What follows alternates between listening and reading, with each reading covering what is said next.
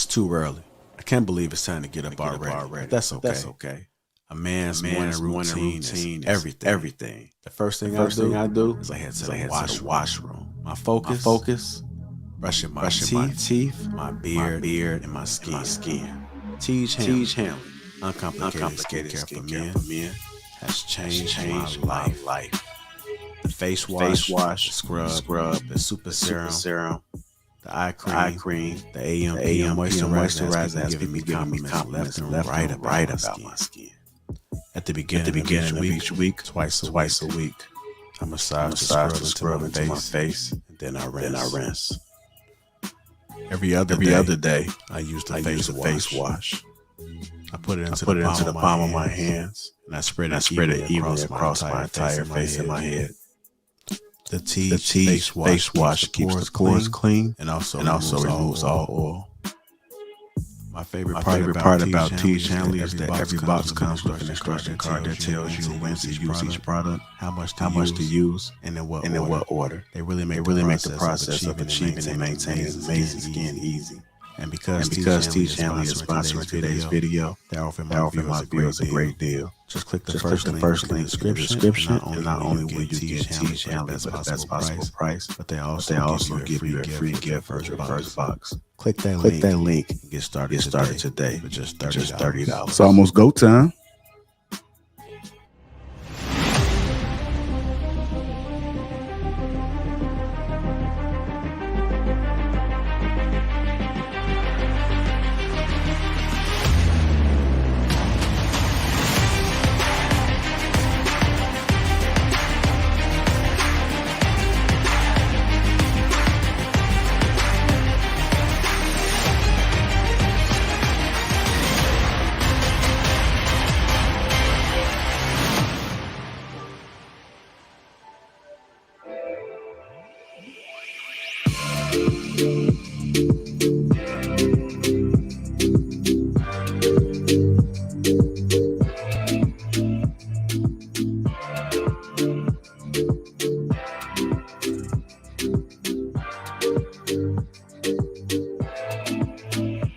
What's going on, family? Welcome to Lapeef-ING Sundays. Let me introduce the crew. We got Miss Lady Di, Cal, Bruiser, Mistaken, Sham Monet, Jay A Story to Tell, Hink, Mommy 3 Love, and me, myself, and Lapeef J.I. Welcome to Lapeef-ING Sundays. How y'all doing, family? What's going on, y'all? Happy Sunday. Happy Sunday. Happy Thanksgiving. Yeah, happy post Thanksgiving. Did y'all get y'all chitlins in? No. So what about the pig ears? Oh, so it's just me. Okay. I mean, I didn't get them either, but I'm the only one here that be eating chitlins like that. Oh, you eat chitlins? I gave them up this year. Me and the family was like, we're not doing them. You know what I mean? Since we know better, we doing better. But I had chitlins withdrawal throughout the whole thing. It was kind of weird. Me and my mom was laughing about it the whole time. So is it the texture? No, it's just, it's just not good for you. You know what I mean? That's, we know better now. You got to draw the line somewhere. It's a whole lot of things not good for you, but you still eat it, don't you? What'd you say? A lot of things not good for you, but you still eat it. Yeah, I mean, well, I'm trying to be better with that. Like bacon, you know what I mean? I'm trying to cut way back on eating bacon, eating any kind of pork chops a lot. Fast food, everything but what I was talking about, Cal. You just, what it is. Brother. Yeah, I mean, as long as somebody felt me, man. I did have a bunch of turkey though, dipping in the gravy, all of that. So I ain't do too well. But we're gonna go ahead and switch gears because it's Sunday. We might as well do like any other church do, just pass the offering around in the beginning, right? Yeah. Let's get the business out the way. Anyhow, man, welcome to Lapeef Sunday. It's good to see you guys again. Welcome if it's your first time. If you haven't already, hit the like button. Also, make sure you subscribe to the channel. I see Shan is in the chat, but the chat is off. Can't make this shit up. Who else is gonna be in the chat? Usually it's King Talk. Usually it's Shan. It's something about them damn Shans, right? Yeah, I just made the connection. I guess y'all didn't get it. I could get some type of laughter, man. Hank, you the only one on my side this morning, so brother. I get it. Bro, everybody laughing in silence, huh? Mm-hmm. It's indirect communication. Jokes on me. I got it. Okay. Anyhow, hit the like button if you haven't already. Also, make sure you subscribe to the channel. Shout out to the sponsor, Teach Hanley. 30% off along with a free gift. That link is in the description. That's the only way you're able to get the discount along with the free gift is by clicking that link. What you got going on here? Okay, you got me worried there. I didn't know what was going on. I thought we was going to call 911 over there. And she just talked about her internet prior. Yeah, it is still doing the same thing. I don't know what you got going on over there. Yeah. Okay. If you put the ring like a little bit higher, it won't reflect off the glass. Well, I guess my shit reflecting too. That's my computer screen. It's a difference. Let me just move on because my joke's starting to get stale, and I see y'all faces getting stale right along with it. So we're just trying to figure out what you're talking about. She's trying to advertise your thing. Yeah, she's trying to just breathe, man. You rushing through it, yeah, man. Get in your pocket, get in your bag. Yeah. I ain't seen them in it, man. I see you, mommy. You was doing a good job. Okay. Yeah, I was just trying to like the ghetto.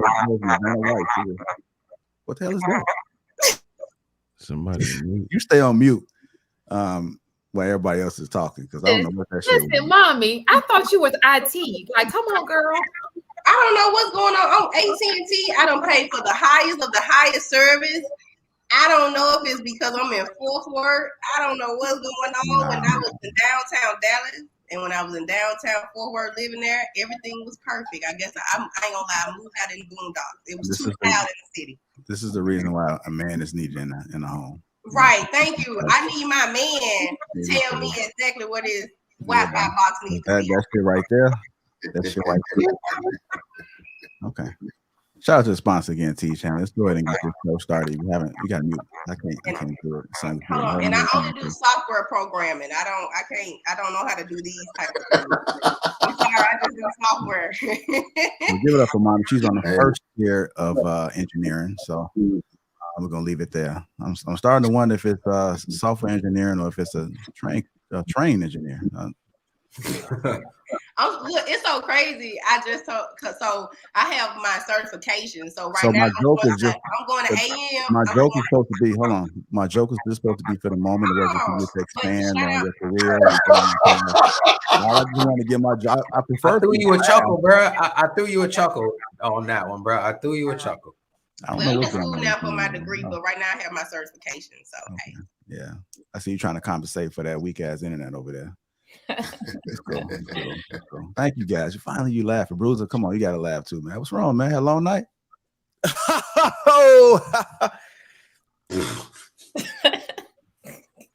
Bruiser, you an asshole, man. Hey, man. And then watch Bruiser clip it up too. Yeah, that was his mind. Everybody else laugh with Bruiser so he can get his clip. Go ahead. Hey, Bruiser chose traumatized from Veronica the other day when she was roasting. Oh yeah, I heard about that. No, I like when she on there. It's funny as hell. Yeah, I heard about that, man. I heard I had some jokes lined up for her too, man. I just he ain't here, so I'm gonna put the book up. I heard that was the first time. The whole book out of that. I heard that was the first time that a woman has humbled a man on the platform. I'm like, was it Bruce? You sure it's Bruce? They said, yeah, Bruce rested in his masculinity. He was silent. I said, damn. I missed it. Who got on Bruiser? Veronica. Oh, yeah, she was on in. That chaotic too. Chaotic. Yeah, I was about to say she goes in on chaotic. Tell what she said. You was quiet the whole show. Like, damn, chaotic. Say something. Somebody do a well-being check on another chaotic, man. I guess it's just something about those words that just pierce. Shout out to Veronica. All right, let's go to get this show started. Again, if you haven't already, hit the like button. Hit the like button right now. Just stop what you're doing. I don't know what screen you got to click, but hit the like button. Get out of the comments. Move the comment section out the way. Hit the like button. Hit the join. Become a member. Go green. Shout out to my green gang. Who in the chat right now? Marquise Keys. My first time seeing you. Ed Hill. Welcome. Malevolent Elephant. I've been getting better saying that. So shout out to you, sir. Ricky Williams in the house. Shout out to Ricky. Who else we got? That's all I see so far. Tap, the accountability partner. Shout out to everybody. If you guys haven't already, make sure you check out A Chic Critique on Fridays on the Lapeef channel. And they are also had their live show that premiered. It was awesome. It was awesome. I look forward to seeing them ladies do it again in person. I'm pretty sure it's going to be epic. Shantae says she's going to be throwing confetti around on the stage this time. So I don't know what that's all about, but stay tuned for that. Stay tuned for that. Hink, the only one that gave me this morning. Shout out to Hink this morning. First topic of this morning, early afternoon for some folks, we're going to be discussing clear, direct communication. Clear, direct, communication. And this is the slide that I got this from. It says, people are so used to others being indirect and phony that clear, direct communication appears aggressive. Let me read that again. People are so used to others being indirect and phony that clear, direct communication appears aggressive. This is communication is key in every relationship, not just love and romantic relationships, sexual relationships, business, you name it, any type of relationship. Clear, direct communication seems to be a thing. Maybe that's the reason why marriages and relationships are failing. I don't have the stats, so I'm not a stat guy. I'm not researching that shit. I probably should, but I'm not. I know Shan Monet has been on the ones and twos when it comes to the stats. So I'm pretty sure she's pulling something up right now. She's getting her KA on. So shout out to you, man. But yeah, clear, direct communication. Let's talk about it. I don't think it happens too often. I must say, the older I've gotten, the more important I've seen that clear, direct communication is important. So there's no misunderstandings. If you say it on the front end and it's clear, it may appear to be aggressive, but at least the person knows. That's something for them to deal with because you got yourself out the clear. So if you say you don't look good in that dress, guess what? That's clear, direct communication, right? Right? If you put too much color on your beard, it's clear, direct communication, right? If you soften up, it's clear, direct communication. Let's talk about it. Clear, direct communication. Well, I mean, do you think that there's a different, or I'll ask this, what is the difference between being clear and direct, or I'm sorry, on the opposite of that, what's the difference between being phony and being considerate of the person's feelings and being considerate of the environment? Because I actually find this happening a lot in the workplace between us 30 and 40-year-olds communicating with kids who are coming out of college right now and, in the mid-20s.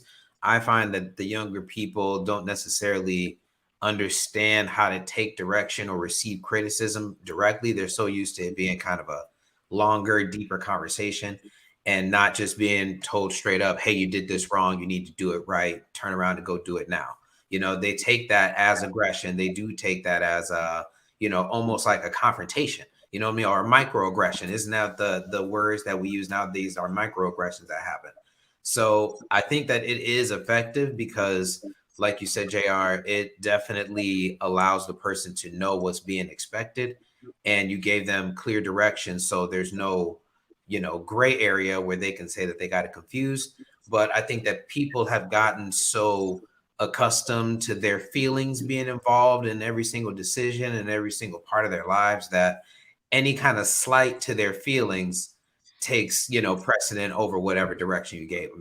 They can't get past the fact that, they can't believe you talk to them like that. Like, they don't like your tone. You know what I mean? Like, they can't get over that to the message that you gave them. So I think that it's something that's getting worse, I would say, actually, but maybe it's just a generational gap that I haven't identified yet. I think tone, go ahead. I think that tone is kind of like a touchy word, Kyle. So you may want to tread lightly on that because tone seems to be very important. The only thing that I don't like about having conversations and when we redirect the energy somewhere else is that the conversation get lost. And then if you have one of those people that are saying something in the moment and then it switches and then they forget what the point they was going to originally make, then where does the conversation go? So you have to be mindful of what they say, put stuff in the parking lot and then come back on the back end. Let's not focus so much on tone, but focus on the message. And then we can talk about, when we had that conversation last night, I would prefer if you use a better tone. Maybe you might get somewhere with it. I'm not saying it's going to be everything, but go ahead. I'm sorry. Who was talking? I was going to say that I think people want to do what they want to do. They don't want to be told what to do. So when you tell them something direct, they're like, wait up, hold on. I can't do all these 20 things. No, you cannot. You should be able to do one and work on that first and then work on everything else, in order. People don't like order, so they don't like direct conversation. That's what I noticed. Go ahead, Jay. I think people have positioned words in a certain way to where you look like an asshole. I know people, everybody that I know that speaks their mind has been called an asshole. And you know, you do that for a certain reason. Whereas I look at somebody that speaks their mind, it's liberating. You know what I mean? But they try to position it like it's a rebellious act. Like, just like in a relationship, choosing something that you know is going to make you better, people are like, oh, well, they selfish. You know, if you position something to look a certain way, then that's what you're going to start being called, or that's what the conversation is going to be. And that's what I think it is. Everybody I know that is called an asshole is just somebody that literally articulates how they feel in spite of how you feel about what they said. That's a good point. Go ahead, Kyle. I mean, people getting canceled these days too. You know, when you look at more of a at the celebrity level, you know, some of these people who come out and say exactly what they think, if they don't say it a certain way, or if they don't, you know, say it in the words that is digestible to everyone, that's gonna be messed up. You know what I mean? They're probably gonna get canceled, lose their sponsorships. I mean, we see it once, you know, once every quarter, once every couple months. Some celebrity accidentally said something in a podcast or an interview, and now, you know, they're getting dropped by everybody. So again, I think that we all know deep down that we rather know how you feel and know what you're thinking versus not.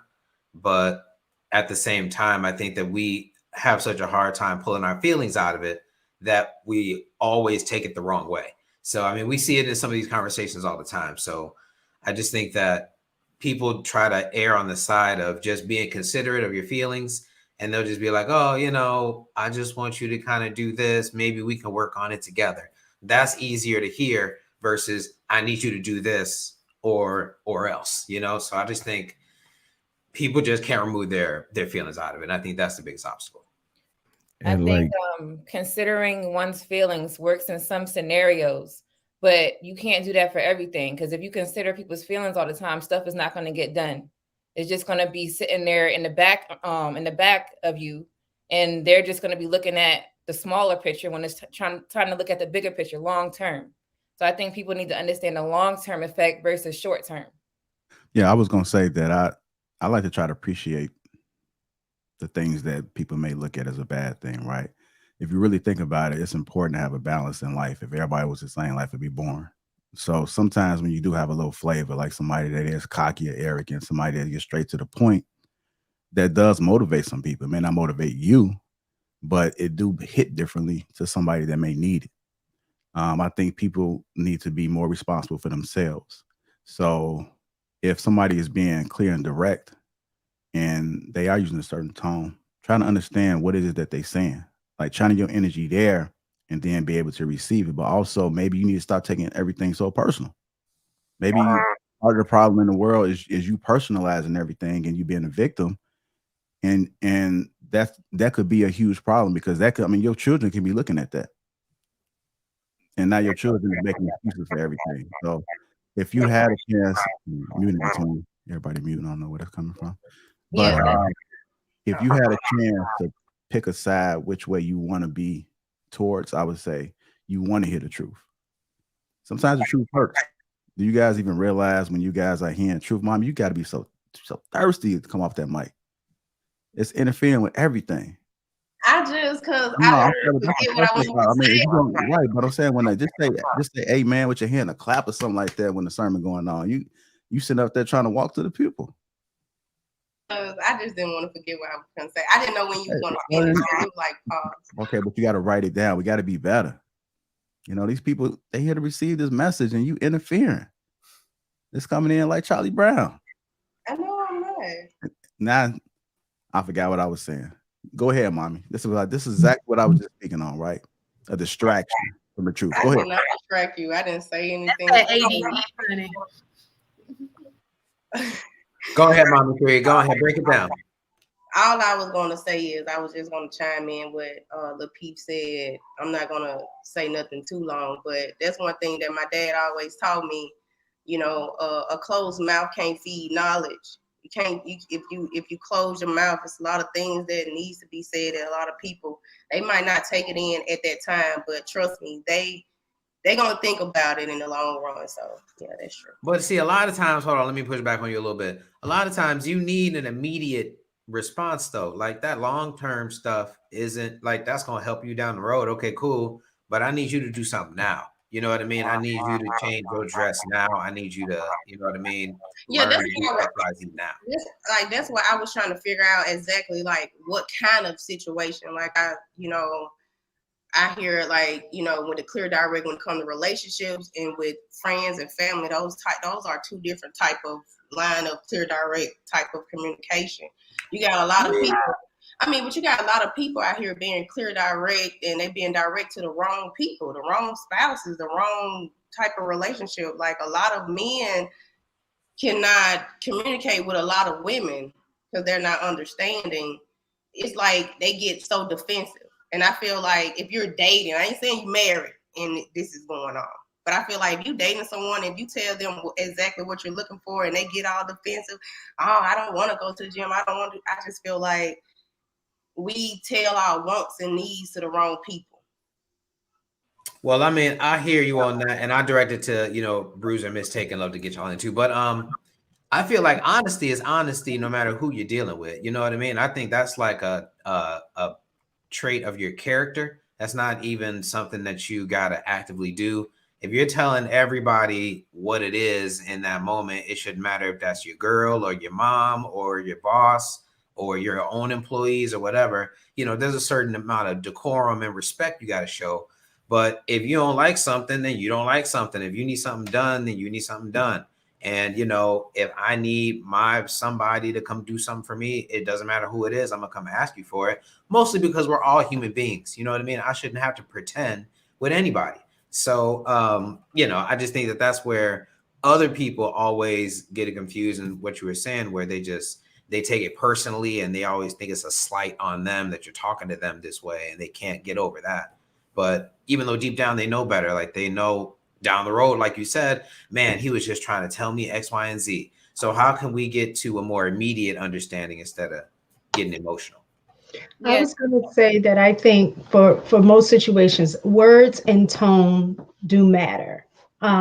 It's about being tactful in what you say and how you say it. It doesn't mean that you sugarcoat it to the point that the message gets lost. I think sometimes that happens where we don't necessarily, we think we're being clear and direct, but at the same time trying to protect the person's feelings when we say it. And when we do things like that, I think the message gets lost in translation. For example, if I like, here, you want a piece of gum? I'm trying to tell you your breath stink, here, have a piece of gum, or, here, have a mint. It leaves you the opportunity to say, no, thank you. But I'm trying to tell you your breath stink. So in certain situations, you are going to have to be direct and say, here, you might want to take this piece of gum or take this mint, yeah. You know what I'm saying? You're more open to doing it as opposed to somebody saying, damn, your breath is stinking. You know what I'm saying? So the tactfulness and being mindful of who the message is being delivered to, and thinking about how would you want, especially if it's something negative, how would you want that message to be delivered? And I think that's where, people go wrong, is that sometimes we say things the way that we're thinking it in our head, and then it comes out of our mouth automatically. And then a person that's receiving it can't really receive it the right way because it wasn't delivered the right way. So I think that, be direct and be honest, but just be tactful in the way that you say it. And if I can add, I think it's just I know it's just the result. It's the results of a emasculated society that we live in. It's been emasculated. Being real is being mean. Delivery is more important than the overall point. So the rate of, and that allows the rate of delusion to increase. People are becoming more delusional because the truth is terrifying. This is society. This is what society wants. So now that's why relationships starting to take a hit because of it. Can't just be direct. I actually think that part of that is, for example, if women said, "Hey, look," if women said that, "Look, we don't gotta go on dates. You know what I'm saying? You ain't gotta take me here. You can just come over and hit it." Men will do that. I mean, if we wanted to be direct, those are some of the things that will take place. But you know, you can't be direct. We gotta finesse. If you're not direct, I would say like don't be afraid of others' reactions and how they're going to take what you're saying, because you're not allowing that person to change. And then they're going to be stuck in that same situation you was trying to tell them, and they would never understand. And then like he was saying about relationships, it would just stay at that same level that you got into. So always say something regardless of what they may feel. And then if they feel a certain way, then explain, hey, I wasn't trying to intentionally make you feel this way. I'm just trying to let you understand whatever you're trying to make them understand, and just have a conversation. It should be natural. Go ahead, Hank. I know you're trying to get off. Everybody mute in between because of the feedback. Go ahead, Hank. Well, I'm about to be direct. Lady Di, welcome to the show. But whenever I speak, I'm direct. So y'all about to get in y'all feelings, ladies. Ladies rather hear a lie. They just rather hear a lie than hear the truth. They can't. They rather you lie to them than tell them the truth because they can't handle the truth. I mean, just like Bruiser said, now you want to tone police us. Now you want to tell us how we should say it. Then how about you have the whole conversation by yourself then? If you want to tell us everything what to say, why do we even need to talk to you? Why do we even need to have an interactive conversation? Because you want to pretty much control everything I say. Like I'm your goddamn puppet. Get your hand out, men's asses. Let us be men and do what we need to do.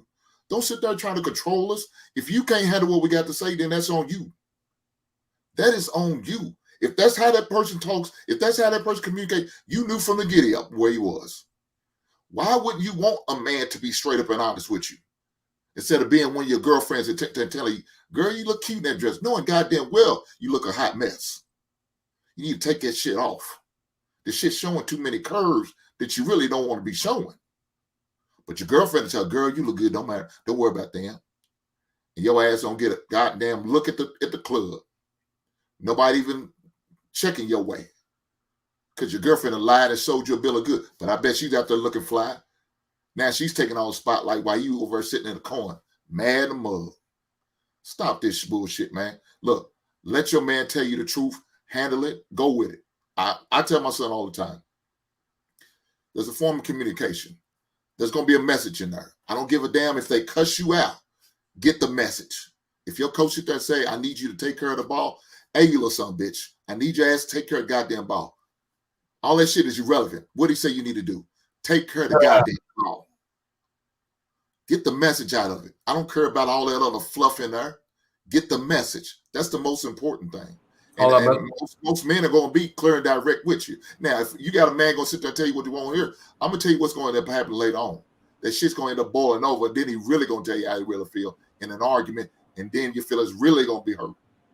So all of a sudden, you're going to say, where did this come from? Oh, he's been feeling it for the longest. He just was scared and nervous and know how to tell you because he was scared to communicate with you in his true feelings because you didn't give him a safe place to even allow him to do that. Most of y'all ladies don't do that. But when y'all do, y'all notice the communication is a whole lot better.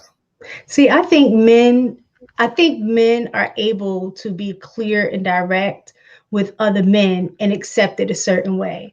But this is my anecdotal experience. I have experience where when women, me being one of them, I've seen other situations where other women, when they are clear and direct the same way a man is to another man, and they communicate that same way, is not received the same way by a man when a woman is being, when they're communicating in that same way. So I think a lot of times women also cover the way that they speak to a man in order to protect his ego a lot of times.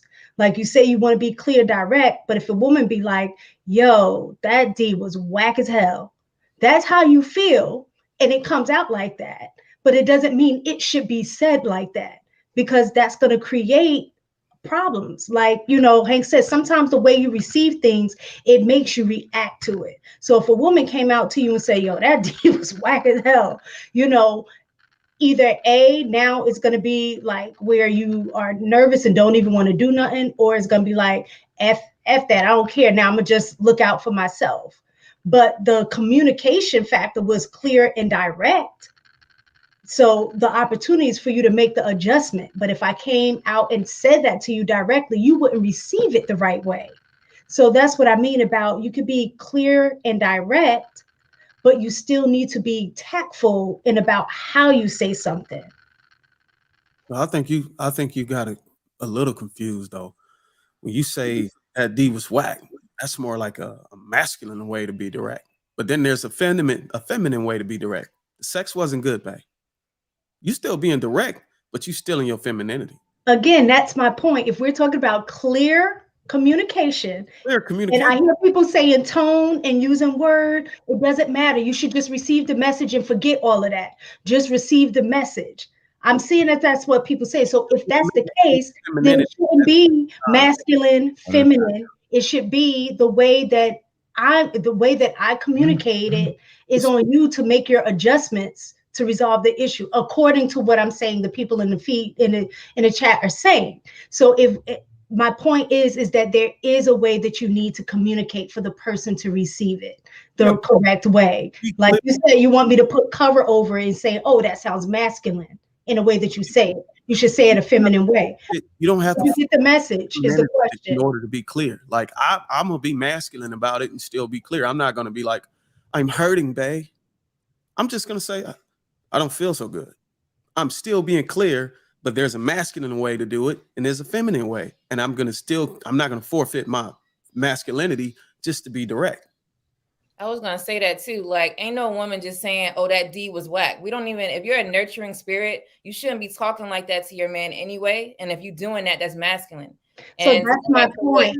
You have to mind the way you say things. But as a woman, you shouldn't be minding to be masculine. You want to be feminine. So that shouldn't be coming through your head in that direction.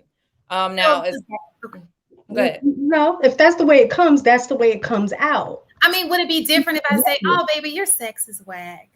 That's kind of feminine, but it's. I would let me tell you how this would play out. I would laugh. I would bust out laughing. I have a sense of humor, and then we would have the conversation. I'd be like, "So it was whack," and he'd be like, "Yeah, you know, when you did this and you did that, it just didn't do it for me." And I'd be like, now, you know, seriously, that ain't work. And then but I'm saying I have a sense of humor. So if she said it just like that, I would laugh.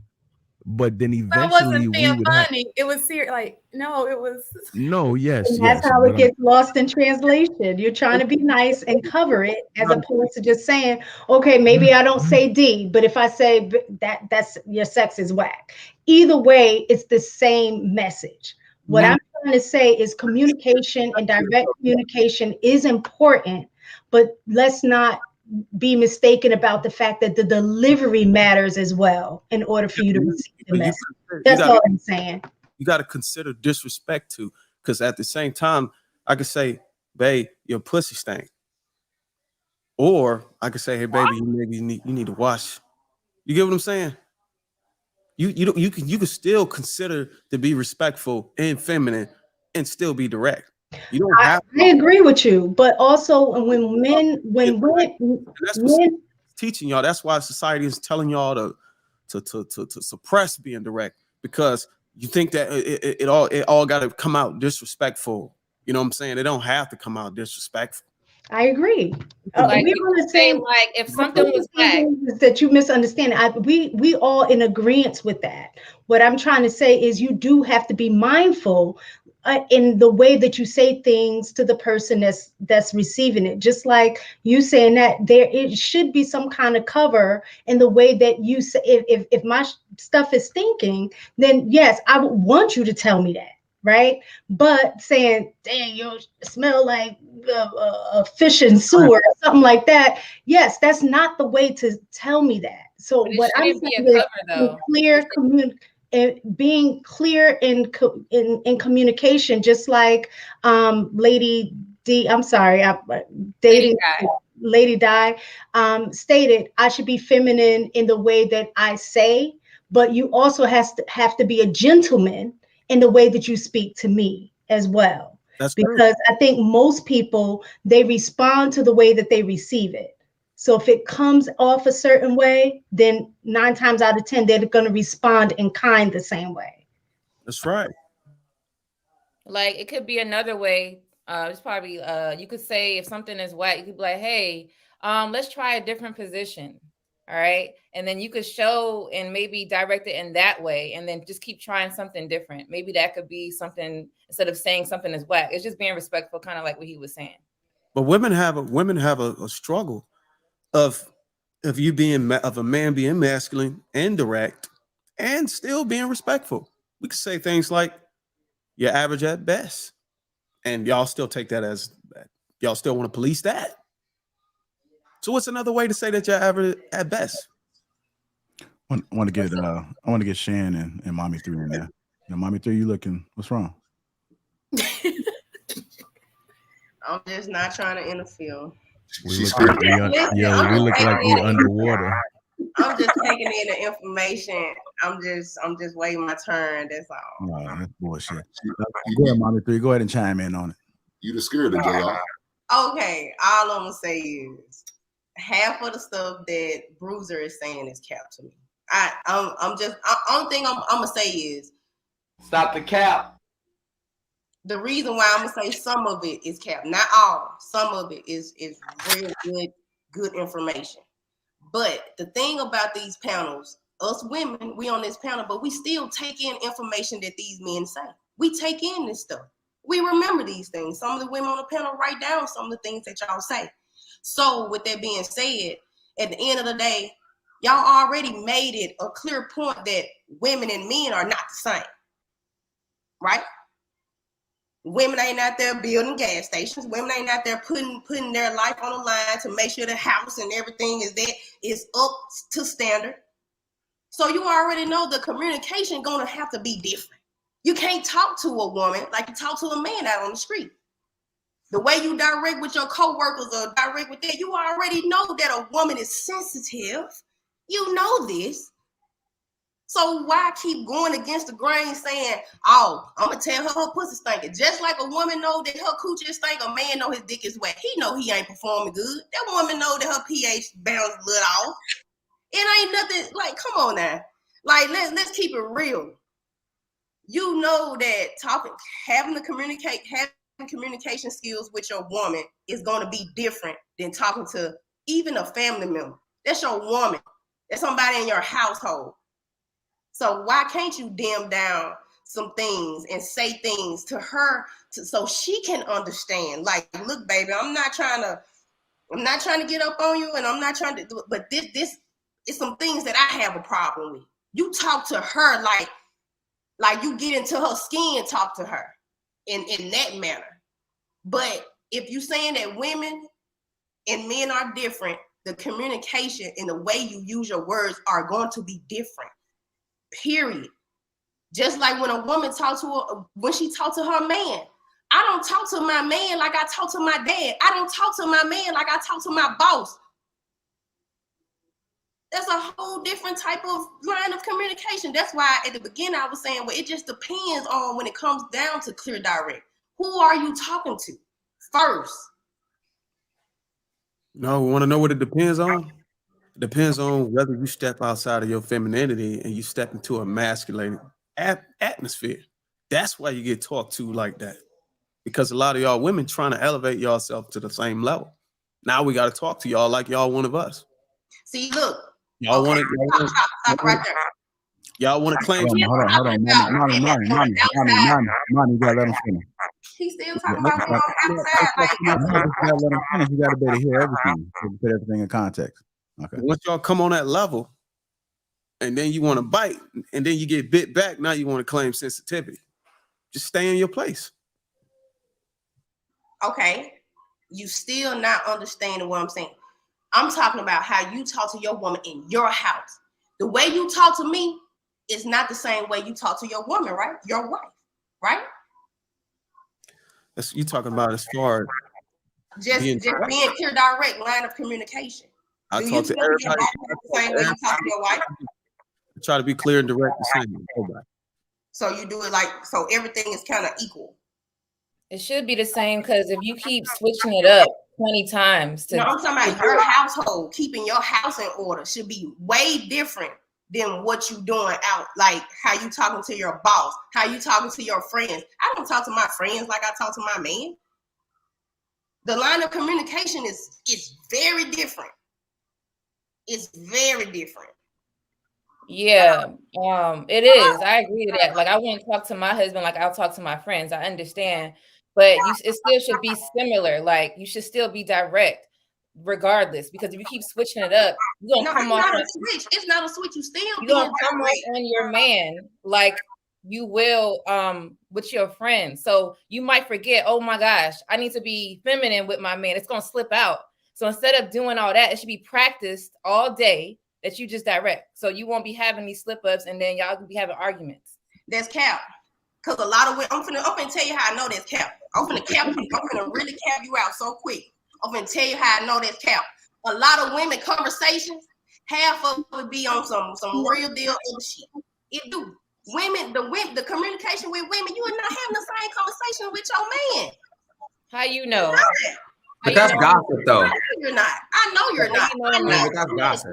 If one of your friend girls, I'm gonna keep 100. If one of your homegirls come to you and she married and she come to you and be like, "Girl, I done saw this man. Ooh, he was at the cop shop." I mean, what you gonna tell your friend? I don't have friends like that. There's a big difference. I have friends that have I don't have friends like that.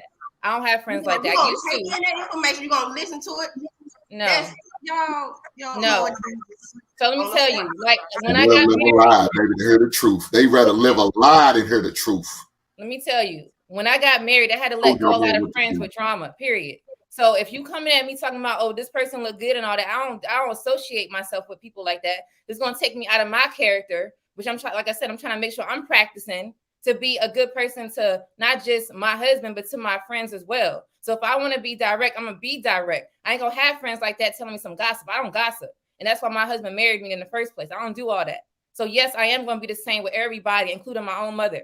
It's the same thing. And sometimes she get a little emotional. And sometimes, of course, I have to tone it down a little bit because that's my mom. But I'm going to be direct with everybody because I learned not being direct with people. That's when you get a lot of drama. And I don't like all that. So I had to learn that when I was young. I don't do it no more. So for me personally, that might not be every woman's experience, but it is for me. And I had to learn the hard way. And I don't do that no more.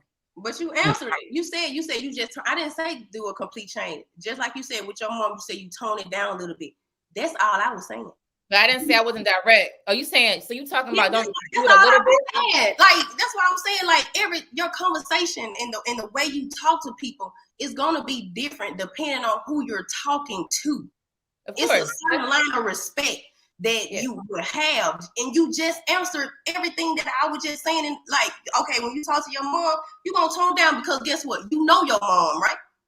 Just like your man know you, and just like you know your man, you know what your man don't like. You know your man's trigger. If you have your man, you should know your man. You know what makes your man mad. You know what trigger him. You know what makes him happy. You know everything about your man. So you know it's gonna be some stuff that he might not even want to hear about. You know, talking about two different things. Yeah, you're talking about switching up what you're saying versus how you saying it. That's different. That's what you say tone it down. Police, and that's what a lot of women don't like when men use a certain type of tone. That's why I'm using this tone as an example. I use this tone for a reason because a lot. You see, you got instantly in your mind, you got defensive. And that's what I wanted to really prove, that in most cases when men speak at a certain tone, women feel like it's an attack. No, so for me, what I'm explaining. My goddamn mouth, I think I'm attacking y'all asses. There's tone and it's a switch up. Okay. Switch up means you just choosing different words. So when I say I tone it down, I'm not gonna say a certain word to my mother because I know it's gonna trigger her. I wasn't saying my tone of voice is gonna be different because the way how I'm direct with people is gonna be the same tone. But toning it, right, in the sense of words switch up. That's what I was talking about. So I'm going to say this word versus saying that to her versus saying that to my husband. That's all I'm saying. You go ahead, Sham, on there. I know you've been pretty quiet on this. You want to chime in? I'm just, taking it all in. I think that she's just monotone. So she keeps one tone all through, but most people are not monotone. I think I kind of agree with mommy. I feel like it's the delivery. You know, how I talk to elementary school kids is going to be totally different than how I talk to high school kids, you know, even as it comes to kids in my classroom. You know, I grew as a young teacher. If a young guy comes up to me, I have to put him in his place a little bit, that femininity, because I'm a teacher and you can't just come and harass me like that, you know? So I may say it in a nice way, but I need him to know, listen, my brother, I'm not the one. Not today. Have a seat. So my delivery is going to be a little different. And like mommy did say, even when I speak to my elders, I speak to them totally different. When I speak to my man, it's more sensual. Like, he's my man. I'm going to treat him a lot different than I'm going to treat a different man. Not to say I'm going to be mean to another man. I'm going to still be feminine. It's just going to be a little different when I speak to my man, because he's not like other men. So the delivery does make a difference. Even if I'm being direct, it's a way that you can tell people in a direct way what you're saying, so that it won't come off as offensive, that you're trying to show that I'm just trying to help. You know, it's also, I would even say where you say it. Do you say it in front of people? Do you pull them to the side? Is it genuine? Does this come off as being genuine? All of those things make a difference when it comes to direct communication. I'm going to tell you, hey, you're in danger. Totally different than I'm going to tell you, you know, zip up your pants. It's two different ways of being direct. Like, oh, watch out for that dog, or that car is coming. Totally different from, you know, something else. So I think the delivery does make a difference for the circumstance, the situation. That's all. Can I ask a question? I know, like, men and women, we are different. Therefore, communication styles may be different as well. But I know a lot of times, like what mommy said, the tone matters. But what I get, like, a lot of times from men is like, oh, here come the tone police. Oh, the tone police. I shouldn't have to change the way that I say something. Just accept it. My question is if I am your wife or your mate, whatever my position is in your life, and I say, being clear and direct, the way that you speak in terms of your tone makes it difficult for me to get your message. Can you please be more mindful of the way you say things to me? Now, if I'm being direct in the way that I speak and your response is, nah, F that, just take the message. You know, I'm not saying that you're going to say F that, but no, why are you so focused on the way that I say it instead of the message? But as a woman, if I'm telling you I'm going to miss your message because of the tone, do you think it's important for a man to adjust that if we're trying to have direct and open communication? I think the adjustment comes after a lot. See, what y'all don't understand is most men, we already come off with, you know, a more mellow tone. You know, we don't come off as aggressive initially. The reason why we're coming off more aggressive is because we tired of repeating ourselves. So we have to elevate our tone. But y'all don't see that until it's elevated. Now you want to pull the, oh, I'm sensitive. Can you be more, you know what I'm saying, compassionate or considerate of my feelings? No. Once we know that you're on that level of maturity, and like to Shan's point, when she stated kids, she did talk. You can't talk to kids like that because they're not at that level of maturity. They won't be able to understand it. So you have to, you know, navigate a level down. But you're a mature person. You got a high school diploma or GED, whatever the hell it is. Some of you got college. Hell, you know what it is. You know what time it is. But see, that's my point. If at my level of maturity, if I am aware of the tone in which the way that you speak to me will trigger a reaction that maybe you don't necessarily want, or that I would respond in kind, and I'm being, as an adult, I'm saying, listen, it doesn't make me, you know, be able to get your message when you are using that tone. If we're communicating and trying to be on the same page, just like I would need to make adjustments to accommodate you in communication, you need to make those adjustments to communicate with me. If the end goal is whatever the change that we need. You understand what I'm saying? So if you're getting caught up in the fact that I should be able to say what I need to say the way that I say it, and I'm getting caught up in the tone and delivery in the way that you say it, neither one of us get the message. So Yeah, but we need to be on the page in making those adjustments because it's all about the audience. It's the audience. Here go the same tone. Let me say this real fast, bro. Let me say this. If I tell you one thing once, and then you don't, and it's kind, you know what I'm saying? It's not all aggressive, and then you do it again, and then I get more aggressive, and then you talk about some adjustments. The next adjustment is your ass out the door. Damn. I think that's let me say this real fast. Because even if we do, y'all sit there and say we being sarcastic or condescending.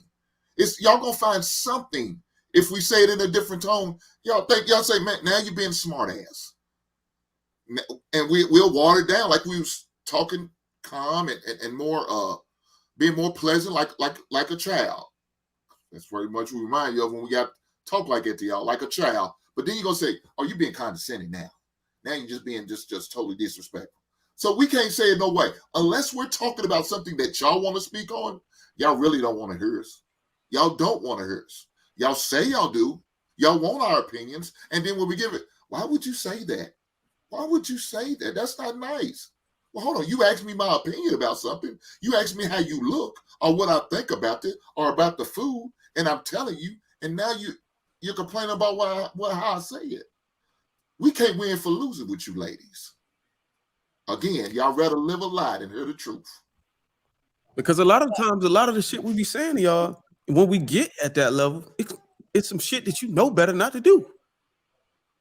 Or you know better not to behave in such way. That's why you get it like that. So we're not talking about the initial communication. We're talking about deep into, as you've said it several times. That's what you're saying, Bruiser? Yeah, I mean, I think it's an increasing level of aggression. I mean, we don't initially just have it harboring in ourselves to just, hey, bitch, you know what I'm saying? No.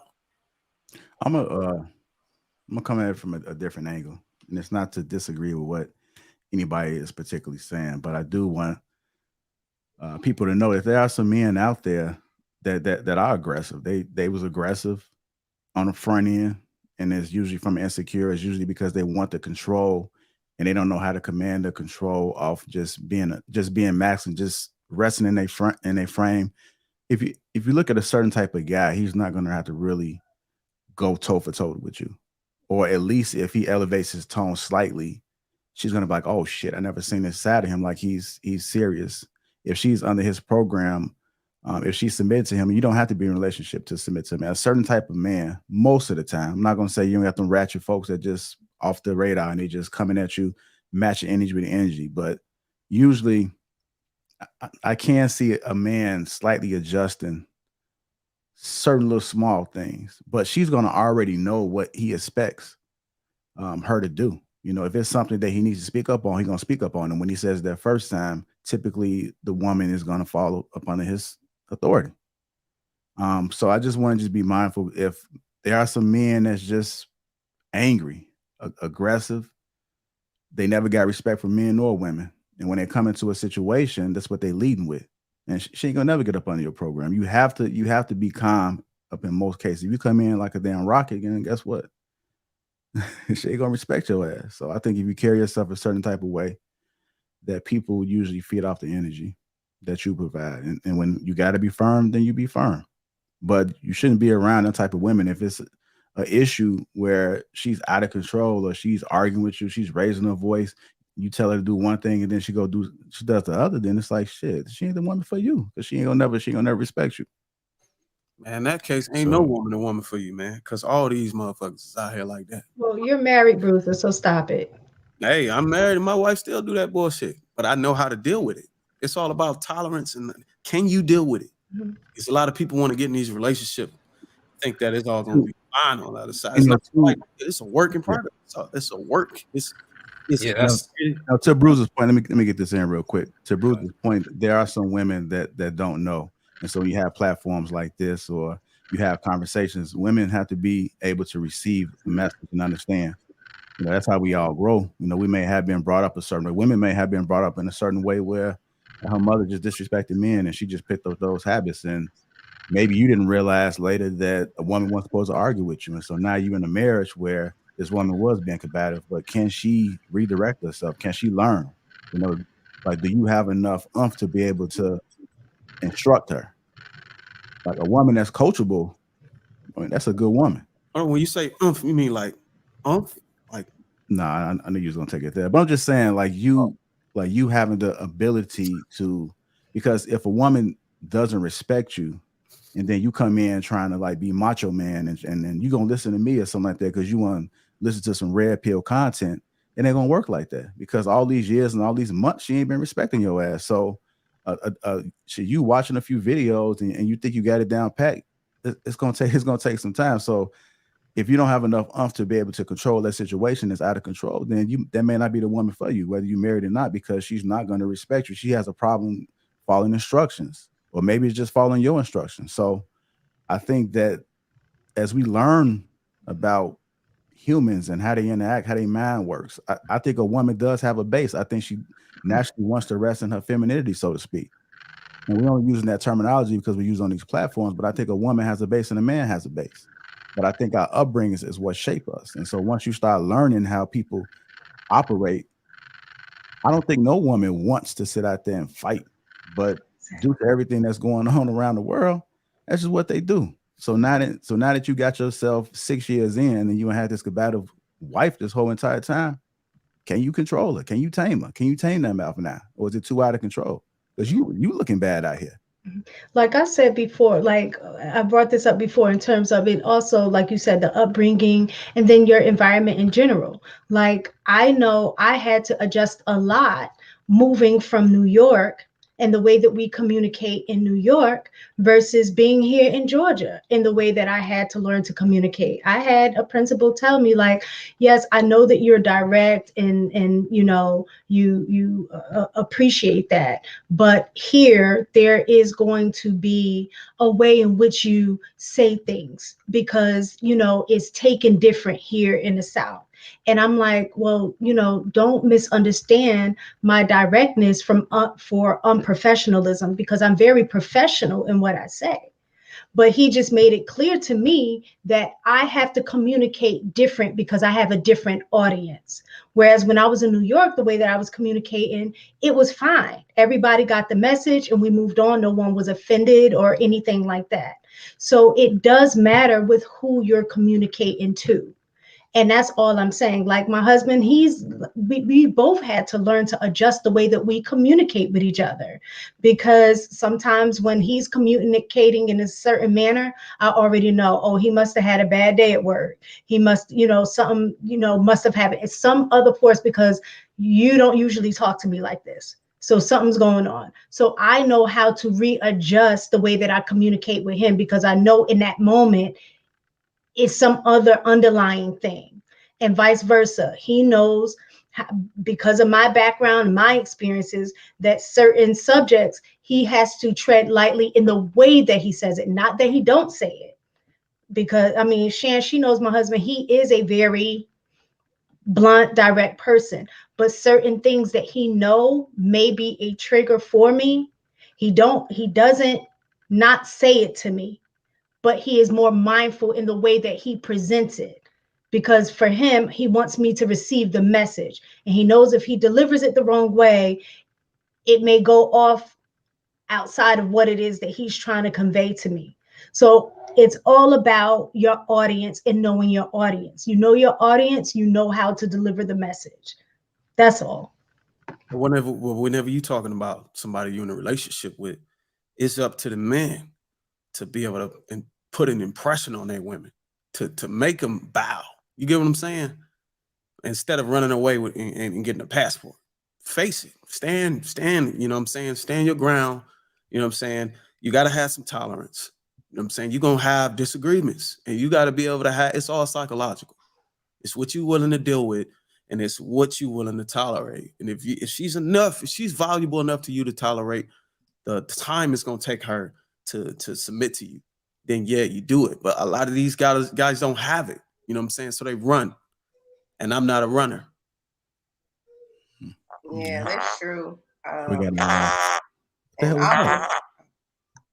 Damn, mommy. Somebody on their phone. We keep talking at the same time. No, that shit sound like it's. You got to get your mic. Her mic farting. Yeah. We keep talking at the same time. She's nice. You gotta get to that mic. All I was gonna say is, and I'll be done with this. Like topic. somebody drive through with But a like, I'm so torch. glad Bruiser said that right after Miss Taken said that, because I don't mean no humble. Can't nobody humble you like your man. I don't mean no humble, especially if he's a man. That's why I said communication is different. Cause can't nobody talk to me like my man talk to me. Cause he can humble me. He gonna make sure, especially if I'm getting off track. Can't nobody humble you like your man. I don't mean no humble, especially when he know how to be dominant, when he can take care of some things, and you know that you can trust him. Can't nobody humble you like him. Where you man? Where you man at? I can't hear you. I said, where your man at? About it? I said, where is your man? Yo, that joint sound like Charlie Brown, yo. I That can't sound hear like you. Charlie Brown, yo. Hey, turn it down, sir. Turn it down, sir. I don't know what's going on. Y'all, I really cannot hear him good. Hey, can y'all hear me good? Yes, go back out and come back in. Is it messing up on it? Go back. Somebody next time on it. I'm finna call these. It was the perfect time to mess up, mommy. Run.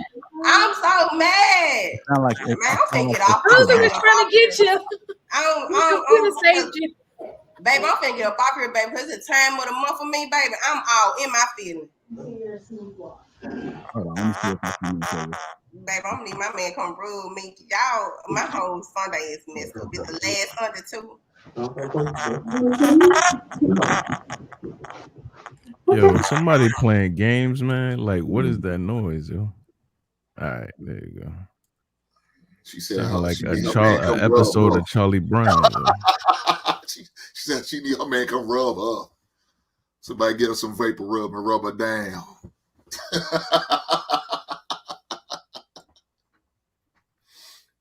Yeah. But I think it's those hard conversations, man. Like, a lot of us aren't taught how to, well, at least I know, and a lot of the people I know, probably I would say 1 out of 10 of my friends probably have the ability to be direct, you know, and I learned from them. But the vast majority, we're not taught how to have those awkward conversations, yo. Like, you know, when you meet a pretty woman and you like, damn, you beautiful, and then her breath is horrendous, that is a difficult topic to breach, you know, outside of here's some gum, here's some Tic Tac, or you want a Tic Tac, you know, I'm chewing gum and I don't even want to chew gum, but I'm chewing gum so that I could offer her some gum, you know, so because I don't want to say, yo, what is cracking in that throat, yo, like. What you said? Is this better? Yeah, I was listening to myself. Much better. So it's better. Don't bring the question up, though. Let it go. No, y'all. So guess what? So I was on my iPad and my MacBook and stuff at the same time. So I guess everything was kind of like. You on both of them at the same time? Yeah. Okay. Just chill out, Mommy 3. What you got going on, Mommy 3 Love? Man, I told y'all the time of month, man. I'm tired. If you guys just tuning in, welcome to LAPEEF-ING Sundays. Make sure you guys hit the like button. Also, make sure you subscribe to the channel. We do have some super chats that came through. Let me go ahead and click on.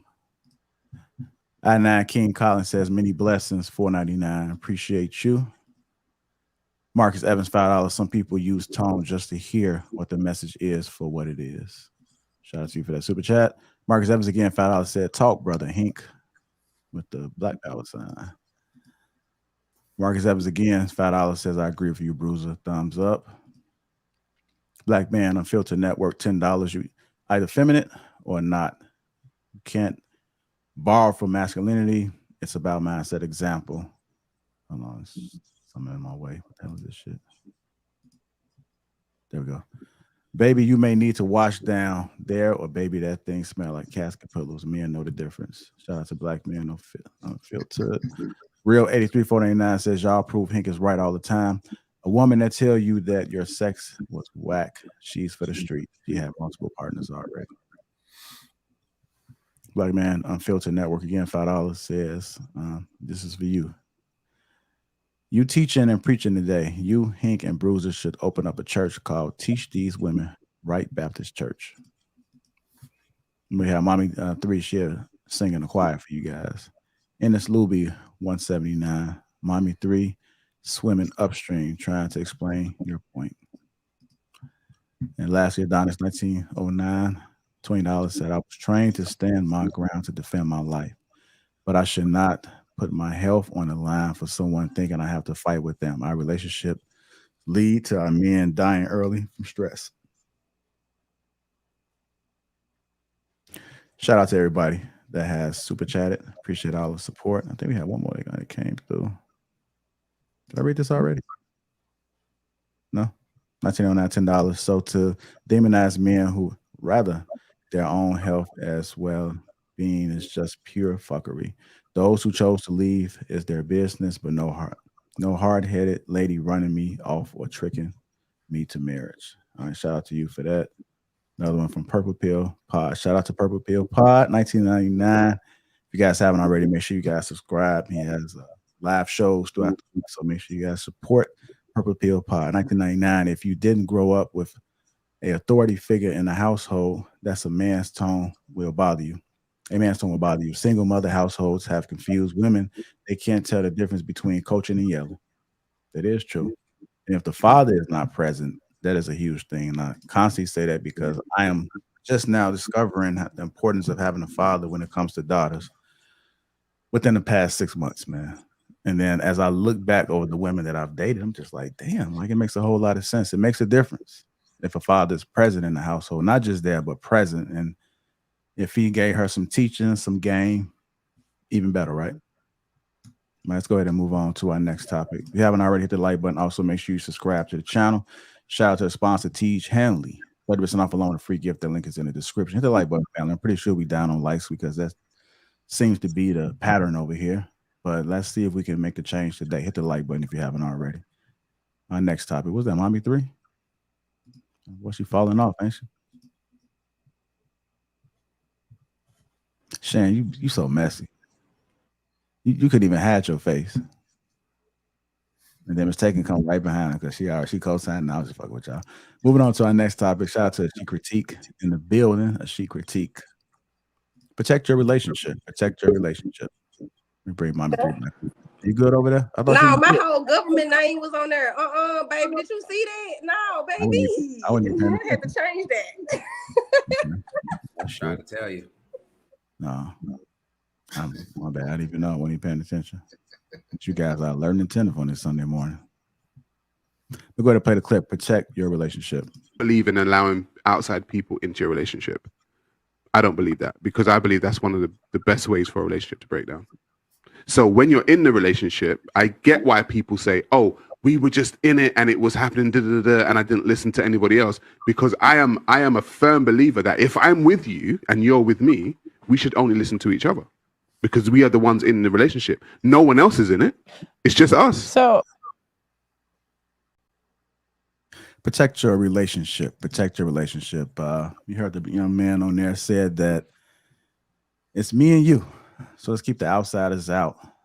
Let's talk about this. How important is it to keep the outside noise? Can the outside noise from family and friends do some justice when it comes to giving you advice for your relationship? Should we initially keep them out? Should you just take some of the information and apply it to your relationship? Protecting your relationship. Let's go ahead, Cal. Yes, yeah. I think that a lot of times you should keep people at bay. Of course, we all may have like a lifelong friend that, you know, we might call our friend before we even get into a relationship. So that person might know us in a way that even your partner may not know you. So you might get some advice from that person. But for the most part, just random people, you know, friends you make along the way or whatever, or just when you're in your group and y'all get to talking about your situation, maybe not take everybody's word and advice, you know, as gospel, because, you know, we say it all the time that not every single person in your little circle wants to see you win. One of them girls is waiting on her opportunity to jump on your situation. So I think that you should absolutely keep people at an arm's length from your relationship because, you know, all these other voices, they don't really know your intimate conversations you guys have. They don't know the details of your really relationship. Even when you're telling somebody what's going on, you're not giving them all the information. You're really only giving them one side. So they can only be so biased to, you know, and the advice that they give you in the first place. So I say outside of very close, trusted people, you know, your parents and, you know, maybe a friend or a sibling that, you know, you trust and they know you maybe better than you know yourself. You know, there's people in our lives that we say that about. So outside of those people, yeah, I think that people kind of need to have an arm's length. And, you know, maybe they have some constructive advice. It wouldn't be any different than any kind of YouTube video we watch or whatever else. You know, I think that it's just advice and you should take it that way. It's definitely not gospel. I want to go to let me go to Shan, Jay, and Hink. I know they was pretty quiet on the last topic, so I'll make sure I get them in. Go ahead, Shan. I was not quiet. I was waiting my turn. Thank you. That is a difference. Baby, I know that's right. I wanted to hear everybody else, but I'll just go ahead and say what I was going to say. You know, being in this space, you have access to how other cultures do things, and I would initially say keep it to yourself. But being that I'm noticing how in other cultures they have families that come together, they're really big on that. Like the dad is involved, the family is invested in the relationship when they marry.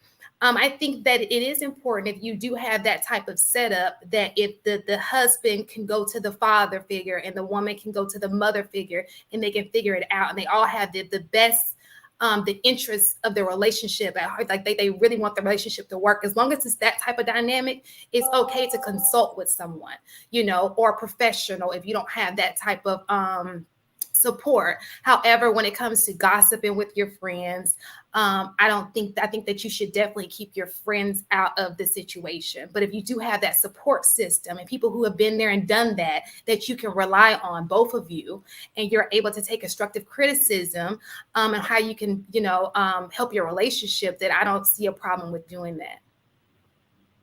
All right. Go ahead, Jay. I mean, she's absolutely right. I mean, if you have people that are your counsel that have stood the test of time, who've shown themselves to be objective, logical, and actually care about you, then yes, definitely, you know, consider that. You know, I'm sure you know which one of your friends you can go to for what. And I mean, I do have that. I'm grateful for it. But in terms of the people outside of that circle, nah, definitely, because they're going to use it against you. They're going to start observing. They're going to start sharing that. And then, you know, once it gets out what's going on in your household, yo, it gets ugly. Real quick.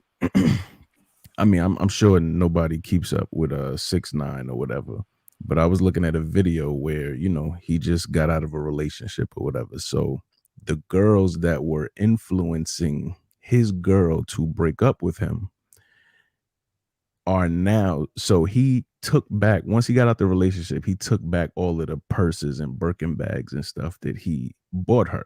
You know, he had insurance on them, so he took everything back. The girls that influenced her, nah, you need to break up with him. You need to be out of that relationship. This dude had a party giving the Birkin bags to all the girls. So all the girls that told her to get out the relationship, they all had a dinner where he gave them all her stuff, yo. I'm like, these are the people who are telling you break up with this dude, but meanwhile, they want to be in that position. So you definitely, you know, have to protect your relationship, yo, because they looking for your spot. Yeah. Go ahead, brother Hank. Man, I'm not letting anybody in my goddamn circle. It's a circle of two, and that's it. Nobody, your mammy ain't gonna know about it. Your ragged ass daddy or your ugly ass siblings don't need to be involved in our relationship. Unless there's some sort of abuse. And that's the only way they should even get involved. If there was some sort of abuse of any kind, that's the only way. Other than that, we're going to go to counseling. We're going to go to marital counseling. Matter of fact, we're going to pre-marital counseling before we get married. And if we got some issues, we're going to go to counseling. If that means you have to individually go to counseling because you need to talk some shit out, get some shit up off your chest, then cool. That's what we're going to do. But I'm not letting anybody in our circle involved in our relationship because you motherfuckers don't mean no good to them. I don't know your agenda. I don't know where you really stand. You may not like me from the giddy up. So you're going to say in all things to try to get us out, to try to get us done. You know how it is when you have your single friends. They hate being single. They want you to be single. It's what they call misery loves company. So no, we're not doing this. We're not going to go spilling our guts to them. I'm going to the cookout that next week. They looking at me sideways. The fuck y'all looking at? What's the problem? Because why? My wife just said some shit. Because she's run off at the goddamn mouth. Why could you tell me?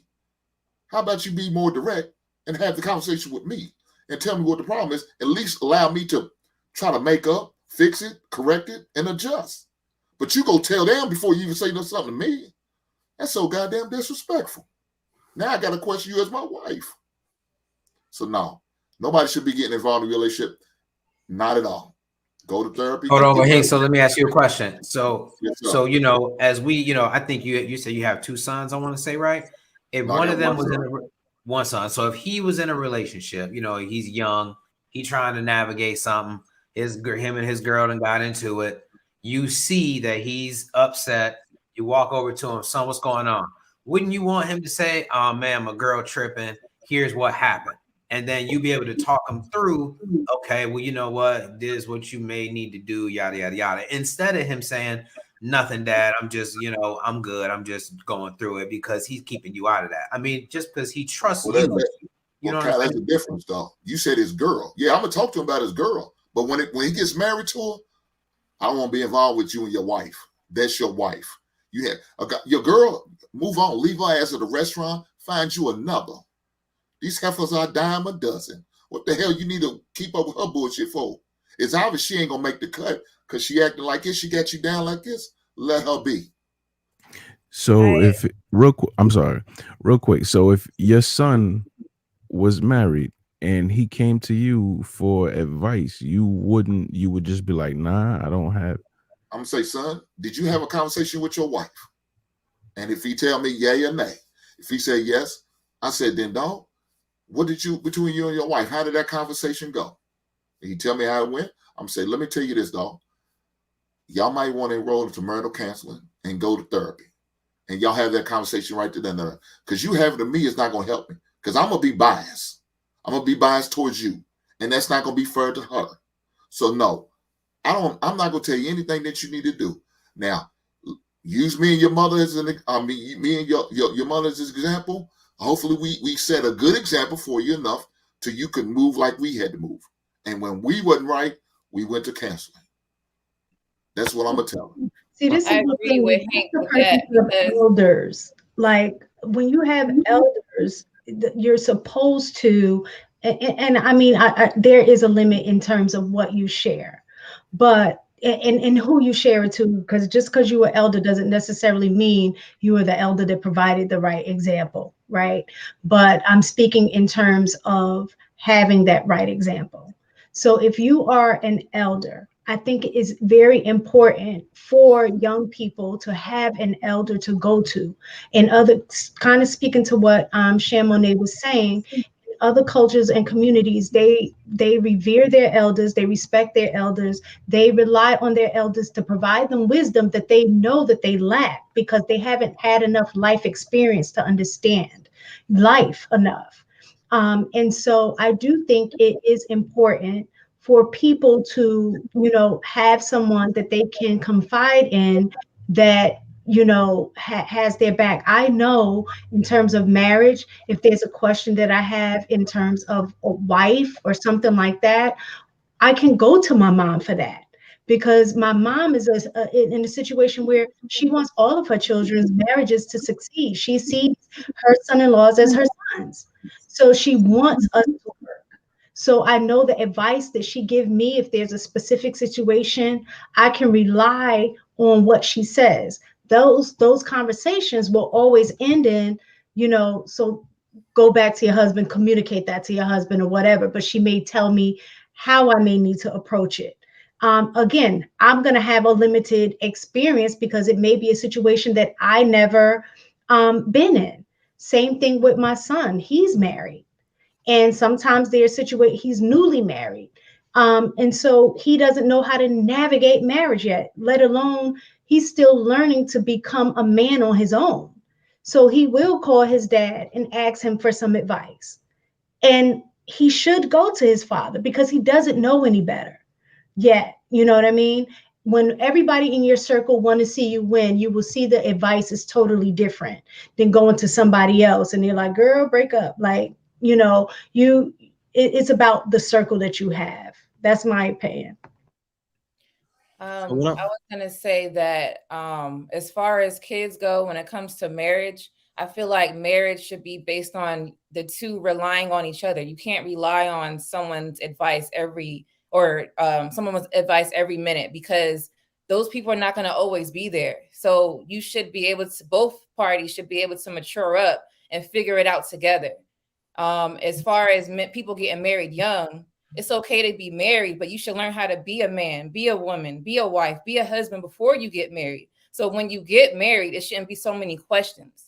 And then when you're going through things together, seek help with each other. You should be able to talk. It's communication. And if you guys don't have good communication, then you shouldn't be getting married. Now, if you got married and you don't have that, it needs to be something that needs to be worked out with a counselor on how to communicate, so you guys could work out issues together. It shouldn't be people in your marriage. I agree that shouldn't happen. It doesn't matter if it's your mom or your dad. They shouldn't know nothing unless it's abuse. I was agreeing with Hank with that.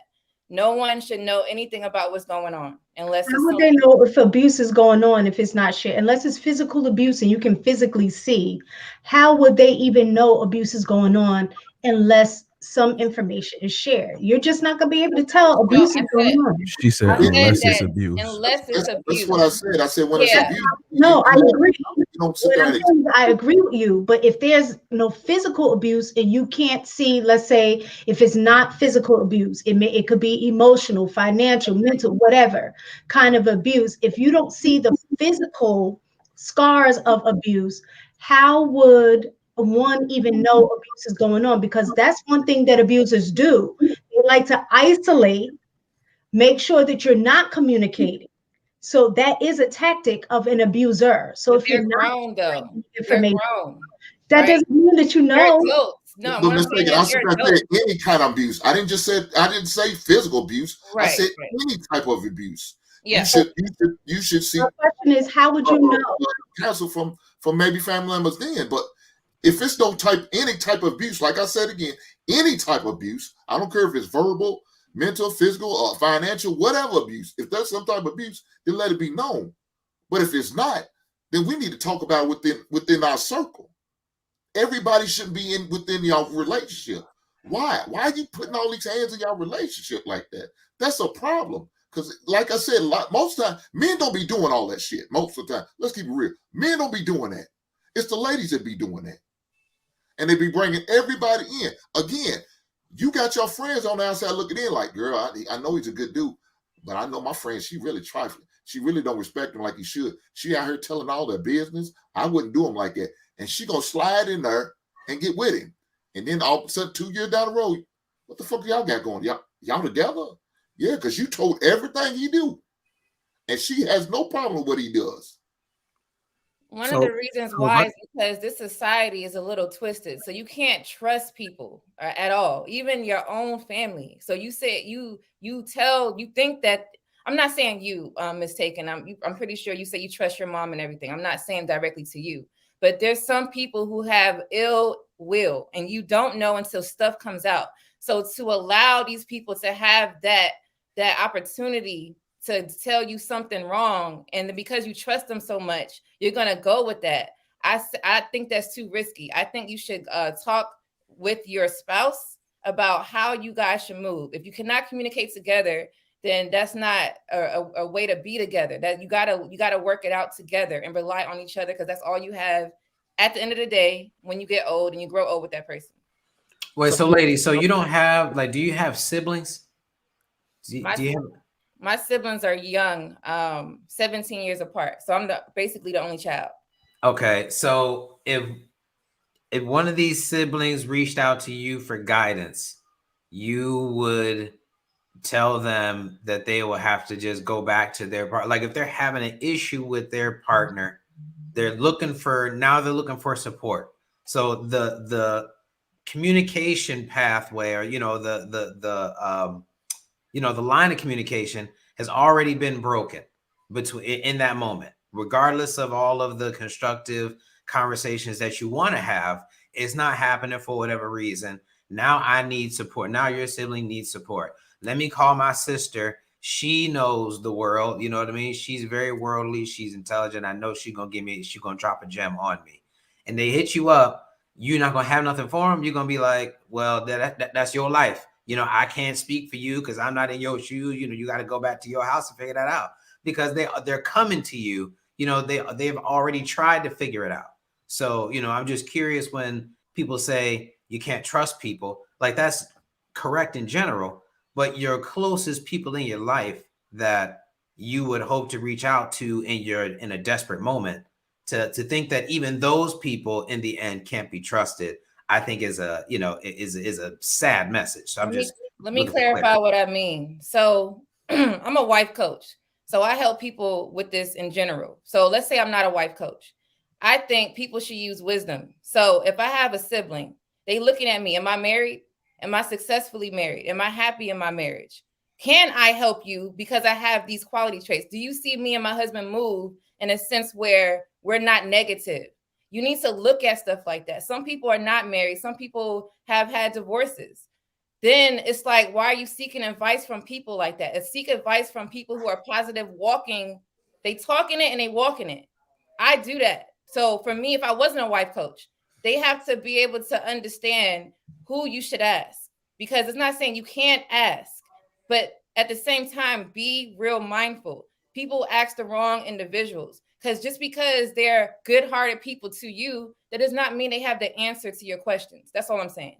They not, because they not living that life. So agree, but you can also learn from failure too. So you have an example of somebody who may have had a successful marriage, but then you also can learn from people whose marriages failed, and they can also give you some guidance on what not to do so you won't end up in the same situation that they're in. So it is about discernment. It's definitely about discernment and knowing who to take advice from, and all advice doesn't necessarily mean good advice. And if you can apply it and you take it with a grain of salt in terms of what you can apply to your specific situation. If you can find somebody who's proven, who's got results, and take your chances with them.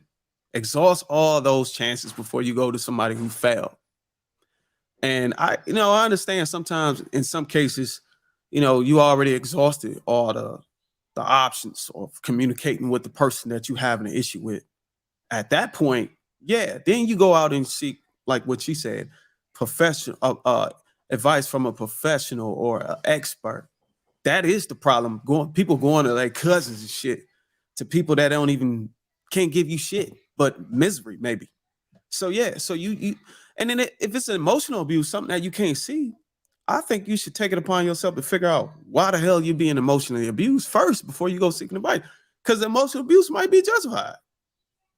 I'm just saying, in some cases, if your ass is out, if your ass is in the streets and I'm constantly getting on your ass and it's causing emotional abuse, but because your ass won't come home, that's your damn fault. So you do need to figure out what the fuck. I think the first step in all these not emotional abuse, though, Bruiser. What you just said. That's all. I just wanted to clarify that. What you just said is correction. That's not emotional abuse. But I'm saying though, like, I think everybody should take it upon themselves to first self-diagnose the situation first. Try to figure out, okay, why the hell am I going through this? Why is this situation like this? Why do we have all these issues? Once you figure out what the fucking main factor, the X factor of the issue is, then you take that and go see a professional or expert. And if you can't go see a professional or expert, then talk to somebody in a way to where it's indirect. Ask questions, to see if their responses can hit home. Don't just go out there and just give out your damn business. You know what I'm saying? There's a way you can shape your sentences and phrases to somebody and be like, okay, well, I had to go through that. Yeah, that's a good ass question. And if they say, oh, is that what you're going through? No, that ain't what I'm going through. I just wanted to hear your point, man. I saw some shit on a documentary or a TV show. It's a way to finesse it. You just got to be smart about it. And as far as learning from people that have failed marriages, what works for them does not mean it's going to work for you. So just because it failed because of this person did that does not mean it's going to fail for you and your man or you and your woman. So like I was saying, you still got to take wisdom. Do learn from observation. Be mindful. You can ask questions like, hey, why didn't it work? Let them tell you the whole story. You get that party, you get the other party, and then use logic. It does not mean you're going to sit here and say, hey, I'm struggling in this. How can you help me? No, that's not, I don't think you should do that. because they're going to tell you something that worked for them, and that's not going to be right for you. Possibly not. But my problem is, why can't y'all communicate with your significant other? That's a problem right then and there. Now, if y'all can't, y'all should have never got married. If you cannot communicate with the person that you right there in the same resident with, that is a big problem. Why did y'all say I do? Why? Hey, If we you can't just had a communicate, conversation. I don't care what's going on. Why can't you communicate that with? Now, y'all may need to come to a common ground, common place. Hey, we need to have a conversation. And I'm going to do a show about this in the basement and talk about having the tough conversations. You got to be able to have that tough conversation with your partner. You can't be scared of doing it. You can't be afraid. You can't be worried about what their response is going to be. The tough conversations have to be had. If you're not having those tough conversations with your partner, you don't need to be with them. Hank, they are having a tough conversation. Remember, they don't like the delivery. Yeah, with somebody other than their husband or their wife. You can have a conversation, but we just got finished doing a segment on clear and direct communication. If neither one of you have the tools or have developed the tools in terms of those communication, I mean, and I'll speak for myself, that had to develop over time. The way me and my husband started communicating in the beginning of our relationship is totally different in the way that we communicate now. And in that, there is a learning curve. But in the beginning, I might go to my mom and say, I've, said X, Y, and Z, and she may be able to provide me with the wisdom to say, no, phrase it this way, or what he means is this, or blah, blah, blah, like something like that. So I don't think it's necessary. I don't think you should ever have a conversation with somebody without either already having had that conversation with your significant other first, and it may not have worked out. And so you're like, I communicated this. How do you suggest I go about a different approach? Or something like that. Or if you have the conversation initially, like, man, I want to have this conversation, but I'm not really sure how should I approach it. What do you think? Or give me some feedback on that. But the conversation definitely should be had. But if you don't have the tools to do it, it's okay to seek, advice on how to address a situation. And it can be professional advice. Don't get me wrong. I do agree with the professional advice as well. But if it could be something, a quick fix, like I can go to my mom or go to my dad or something like that, or even my brother, because I'm like, you're a male. So from a male perspective, how would you want me to say this or something like that? There's nothing wrong with that. But the communication definitely should be had. I really feel like family members and your close confidants, those are way better options than professionals. I mean, a professional is like your last resort. I feel like, what is it, like 25% of therapists? I mean, 25% of therapists are also divorced. So you're walking in, you're about to go pay somebody money, and then you ask them about their own life, and they themselves done been divorced twice. So, you think you're getting advice from somebody who knows, but they really don't. They don't know more than the man who, than your dad. You know what I mean? Now, of course, you're not going to hit up certain people and say, hey, my wife's pussy stank. You know what I mean? What do you think I should do about that? You're not going to do that. But if you go in there and say, hey, my wife was having some problems, somebody may tell you how to communicate better. They may remind you about yourself too. They say, you always act in this and that way. You don't take certain things right, so, and then you can also be reminded about your own behavior. Whereas you go to professional, they're just going to give you some textbook stuff, tell you what they just told the last couple. So, I actually would rather trust my best friend, my parents, my brother with general ideas over stuff that, I'd rather try to figure it out myself first. Like Bruiser said, let me do some self-diagnosis. What's really going on here, and try to address it that way. If I still can't come up with nothing and me and my significant other are unable to communicate and I'm just desperate, I'm going to go to probably somebody in my life who has a different perspective than me over. Well, how far is that to your wife? She's just, unless both of y'all sitting down together with your best friend, that's not fair to her, because now her side of the story ain't going to be heard. Well, of course. So now it's going to be biased. He's going to tell you what you want to hear more than likely. He's not going to be honest with you. Hey, man, you a goddamn asshole, Cal, and you need to get your shit right. More than likely, he's not. He's going to be biased towards you, going to tell you what you, man, if I was you, I wouldn't even deal with it. No, that's not what. So both parties would need to be there, and they both need to express. I shared it with Mistaken when we talked about it on the She Critique show. I said, there's no way. How you just sit there telling your side, but this man's side is not being heard? That's not fair. And plus, stuff is delivered differently. I would go to with that, it would be something, would be a person I trust that's going to give me the truth. I'm not going to just go to anybody. I'm going to my father. You know what I mean? My father going to tell me your truth, though. What about her truth? What about her side of the story? Let's not act like the statistics show that going to a professional or expert, it should be the last result. Let's not act like that's what's going on. I mean, this failing relationships, and I can guarantee you, I say probably 80-90% of these failed marriages and relationships didn't even exercise that option. No, they don't. I will go out on the back and say that. So let's not act like that should be the last result based on the stats. And typically, is just based on stats. Typically, it's the man that doesn't want to receive professional help. But see, look, usually the woman will go when they know that they're, you know, a lot of times women are the ones that initiate professional help in a relationship. The reason why women are the ones that is willing to go, because they're trying to change their man into something he's not. That's why they're so willing to go. And they're not listening to their man as well. How you gonna listen to a therapist, not your man? Is it that they're trying to change the man or change the dynamic of the relationship? Which is going to take change on both ends. You just stated earlier about the delivery and being receptive. You're only receptive to an emasculated man.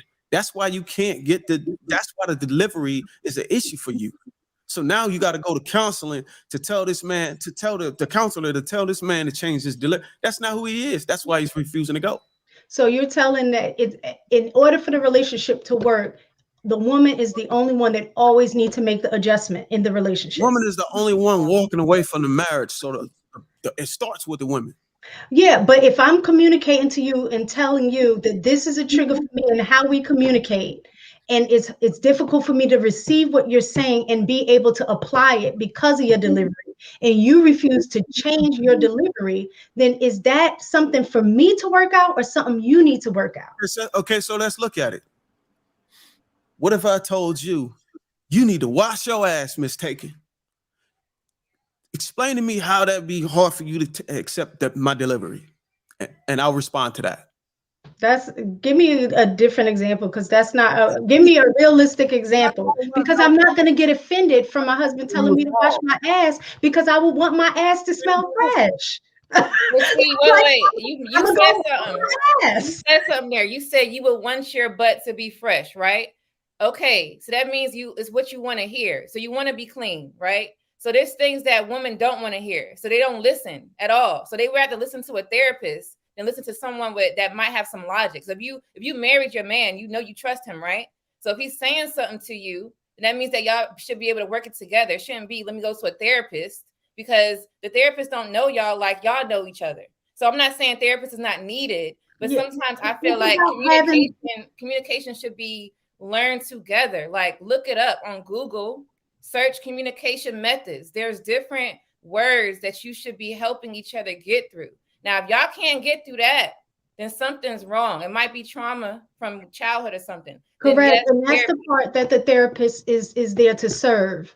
It's about having the tools. And a lot of times when we get in relationships, especially, you know, the younger you are, you haven't developed certain tools yet, especially if let's say your dad wasn't in home, you're not developing tools in terms of learning how to interact appropriately with a male figure, you know, or if you're in a situation where you didn't have a good example of a marriage in your home. So is your environment. So a lot of times we don't have the tools.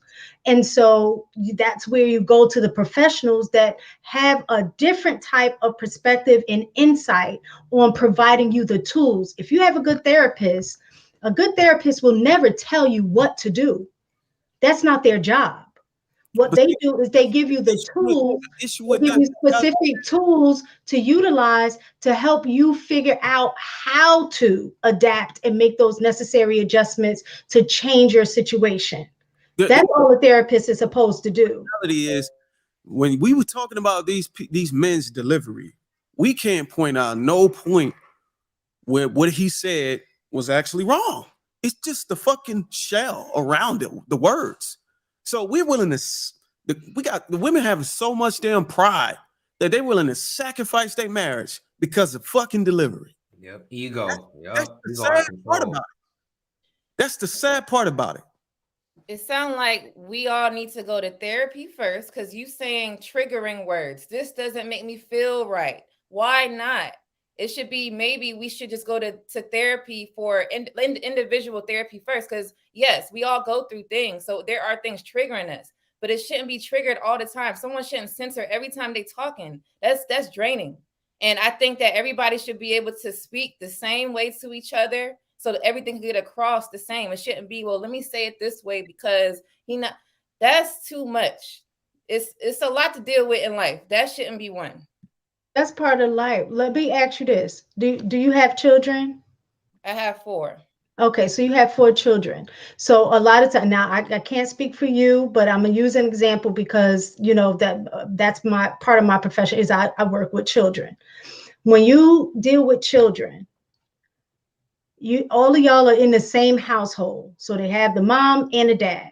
But the way that you deal with each child can be very different based on their specific personality. It's not to say that the message that you're giving your children is any different. The message is the same, but the way you deliver that message may need to be different because each child is different. So when you're in relation with people, you should not deal with people the same way. Their trauma, their experiences, their upbringing, all of those things factor in the way that they will communicate. So you have to be mindful and learn what type of communication works best for the person that you're dealing with. It should be the same communication, like I was saying earlier. You can't compare the kids to adults. Adults should know how to communicate. So when you at your job and you got 20 co-workers, you telling me you're gonna talk to them differently for each person, because this person is more emotional, this person is more direct, this person is this. No, it needs to be the same way you speak to each other. Kids, you're raising them, so you're gonna have to learn how to talk to your child so they can understand you. But when they become an adult, that's like babying them. No, that's not how an effective communication goes. Truth be told, I do supervise adults, and believe you me, the same skill set that I had to develop when dealing with children, adults are just bigger versions of children. I agree. And so with that being said, yes, I do have to adjust my communication style depending on the teacher. Now, the vast majority, yes, I give a message, and for the vast majority that falls in that bell curve, it works. But then you have those outliers, and those outliers, I do know that I have to address them in a certain way. Do they get the same message? Yes, but is my delivery exactly the same? No. There are some adults that act like kids. I agree to that, but that don't mean you treat them like one. They need to learn how to grow up. I wish you could tell my parents that, because I be having to approach them differently. Because baby, when you get on that phone, you don't know what you're gonna get, and they all act different, act a fool. Some of them act a fool. Some of them can take it the nice way, you know. So I agree. Adults. I mean, the way I look at what y'all are saying is almost like when you're teaching children in school. Like, there's a reason that there are remedial classes. There's a reason that, you know, people attain stuff differently. So the fact, you know, I do understand to a degree in certain mediums and circumstances, the message is the message. However, depending on how far you want that message to go, you need to critique it and modify it for the audience.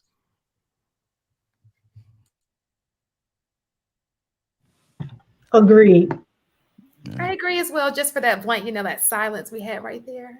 Just need to go do at least one term of service in the military, and this will all be put to bed. Everybody ain't in the military. Not everybody military minded. So guess what? Yeah, but everybody shouldn't be in your relationship either, though.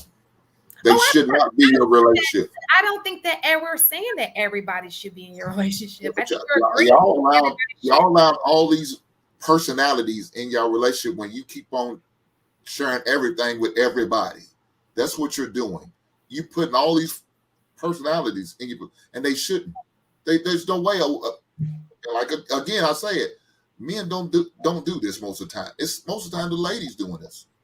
They will allow everybody involved. They will have freaking overnight PJ parties and powwows just to get that shit up off their goddamn chest about what their husbands are doing. And Tyler Perry got y'all thinking that we supposed to have those type of delivery, those men on them TV shows. God, that shit is shit. That's what it is. That's what y'all been watching. Who watches Valley and all this other shit? No, hell no. That's TV. I think Tyler Perry got a new movie coming out, Shan. I think so. I'm sorry. Yeah, it seemed to be on everybody's radar, along with Wakanda. I mean, I like and respect his work, but that take gonna be at the debut of the new movie. Yeah, she gonna be there. Yeah, I'm a documentary kind of girl. It's gonna be called Big Mama. It's gonna be called Big Mama. Big Mama, yeah, 2.0. I do have a question for. Please don't get me wrong, Miss Di, Lady Di. Lady Di. Okay, if you don't mind me asking, how long have you been married? 6 years. Okay, so 6 years. Now, would you say that in those 6 years, from your dating stage to now being 6 years married, that there was a difference in terms of growth that you had in the way that you communicate with your husband? So for me, we actually had a lot of our troubles when we dated. We were dating for almost 4 years. So a lot of that communication issues, which we had a lot of it, a lot of breaking up and all of that. It was rough. We actually was able to get that part together first. And then we got married. When we got married, we tried not to come how we were when we were dating because we had very bad arguments at the time. So we seen each other's worst when we dated. So we knew in the marriage, we know that wasn't going to work because that's why we broke up a lot. So now in our marriage, we don't do that. There's no way because now I'm going to look at you like I ain't trying to be with you like I did, when we were dating. I can't live like that. So I'm not saying we don't have disagreements. We just know how to communicate and get the message across. That's it. Now, where did you learn that? So that transition from when you were dating, having poor communication and knowing that we need to do something differently so your marriage can be successful. Where did you learn the tools or develop those tools to transition from that to where y'all are now? My husband was married before. Okay, so I learned it mostly from him because he knew from his ex-wife, she didn't have certain things together. He knew that those things wasn't working. So I learned some of the stuff from him. We both come from a divorced family. So by learning from observation, which I was saying earlier, that's how I learned. I learned from my parents because they're not married anymore on what didn't work for them. I learned communication was not great. And then for him, it's the same thing. So I learned from him and then looking up stuff like what I was saying. Everything I'm saying is what I went through. It's just from my experience. And I try to just teach people the same thing. And that was what I was getting at is the fact of having something like, transparent, something because it'll help other people. And I know the way I do things is not going to be the same way that you do things. I'm okay with going to my mother or going to a therapist, but you managed to work that out in the way that you did. So I just kind of wanted to get some feedback and even for me, even learn, but even more so some of the viewers who are watching can also learn from that. That was why I asked. Yeah, I'm glad you asked that. We didn't take a lot of insiders. So when I dated, I was the one that I'm going to tell my friends. I'm going to tell my mom. I'm going to tell my dad. That did not work. It destroyed us. Okay. And I had to figure out me because I was the one that was doing it. I had to figure out how to put it together. And that's how I learned it. And I don't do that no more because it doesn't work. It just makes everything confused. And now messages are just all over the place. And if I can input, thank you for that. I had learned in similar ways you learn. And I would say it's better to learn, not to learn from negative people or people that had negative experiences, but to learn from observing negative examples. Because I grew up in a divorced home, but I didn't get my advice from the divorced people in that home. I just saw that ain't what the fuck I wanted to have. I didn't want to endure those same situations. So I learned. You get what I'm saying? For example, I think it's I think a lot of people that go through the struggle, not saying that you can't still learn the same things without the struggle, but I see you able to face these things and see these things that, oh, this shit don't work this way. I probably don't want to go that route. So I think at the end of the day, it's going to depend on the individual themselves. I mean, a lot of people go through things and they don't really look for the lesson in it. So if you have somebody that went through, that was married and got a divorce, and they care enough to make sure it doesn't carry over into their future marriage, then they're going to look for the things that worked and didn't work. But then you also got to have a balance to understand that everybody is different. So what your previous wife may have been doing, your new wife may not do. It may come with some new things, something similar. So you just got to have an understanding of how the mind works, how humans move, how women act, how men act. You got to understand like what trauma that you brought into the marriage, or what triggers you from trauma. So you just got to understand it from every lens. There's just so many things that factor into a relationship. And even though we listen to what a lot of people are saying, you still got to make it work for you, because you can hear stuff all the time, and you can coach, you can give advice, but are you articulating it well enough that the person understands it and receives it? Because you may not be doing it. And if you're not receiving the way it's supposed to be, then how can you apply it to your relationship? So I just think that it's a lot. Like relationship, the mind is complicated. And once you start understanding how humans operate and move, you can start putting a lot of puzzles together, even outside relationships that don't involve romantic relationships. So that's just my thoughts. The mind is complicated, but the results from the decision making, they ain't complicated. They fucking clear as day. So like if my mom and my dad depart from each other, and now I'm in a household and my auntie got to raise me, the residue or the impact from that is clear as day. And that's what I'm talking about. I'm learning from. I'm not learning from the gesture of them departing. I'm learning from the impact it had on me. You know, my upbringing, you know, the type of sneakers I wore, you know what I'm saying? All that type of shit. It's a domino effect. So when you know these things and you get into a relationship and you have children, then you start to think, you know, you start to future proof. You start to think ahead like, damn, if I go out here and cheat, or I go here and break my family up, what's going to happen for him, you know, years on? Nobody be thinking about that shit. They just think about, oh, now, you know what I'm saying? And they think about themselves, but they don't think about the effects it can have on the kid growing up. So, yeah. What's going on, Kelly? Want to chime in on this? Yeah, I just wanted to share something that my father told me growing up. He would always say that there are some people who learn based on figuring things out for themselves, and there are some people who learn from wisdom. And wisdom is learning from people who have failed or who have succeeded and seeing what they did and learning from their experience so you don't have to go through it yourselves. So I do think there's wisdom in learning from people who have gone through it, successful marriages and divorcees, because you can see this is what they did to make it work and this is what they did for it not to work. And I don't think there's anything wrong with implementing the positive values in your relationship and then also deterring from the negative values that you saw them go through. What you think? Kelly, do you think or not do you think, but would you rather go to a trusted family member like your dad or to a professional in terms if you had a relationship issue? That's kind of not fair because my father was a counselor. So, Okay. But when I was in a relationship, it was hard because yes, he has those values. He knows what to look for, but also that would make the guy that I'm dating feel very uncomfortable because that's your dad, you know? But also my dad knows me very well. So if I did something that was inappropriate, he would always check me. He would be like, Shayna, that's not right. And he would give me the male perspective. Like, okay, this is what you did wrong. This is why that's incorrect. And you need to fix this. You were wrong, Shayna. You were wrong. And I'm like, damn, I thought you were going to side with me because I was your daughter. He's like, no, I side with the side of truth. But that's just how my father was. Not every counselor is that way. And some people that are your friends are going to side with you. Yeah, F him, forget him. Yeah. So it's different. I think you need to have a non-biased person, but very rarely is that going to be your friend or family member because they're going to always side with the person that they know. So that's a hard one. My father was just a rare breed, and he'd be like, no, I'm going to side with truth no matter what. So, but yes, I would talk to him about guys. I would.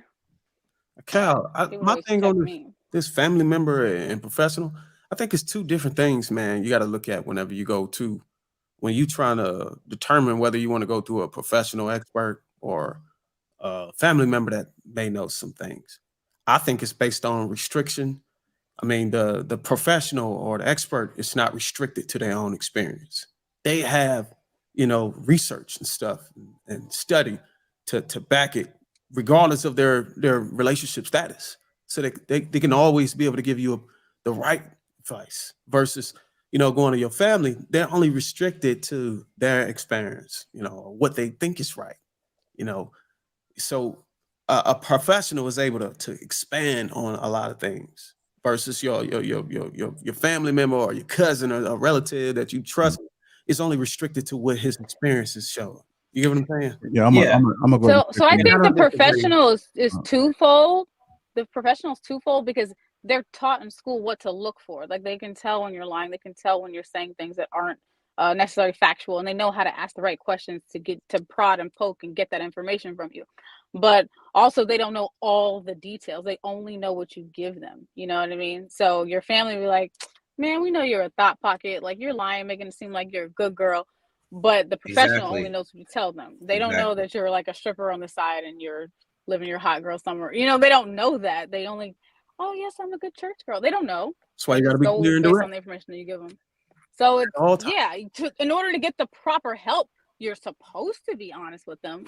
But some people aren't comfortable being like completely transparent with a professional because they don't know them. So. Yeah, I'm gonna go ahead and speak on this real quick, and then we can move on. But I like to call him my best friend. He knows everything about me, right? He knows every single thing about me. And one thing why I keep him around, why I like it, is because he called me on my bullshit if I am bullshitting. So he is one of those people in my life that's not biased, that doesn't favor. I've even got into arguments and stuff. I'm like, man, you pandering to her, or you pandering, just hearing his perspective. But I always listen to what he's saying, and I play it over in my head because there has been some things that I've done that I didn't realize I was doing. And you will never know if you don't have that person that you trust to be able to give you that information. And it only made me a better person. So, and it may not come in the form of family, depending on your family. It could come from anywhere. It could be somebody that is a therapist. And if you tell them detail from detail and you've been with them for years and they've been hearing your story, it's a possibility that they may give you some good information versus, oh, you need therapy and you only been seeing them for a month. You can't get that hard truth. So that's my 2 cents on it, but we got to go ahead and move on. And I was just to end it. I was just only responding to the idea that there's no one. It is just you and your significant other, and that's it. I was saying that there has to be somebody in your life that knows you your whole life. If you're broke and you can't afford a therapist, who would you go to? You got to have somebody in a desperate moment. Your line of communication has been broken with your partner. You out of answers. We all can Google. I feel like in this day and age, you do enough research, you could find a lot of resources on your own. You don't even necessarily need to go to therapy. You can go to YouTube and spend a whole day, at least hearing some wisdom from so-called professionals. But there has to be somebody in your life who's known you, who can call you out on your own lies. You're trying to, deflect from responsibility, that person. And if you don't have a person in your life like that, then that's a different issue. But if you do, a best friend like JR was speaking to, or, Kelly's father, or, I have a best friend and I also have a parent who keep me in check too. So I was just only responding to that. Hold on real quick. Cause I don't think that the problem I think that people don't have is they don't want to hear the truth. They don't want to recognize the truth in what they're doing. The only reason why I typically go to my best friend is when somebody else is just honing in on something that I just don't agree with. And I just may just ask for a second opinion and then seeing if there's a difference. I think there's some excellence in being able to hear another ear just for you to see if you off a little bit. If you can't recognize that you off, then you're gonna fail in this world, because there's a lot of motherfuckers walking around that just don't get it. Like they don't have any common sense. But to them, it makes a whole lot of sense, but they don't even know if it doesn't make sense because they can't recognize it. Like I'm one of those people that will have a conversation with you and I can have a strong belief.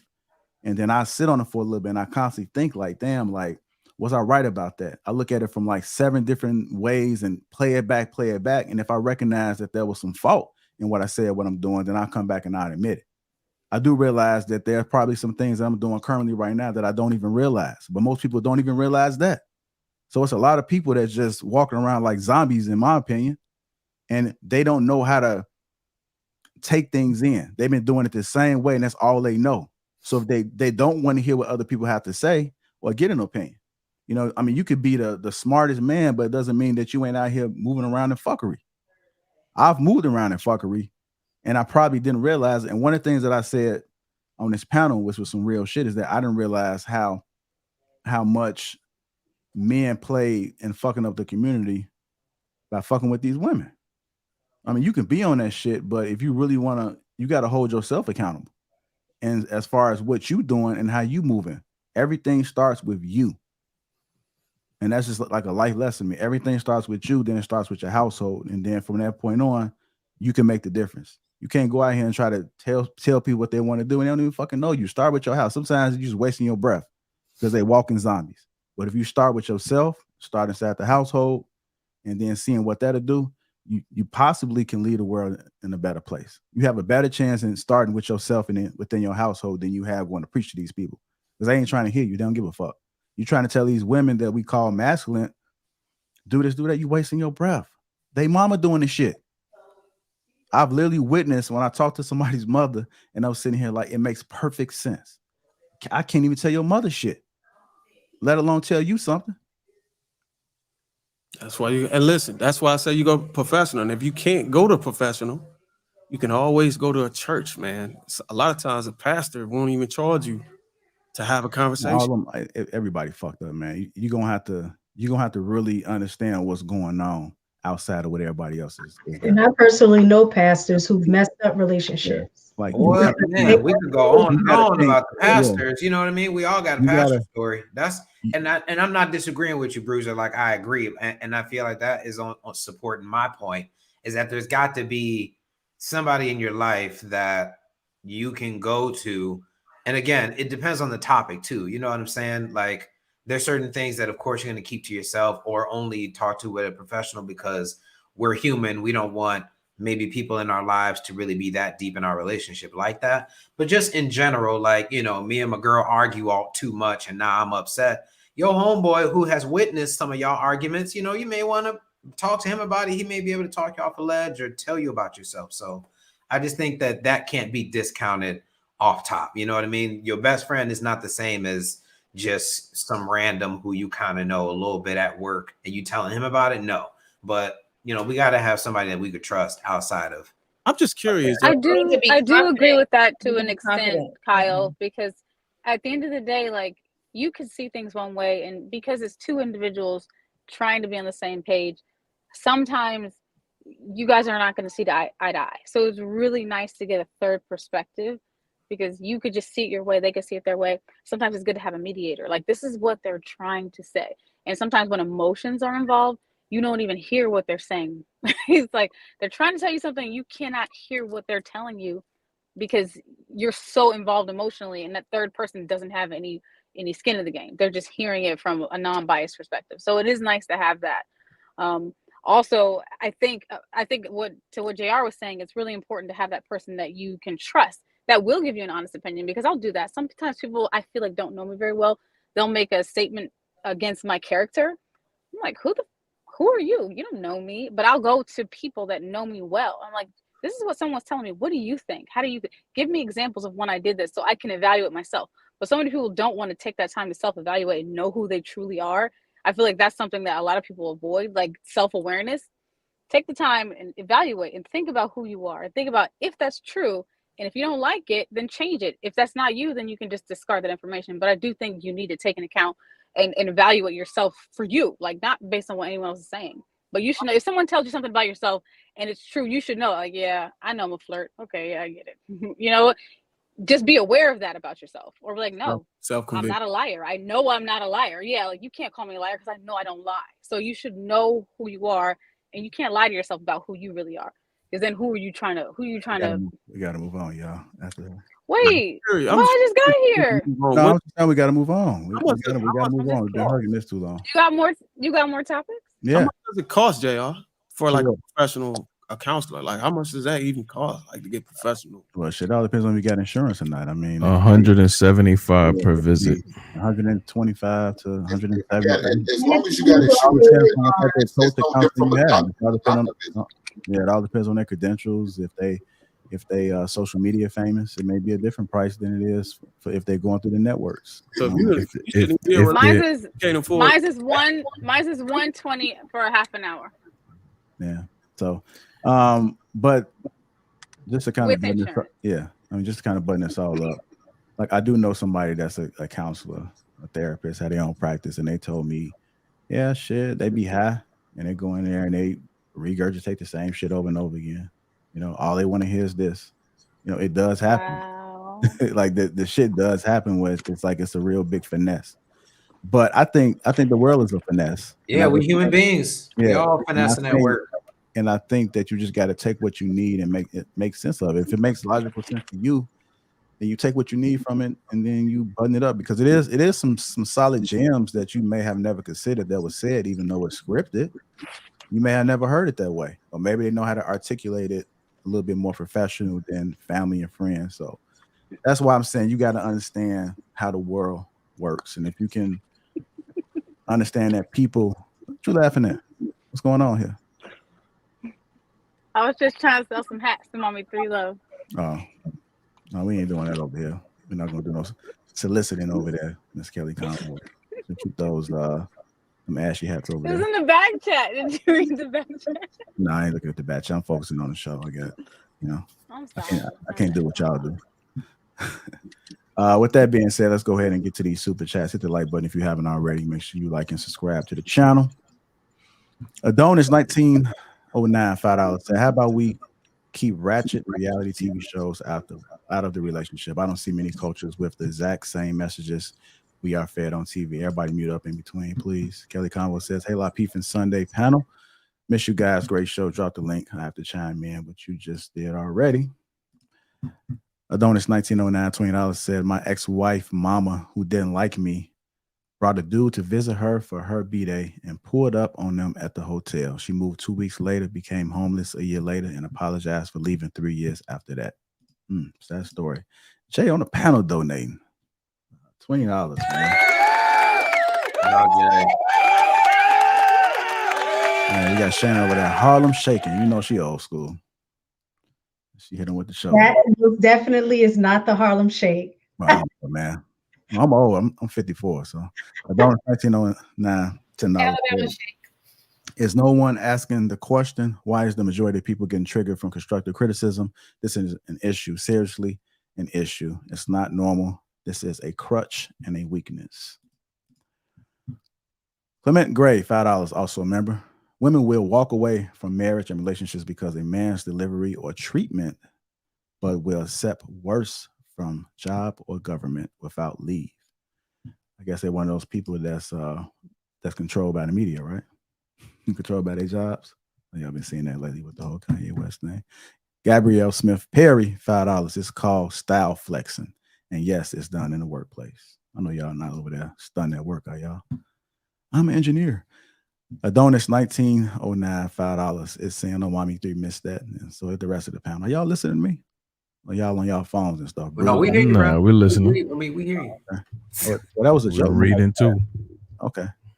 Oh, we didn't laugh at the joke or something? Never mind, because you reaching right now. You're trying to be Petty Shan. Adonis 1909 $5. It seems to me people who complain the most are those who have an issue with structure and rules. I don't like that I have to do that, so I cry abuse. Marcus Evans, $5. Lady B seems the only woman on the panel that gets it. Shout out to her. Who's Lady D? I think it's Lady Di. Di. Yeah. What is it? Lady Di? Yes. Like I died. Like color dye. Like the color dye. Lady Di. Hi, Lady Di. Hi. Welcome. Andre Dale, $5. I can learn from the others' mistakes, but majority of my advice will come from successful marriage. I have 4 examples of a very successful one. Adonis 1909, $2. Truth is always uncomfortable, not pleasant. Jason C, $5. You have to consult someone who's objective, even if it's within your cycle. Most people in your friend or relationship cycle aren't unbiased. Circle. Real 83. Oh, circle, my bad. It's too early. 499. You can be smart with no common sense. And Andre Dale, $5. Yes, some pastors have done wrong, but there are a lot who save marriages. Don't throw the baby out with the bathwater. What's that, church saying or something? No, I had commented saying that not all pastors, you know, that I know, but what he said is absolutely true too. It's about discernment. Okay, gotcha. Yeah, I got to read my Bible a little bit more. Amen. Amen. Maybe we'll have a scripture reading before LAPEEF-ING Sunday starts. Shout out to the heathens in this motherfucker. We count on Hink taking us there, right? We count on Brother Hink. Shout out to Brother Hink, man. Pastor of the Heathen Church. Yeah, Hink is gonna lead us in prayer in a few. So I got you, baby. No problem. Okay, I would love to hear that, Hink. And Hink, do you go to church? I go to Bedside Baptist. Do you? Oh, that's perverted. Okay. No, it's not perverted. He's just saying he don't go to church. He's saying he watch on the internet. Yeah. Oh, okay. I thought you were saying $4 in my pastor. like a sexual innuendo. I like Creflo Dollar. Stop it, Kelly. Don't do that. I like Creflo Dollar. Here's the next topic, y'all. Let's go ahead and move on. Judah 144 499. Country women know the best. Shout out to Mommy 3. She has a fan. What is that on the cross? Nick Taylor, $5 just came in. Get Island Girl, Courtney back to read super chats for you. Just kidding, bro. Yeah, I know. I struggle reading over here. Struggle reading. Here we go. Next topic. Good, bro. I know I'm good, man. I don't give a fuck, man. I'm resting my masculinity. Can a person really be in love and cheat? Can a person really be in love and cheat? I believe a person can really be in love and cheat, first of all. Yeah. I think men can. A little short one, but what do you guys That's it? Yeah, that was it. That was it. I mean, I didn't have any backup contacts. I mean, the question is self-explanatory. Can a person really be in love and cheat? I just wanted to highlight the fact that he said men can. So that was I thought maybe y'all was pointing on that one, but y'all was looking for more. But y'all thought y'all was gonna have time to hop back on your phones and look through the comments. Didn't happen anyway, man. Y'all dead today, man. Is it just me? Are my jokes just that corny, or y'all just not getting it? Replay that. We're joking. Replay that Your jokes, real quick. I missed it. your jokes are better. Yeah. Your jokes are a little dry today. They're a little better on Tuesdays. On Wow. We're not trying to hear that. No soup for you. Direct communication. I mean, Do you believe a person can really be in love and cheat, first of all? Yeah. I think men can.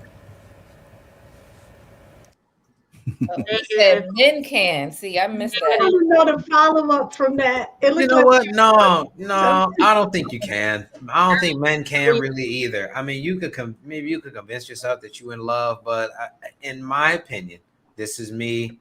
Maybe it's a dried out perspective. Make sure you tread lightly on this, Cal.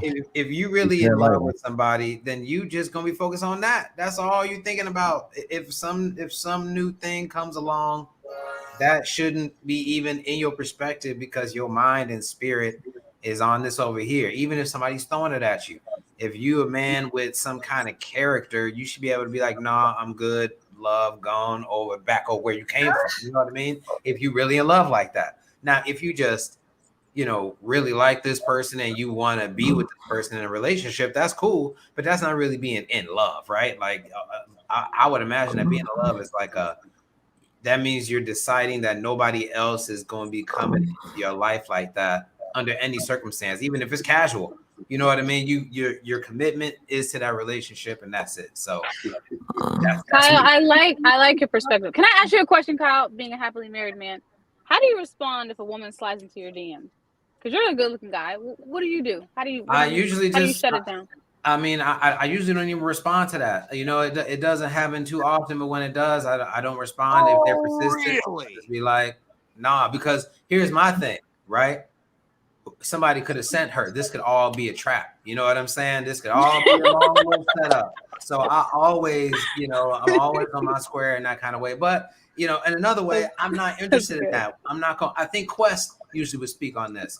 I'm not going to ruin everything that I built just for that. So I'm not even going to entertain. You know what I mean? I got too much to lose to even be messing around with that, you know, and my girl's not playing. So I'm not trying to bring that kind of heat on myself as it is. So it's just not, I just don't entertain it. So a girl walks up to you in the store, you guys touch the same orange. She looks up and she's like, oh, you're so handsome. And you say, what? I say, thank you. You know, of course I'm gonna be friendly. I'm gonna be friendly, and I'm gonna, you know, I'm not gonna. Cal know he's gonna get moist over there. You know, you know, I'm gonna make sure that I acknowledge you, of course, but I'm not gonna give you my number. I'm not doing none of that. So, you know. So you shut it down. You'd be like, I'm married. You'd be like, I'm married. Yeah. If I got a wedding ring on, I say I'm married. If I'm with my wife, there's my wife right there. If I'm just in the grocery store, usually I don't even have a conversation. It's not that deep. I'm like, thank you. You know what I mean? And then keep it pushing. I came here asking about this question. I got a question for you, Kyle. Before you got married, have you ever cheated before? No, actually. So then I think people that like, we can't really answer it unless we like done it. No. Because how we gonna like say like how we feel or what if you love the person, nervous, right? If I'm on the kind of time where I'm out here like that, then that's the time I'm on. I'm not trying to be in a relationship and be on that kind of time. Hey, look, let me save Cal. Take that heat up off of him, man. No, I'm fine. This is all good. He didn't look heated. He didn't look heated. Questions. Look here, man. As a reformed man whore, so have I been in love and cheated? Yeah, I have. I've done that before. Then how can you say you were in love? How can you say I'm in love with this woman? And I love it, but that didn't mean I didn't cheat because I wouldn't get all my things. You don't know the difference. Some things that wouldn't. Women don't know the difference. So it's the reason why I cheated. If I'm not getting no ass at home, I'm gonna get some ass some goddamn way. All right. That means I gotta go out there, shake the trees. You're in love. You're in love, and you're getting it for breakfast. Do what I gotta do. I'm gonna get some ass. Hey, I still love you, but I need that pussy. Hank, you're in love, and you get breakfast, and she gives you pussy. You get lunch, she gives you a quickie. You get dinner, and she gives you pussy. You get it 3 times a day. Do you cheat? No, not if she's doing all that. Hell no, I don't need to. Okay. But if she ain't, I'm gonna go out there and shake the bushes, the trees. Some gonna fall off. I need some fruit. I need some forbidden fruit from somewhere or somehow. So the answer is you still can love.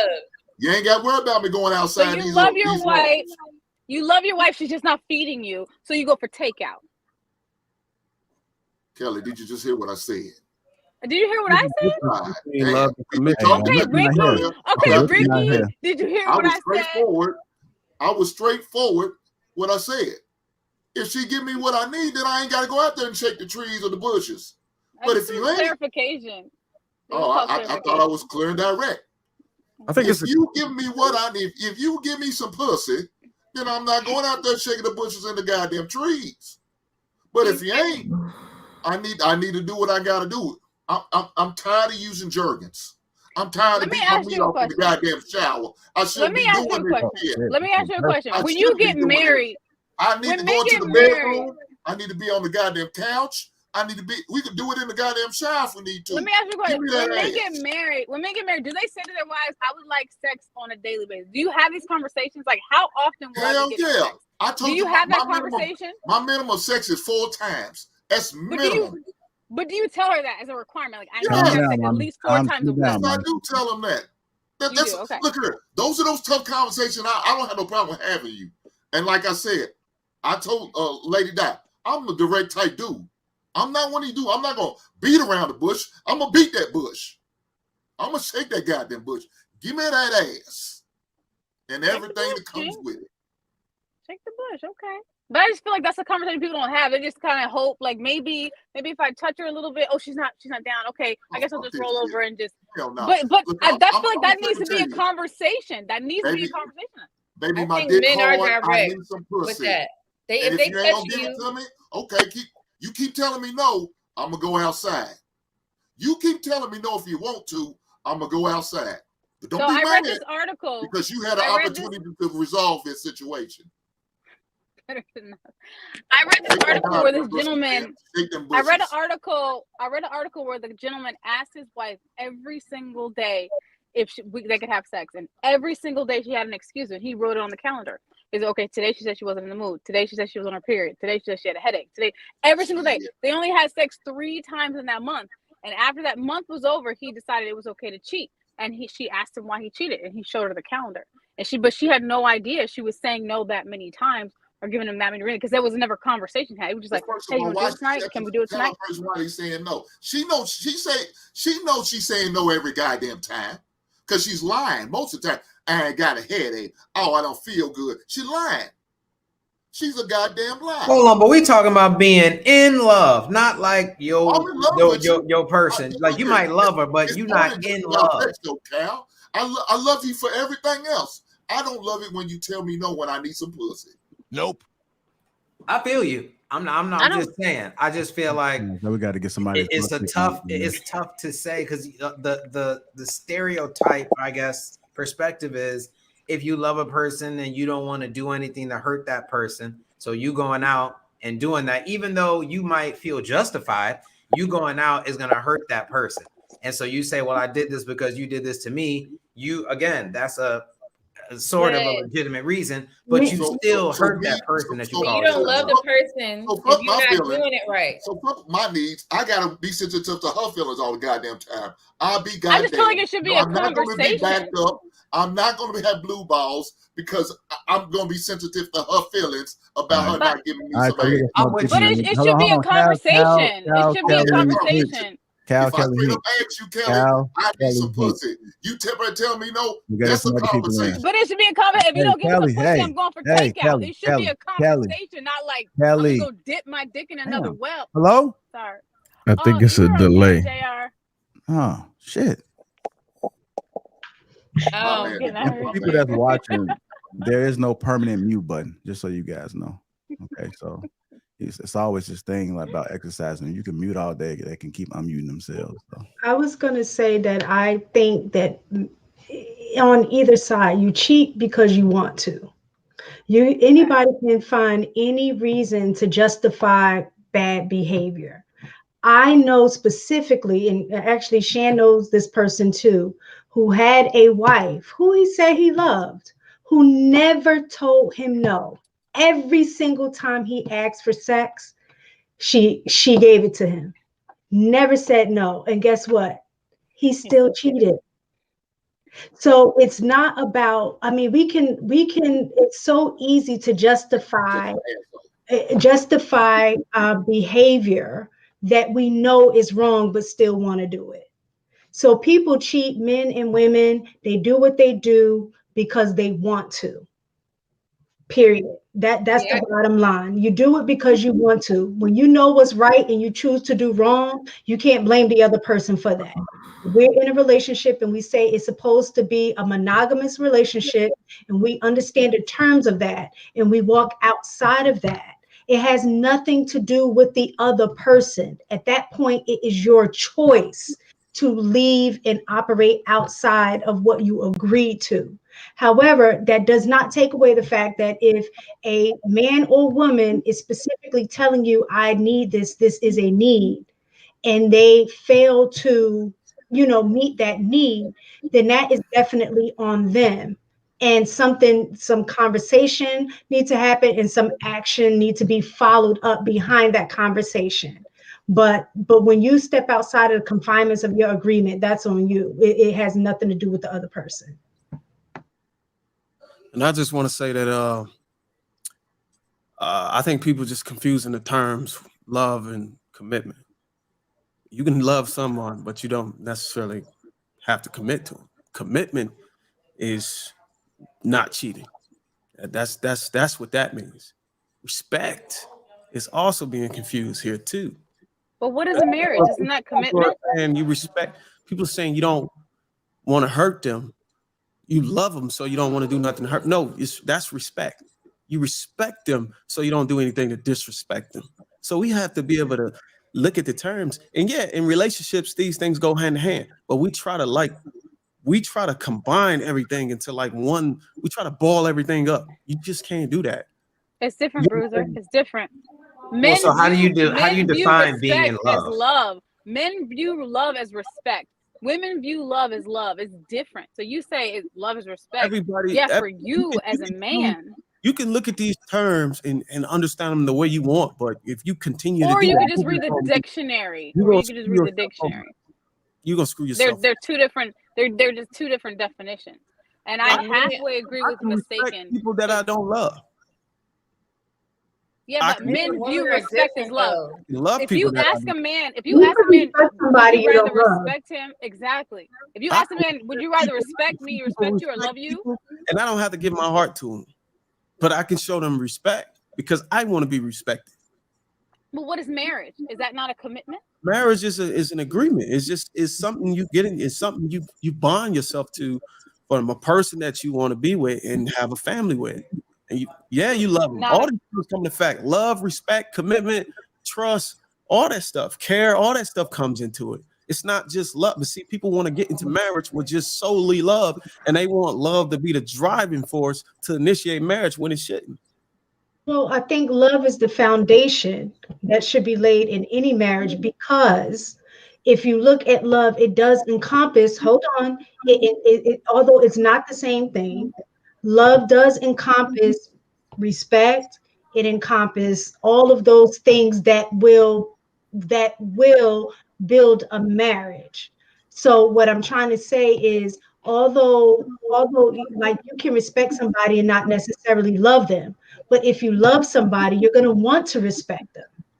So they do act in tandem with each other, although they're not necessarily the same. And that's why they say the foundation, like, I'm not a theologian, but, in terms of something about that scripture or whatever that said, out of all of these, which is most important? And God says love. And that's the reason, is because love is that foundation. Everything that drives that force, you're going to want to behave in that manner. You're going to want to respect the person. You're going to want to stay, if the agreement is commitment, that you want to honor your commitment, all of those things. That's what I'm saying. I think that's the foundation. That's what I partially. That's the problem with marriages today, because people be trying to get married based off of their feelings. When you love somebody, you choose to do that. You don't have to. I don't think love is feelings.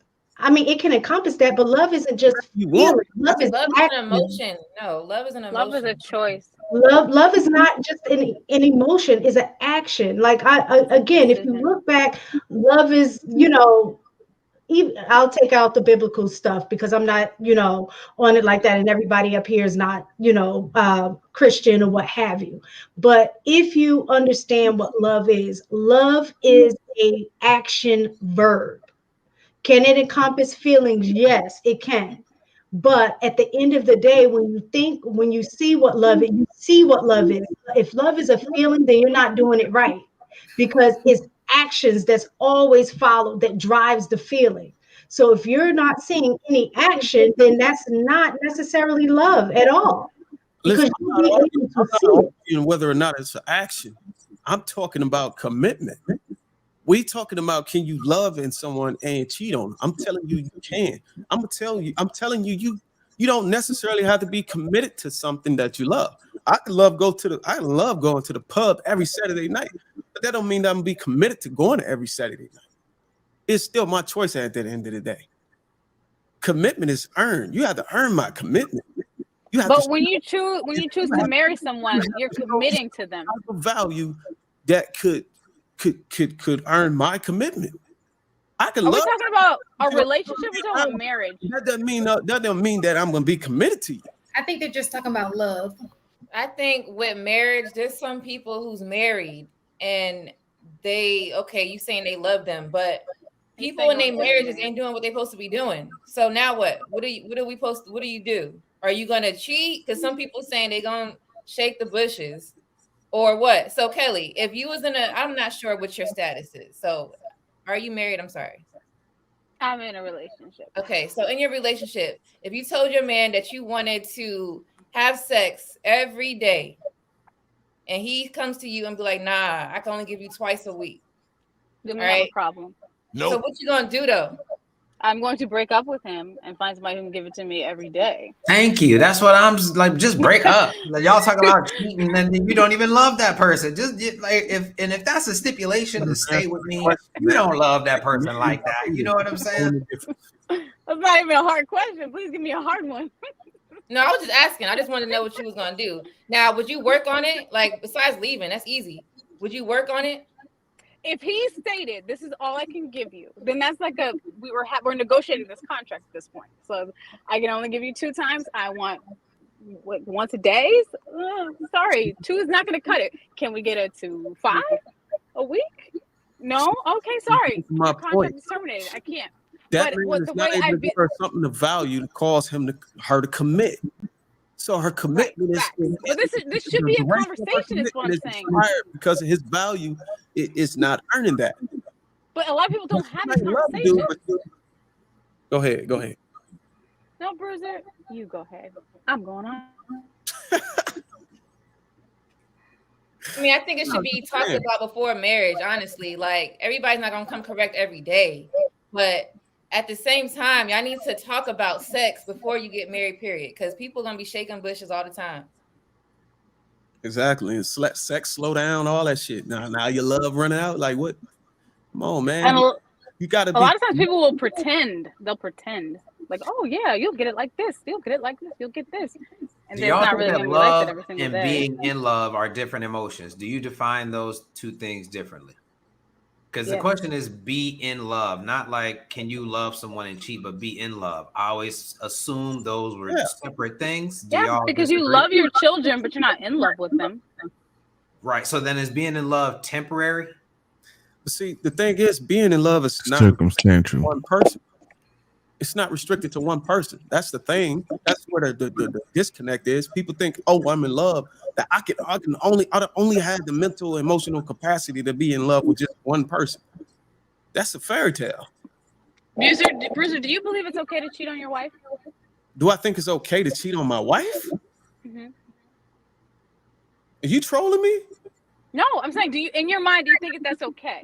No, it's not okay. But there's a reason why. It's conditional. If she doesn't give him what he wants, then yes. You know why? Because I have respect for my wife. Okay. So no matter what, I have respect for my wife and I'm committed to her. So that's why it's not okay for me to cheat on her. Okay. And you love her. So it's not the love, it's the commitment that you made. It's the commitment and respect that keeps me from cheating on her. It's not the love. The love is a choice. Some days I don't even love her because she pissed me off. What? Love changes. Love is a fluctuating thing. Some days you have bad days. You go through spells in your relationship, man. It just happens. You might have kids. You might have kids that act up. You might not love them because they fucking get on your nerves. I think he's being dramatic. He's just saying he disliked that person for the moment. Yeah. Don't try to clean it up. Somebody dislike them. Like it's dramatic. That's all. You can love your kids. They do something you don't like. They get on your nerve. You can dislike them at that moment. But if you're truly loving somebody, and I don't want to say in love because I do agree that when you're saying in love, when people say, oh, I fell out of love or I fell in love, it makes it seem very passive, as if they're not making a choice to do it. You know what I'm saying? I think what they mean is that the actions that were done in the beginning to make me be committed to this person and do these things are no longer happening. But like when you are true love with somebody, it no matter what they do, you're feeling like when you're only basing it on feeling, when it's not conditional, you're still going to love that person. There are times like my husband and I have been through a lot in our marriage. Me and my kids have gotten, into some things within the, family, parent dynamic and stuff like that. But in all of those situations, I can never say that I did not love my husband or did not love my kids. I didn't like them for the moment, but I still did my duty as a wife. I still did my duty as a parent to make sure that I still, invested in that relationship. So I feel like sex is different though, mistaken, because my dad explained sex to me very differently. He said men need it, they require it. It's a little different for men than women. I look at sex like food. Like if you don't give your husband food, he's not gonna starve. He's gonna go eventually get some takeout. He's not gonna sit at home. She didn't make breakfast. She didn't make lunch. She didn't make dinner. Okay, again, she didn't make breakfast. She didn't lunch. Eventually, he's gonna need to eat, right? So where's he gonna go to get the food? He's gonna go out. He So can I make was it always himself. told. You don't have to go get a girl to make the sandwich That's for him. true. He can make it himself. And That's true. I'm not saying it is not a need. Mhm. Men and women both, I think sex is needed. It is a need. I will get crabby. I will get an attitude. I need it. You know what I'm saying? It does create, issues when you don't. But what I'm saying is, if the commitment is that we will forsake all others, if there's an issue in that department, then if we are loving each other the way that we should, unless it's there, some medical issues, that you can't, then you are going to have to make yourself do things that you don't want to do. Period. You just are. That if that's what's going to keep the marriage together. If I know you have a need as your wife, I want our marriage to be successful. So it is my job to meet your needs and vice versa. That's the bottom line. So using an excuse where if the need isn't being met, then the question is, how do I meet this need within the structure of what we agreed to? Bottom line is the ladies like to meet, as I always say before. They like to meet. Absolutely. Some ladies like tacos. Hey man, I'm just listening to this, man. Men, they don't give a shit about us, man. If she tell you no all the fucking love long days, they don't care. You shouldn't go out and get it from those straight. Why not? Because hey, if I don't give it to you, you just gotta settle and accept what I got to offer. Well, Hank, you say just leave them hoes at the restaurant. Hey, You man, should that's just what do you're that. gonna do, but you can't leave your whole ass wife at the restaurant. You gotta put So, up with that. do you feel that if you're not meeting It's your not wife's easy out once you needs, make your wife though. Once you make her your wife, it's not an easy out. But right? what she also should be doing is giving you some ass. Now you want to sit there and say all of this. Y'all talk about how we talk.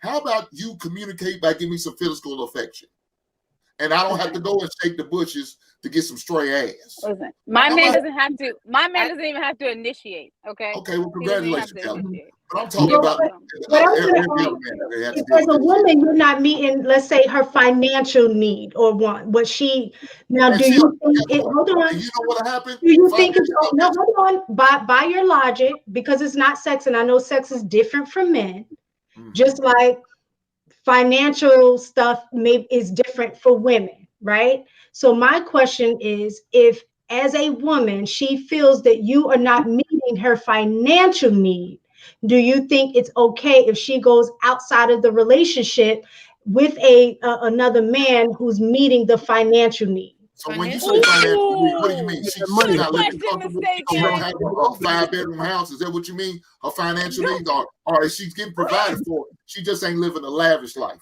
Is that what do you mean? That's when you say different though. financial needs? Mistaken. That's a different topic. You talking about finances? It's like what he's saying. Does that mean she want an extravagant lifestyle? Yeah, I mean, If it's not That is, according to him, he needs sex. I'm equating just for being in these YouTube streets. For me, is very different. I'm not moved by money, but I know a lot of women. Like they say that for them the security is the financial aspect, and that weighs very heavy for them. So just like sex, the analogy for men, sex weighs very heavy for men. If finances weigh very heavy for women, then by that logic, he has the right to step out on his marriage if those needs are not being met. And that's not the same. So it's not the same. It is. It is the same. Look, It's not the same. If we have a resident, Y'all, one at a time, y'all. One at a time. I just want to say. Mute up. Hey, y'all, they can't hear the conversation. One at a time. The reason why if you're trying to live an extravagant life, that's different though, Miss Bacon. I love that question, Mistaken. I love it. Like what example somebody gave? You know how when you flip the script, it's a different day. I think Kelly gave the example, gave no every day. The reason why money and sex is not the same, because if a man steps out to go get sex, if he's straight, he's gonna go get it from a woman. A woman who can't get money from her man doesn't necessarily have to go get money from another man. She can go get money from another woman. She can go get a job. It's different. You can't. It's not. So Yes, it is. When you go and get sex, you're restricted to get it from somebody's body, and that's the sexual preference. When you're not getting money, you're not restricted to get it from somebody's body. No. You can go get it. No. You can. Hey, Bruce, So if I'm used to getting my hair done, Bruce has a point. Man, they don't give a goddamn. getting my hair done. Bruce has a point. Stop capping, lady. No. If I'm used to getting my hair done and my nails done every 2 weeks, right? And the man I marry is like, don't worry, babe, I'll take care of that. I don't want you to work. I want you to stay home. I expect him to keep up my lifestyle, right? If he cannot do that, I'm supposed to go back to work? Time out. What's the difference in a man saying, what's the difference in a woman saying, oh, I can only provide sex to you 2 times a week? You're still getting sex. I still got a roof over my head, but you're getting the bare minimum, the copper package. What if you're used to the platinum package? What if you're used to that 5 times? What if you want that? So do you elevate, or do you just be like, just be okay with what I'm giving you? No, let me tell you what's going to happen. All I know is Bruce had a point. He gonna go out and get a second job. Y'all translate that for me. Y'all be complaining about, well, you're not spending no quality time with me anymore. Well, man, I got to get this second job to provide to take care of your like mistaken question. and your wigs. What am I supposed to do? No, she was being disingenuous with that question. That's like the question. No, I love the question. Hold on. Go ahead, mommy. Get in this. I wasn't being disingenuous. Yeah, go ahead, talk. Go ahead. No, it's all you. Go ahead. All right. So I love when Miss Taken said that cheating is a choice. We know that if you choose to cheat, that's because you want to. So I really want to break down not just a man cheating, because it said a person. So we need to talk about both ends on why a woman would cheat and why a man would cheat. And I just don't feel like it's just always about sex when it comes down to a man cheating. It's not. I don't feel like because he ain't getting no cooch, he can get cooch. Glitter can come out his wife's pussy and he still will go out and fucking cheat. Like, let's keep it real. Because you got a lot of men that be trying, they're hopping, they can be married and hop in a woman DM and say, man, and go and pillow talk to the side chick about what his wife is not doing. She can still be fucking him every night because he don't get some other type of support. Those are finessers, though. But okay, and I want to ask you one question. You That's said slander, you're right? but that is absolute slander. Yeah. And so you got but it happens. But it does happen. It happens. I'm telling you, it happens. You don't. It's not a lie. We talking about real life situations where you got simping men that can't fix their marriage inside their home when they want to go out and they rather go cheat. So.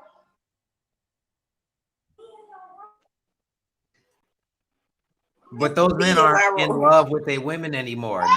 They've checked out of their relationship. That is my point. Like, are you in love and cheating at simultaneously? I don't think so. I understand Bruiser's point of, it's more about commitment and respect. But I hold the thought that to be in love means that you have the commitment and respect like that. Those are part of the pillars for a man to be in love. So if you call yourself being in love with a woman, but the respect isn't there, then that wouldn't, then that's not being in love. So, but that's the thing, and that's the thing that I said. You can initially run into a woman, have a occasion with her where you go on a date and just fall madly in love with this woman. But that don't mean that you got respect and commitment for it. That stuff has to come, man. It's something that has to come. You have to see something of value in this person to make, okay, I'm going to commit to that. This is something I can see in the future. But hold on for your question. I'm gonna let Mommy 3 finish her. In love with the box. That don't mean that you're gonna be committed to it. Yeah. So I'm sorry, y'all. It was a bee in my house. So and my kids were running everywhere. But dog, she done came. I really wanted to ask dating heart. Yeah. Because I know she I want to ask you a question. So what makes you think how can I say this? Why would a woman cheat? It's on mute. Are you on mute? You're muted. Lady Da. I'm sorry. So to my understanding, I'm speaking from observation only. Women normally would cheat based off their emotions not being met. So if, let's say, the man, they are having sex, but he not hitting it the way she wants to, they're not emotionally connected that way. It's just sex, maybe too quick or whatever. She may want to step out and go find someone that could hit it right.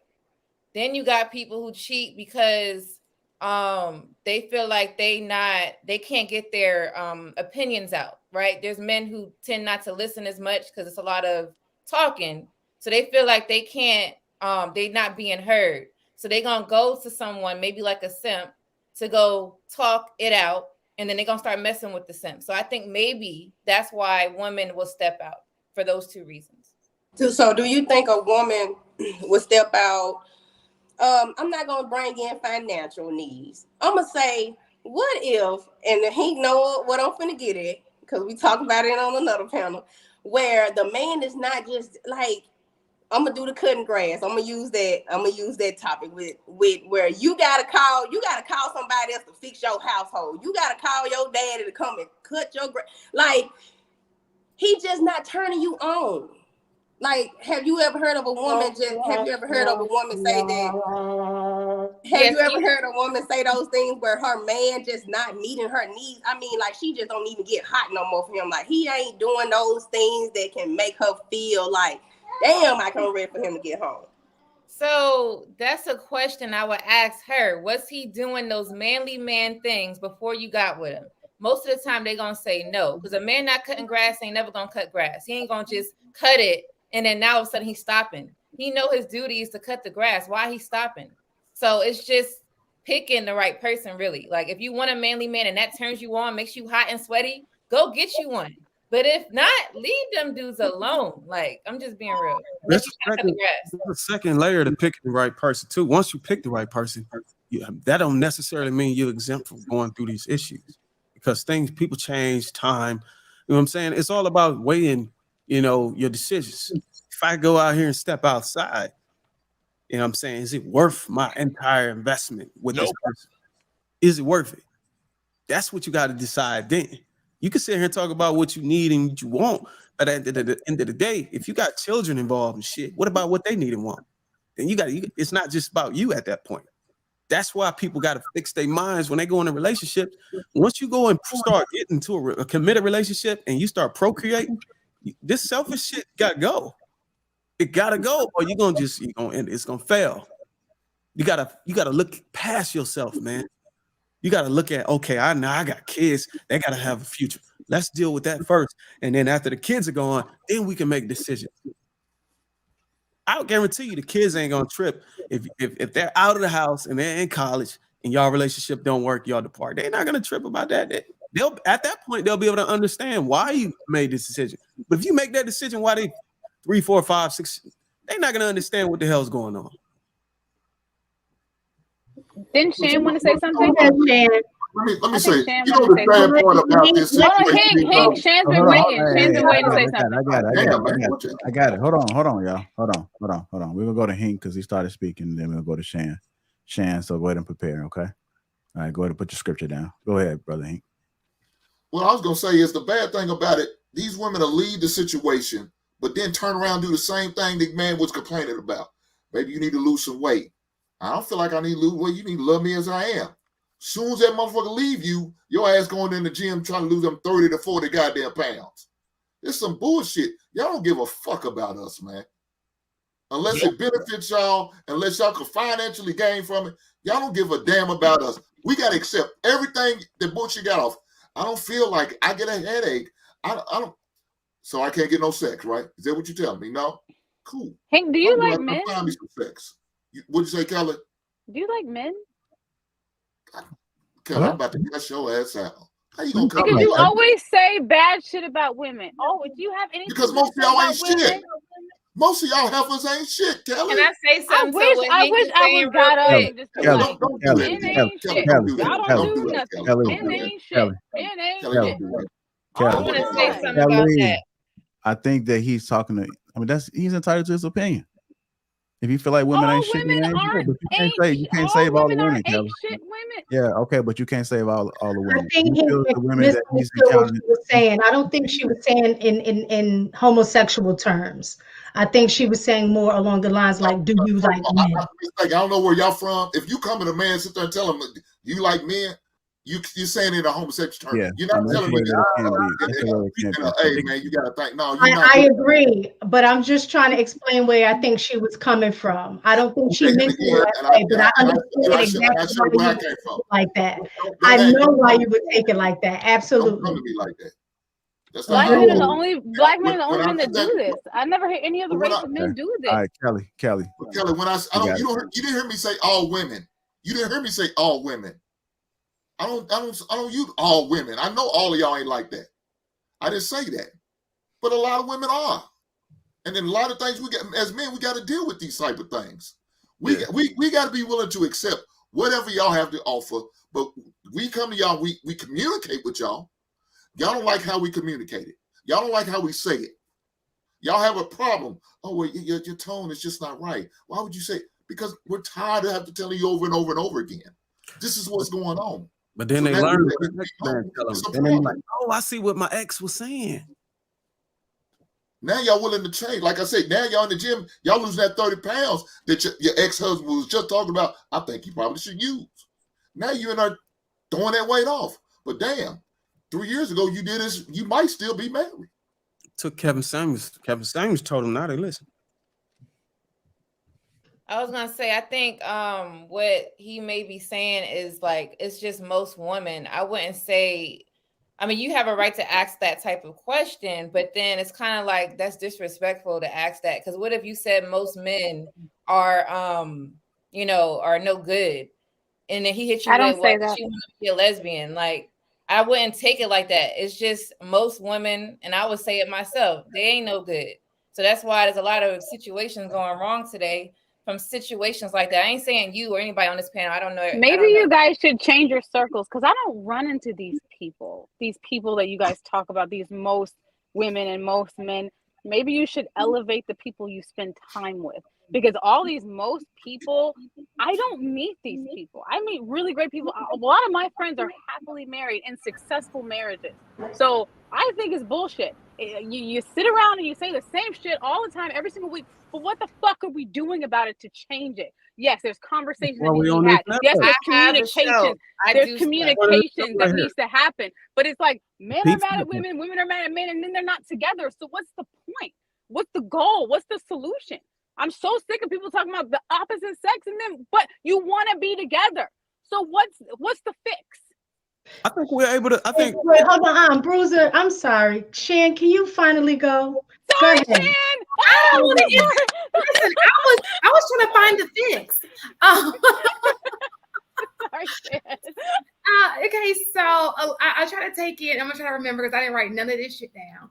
But I'm gonna try to take it from a research standpoint, from what has been backed up. I think that what I heard, I think that question, I know you guys gonna hate me, but that question that Mistaken asked was a legitimate question. It was a legit question because women do, in normal circumstances, we're not talking about Black women, we're talking about all races of women, that's just natural. Hypergamy is natural for women. Now, we've learned not to do that, but that is natural. And as a matter of fact, when I Googled why so many women leave divorces, what I came up with is most women who make more than their husbands have a higher chance of divorcing their husbands. So we cannot sit here and say it doesn't matter, because at the end of the day, it does matter whether we like it or not. In a great world, it doesn't matter, but it does. Just like sex for a man, it matters if a woman is not giving her man sex, okay? So I think that they're both valid.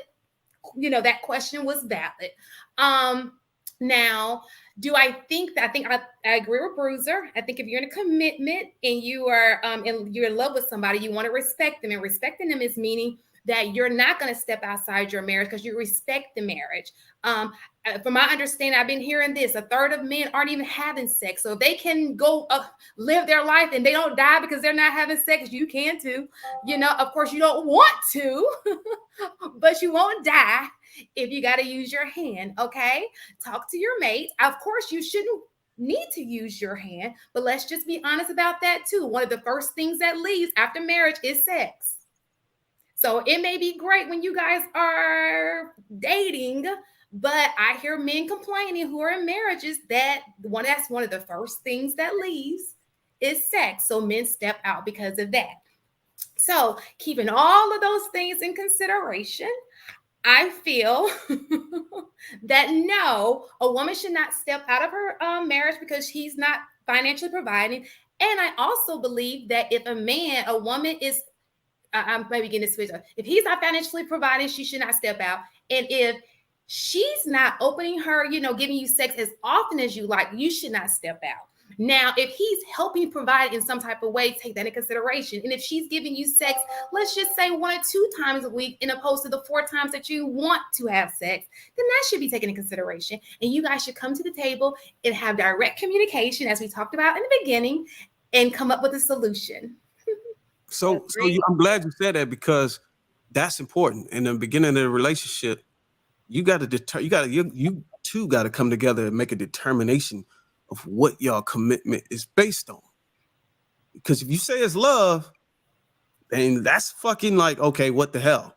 But if you sit here and say my commitment to you is based on this, and that, you giving me sex whenever I want it.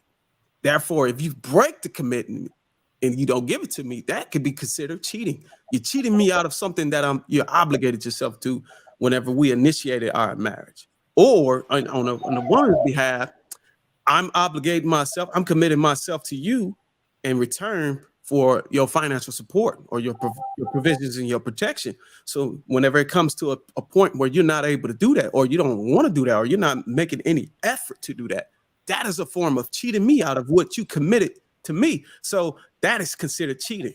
You get what I'm saying? So therefore, I can vacate the terms. I can vacate the contract. You get what I'm saying? So that's important to have that conversation in the beginning.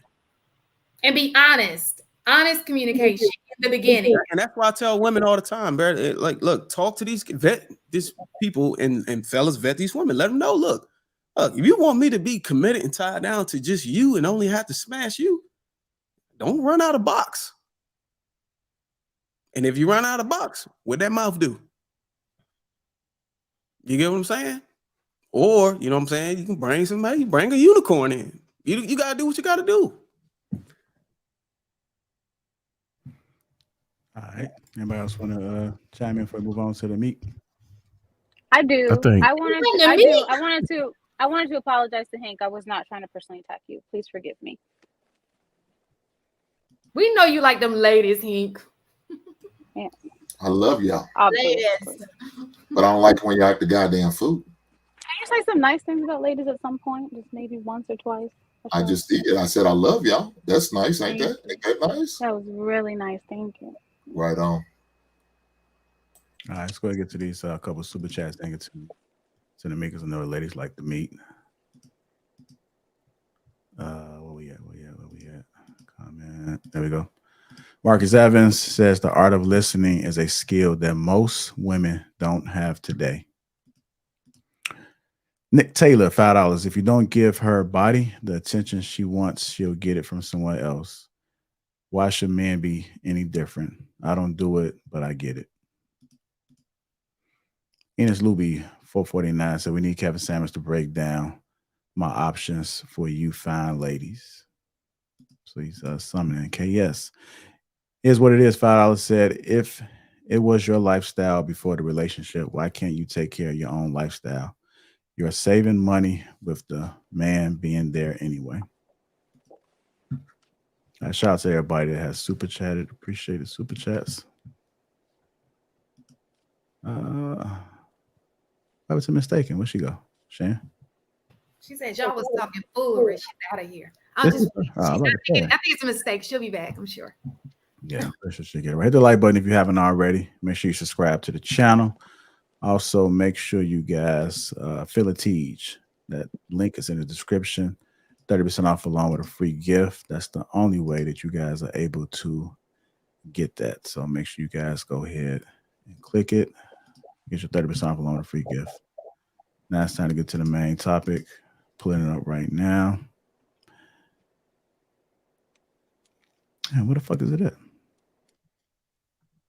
Roll Tide Roll. No, I see it. I'm just looking for the actual banner, but I don't see it. But I think I did have something else to give you guys as well. Real pleasure. Here we go. I'm gonna play this one first, and then we get to it. Real pleasure was never meant to come from a woman. Real pleasure was never meant to come from a woman. Others, I know it's painful to be a black man in America. Real pleasure was never meant to come from a woman. Listen, I'm going to say that again. Real pleasure was never meant to come from a woman. Women give men pleasure, but real pleasure comes from creative thinking and then seeing what you think come into reality by the work of your hands. That's real pleasure. All right, real quick. I'm telling you straight up. I see Bruiser playing that. Real pleasure was never meant to come from a woman. What do you guys thoughts about that real quick before we get to the meat? I do have Was that Derek Jackson at the end that's sitting in the crowd? I have no idea. You didn't see that dude sitting in the crowd? I saw this earlier and I wasn't paying attention to the crowd, but while I was playing, I was queuing up the main topic and listening. So I didn't see who was in the panel, but maybe it was. I don't know, Bruiser. I don't get it. Can someone elaborate on that video? I mean, I feel like it's trying to say like a man's true satisfaction doesn't come from an interaction or an encounter with a woman. A man's true satisfaction comes from what he builds in the world, you know, seeing a vision be brought to life. Like, you know, I have this idea for a business, then I do everything I need to do to build it up and it becomes what it becomes. I get more satisfaction out of that instead of any encounter I may have with a woman or what a woman can give me or empower me or lift me up or any of that. That doesn't compare to my own mind and what I can develop in the world. Let me see. What is all of that stuff that the man would have without the woman and the kid? Let me try to see if I could translate what he said, sort of what he said, and sort of try to elaborate it. Okay, so what I think he's saying is we talking about pleasure, and I'm thinking about sex. So when he's talking about on those terms is the pleasure comes from your imagination. And when I go to imagination, I think your fetish. I think it's what you desire in your mind. You get what I'm saying? Stuff you do normal sex may not even be a man's fetish or a woman's fetish. It's all about what you can imagine. If you can think of stuff, if you can be creative, you can go through levels of pleasure. You get what I'm saying? So I think it's what you create in what he say you create in your mind, which is why a person can not even have sex but still be able to please himself based off of their imagination and creativity, being able to create technology, being able to touch themselves in certain way, being able to touch themselves and think about specific things that can make them get off or some shit like that. I think that's what I meant by creativity. No, let me jump in. It is a man's goal and drive and his dreams. My father used to always say, a man can't choose you over his goals and dreams and what he wants to accomplish in life, because he'll eventually end up resenting the woman he chose over his goals. So, like, for example, the guy who gets his high school sweetheart pregnant and he was planning on going to the NFL, he stays home to take care of the kid instead of going to pursue his dream. He'll end up feeling like he gave up everything he wanted in life to be with you. So the best thing a woman can do is support his dreams, support his goals, and he'll end up loving the fact that and appreciating her for supporting what he wanted to do in life. That's how I saw what he said. I think what he was saying is building. As a man, that's kind of what you were put here to do, to create and build. Whether that's a community, whether that's an edifice, buildings, or art. You know, I used to do music, and it was gratifying to look at something that I scribbled on a page, you know, hum something in my head, and then watch that transform into something that people got gratification from. That was pleasing to me. And that, what I think he was speaking to was just different forms of that. You know what I mean? Whether you are, you know, great at engineering, you know, you're doing railroads, or you're building buildings and layouts, like just watching that come to fruition is what pleasure is. And Oh, we wasn't talking about sex. And we've gotten sidetracked by sex. You know, the pleasure, we've gotten over gratified by some shit that, you know, creates kids or was made for legacy, but we've turned it into the kinks and everything that you were speaking of. You know, nah, I don't just want regular pussy. I want pussy falling out the sky. You know, I want to jump out a plane while I'm having sex. Oh, you only jumping out a plane having sex? Nah, I want to, you know what I mean? Like, we've just over sexualized to where Said put the pussy on the chain wax. like we just totally miss what pleasure really supposed to be. But They men, don't like KMPL like that. they build legacy and do all those things for their woman and their kids, not for themselves, because they have all that stuff, but then who they gonna give it to? So I think pleasure should be kind of from a woman. I don't know if it's sex or not, but just in general. Because you can have all that and then what? Now what? I mean, but you get the pleasure from a woman. It's, I think the video is just saying, in comparison to this other thing, it's not like either or. It's just like, if you had to rank them, a man's ability to create, you know, see a vision created and see it come to life is more pleasurable overall than maybe the connection or whatever that he may have with a woman, which might be temporary.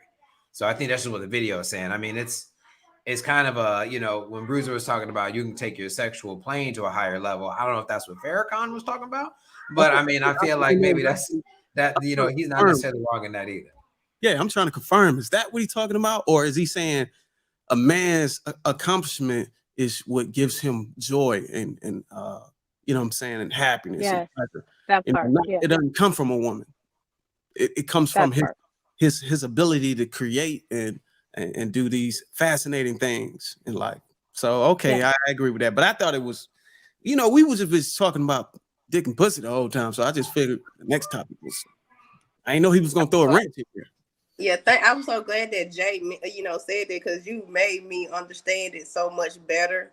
I really appreciate that, and I really hope that our young men that's out there that don't make the same mistakes we made and understand it. I feel like they should build their legacy and build themselves first to really feel that pleasure of accomplishing, you know, just starting their own business, or, you know, going to school and doing exactly what they want to do, and then start a family to kind of, you know, be in that pleasure. Like, it's, man, because you got a lot of men out here just creating kids that, you know, they never felt that pleasure before. They don't even know that they can reach that. If your happiness is attached to a woman, if your happiness and your pleasure is attached to a woman, you in big trouble. You need to find something else. Oh man, yeah. I agree with Jay, because I mean, mine was never woman. Mine was about making money. I mean, that was my pleasure. Right now, I sacrifice some sex to make some money. I mean, it's just what it was. I mean, and it's all about what I was doing, whether I was creating something or building something or just doing something to manifest some money. That was my thing. Yeah, you're right. Because sometimes I'll be up here editing, and the wife be like, "Hey, look, you trying to get in quickie?" I'm like, "Hold on, I gotta finish it because it's gonna take me. Got so much shit to do tomorrow." I get what you're saying. I'm guilty to that. Yep. All right. I feel you on that. My bad. All right, let's go ahead and get to the meat of the conversation. Definitely appreciate you guys' patience in that. Do had it up. I did have it as a topic as well. If you haven't already, hit the like button. Also, make sure you subscribe to the channel.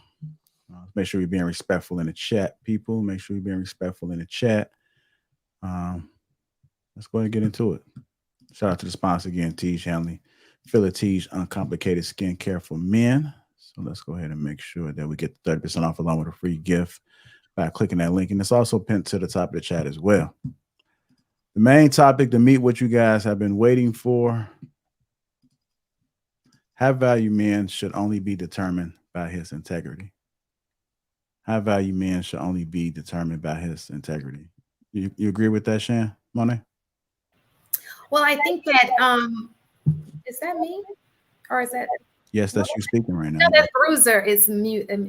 Well, I'm saying I hear myself echoing. That's why I was asking. It's better now, I think. Okay, thank you. And so, I think that that's part of it. Yes, I do think that character, which includes the integrity of a man, should be included on whether or not he is a high value man. Now, is that the only question? Can I elaborate, or do I have to stick with that? No, I just wanted to get your general thoughts. I do have a clip I'm gonna play. Oh, okay, go ahead. Yeah. But no, okay. Let me see the clip first. So. Oh, you always want to see the clip, y'all. Safe. Miss Taken. You think that's true? High value men should only be determined. I mean, for me personally, I base value in character over money, because you can be a person that has money but have poor character, but you can be a person that have great character and may not have a whole lot of money.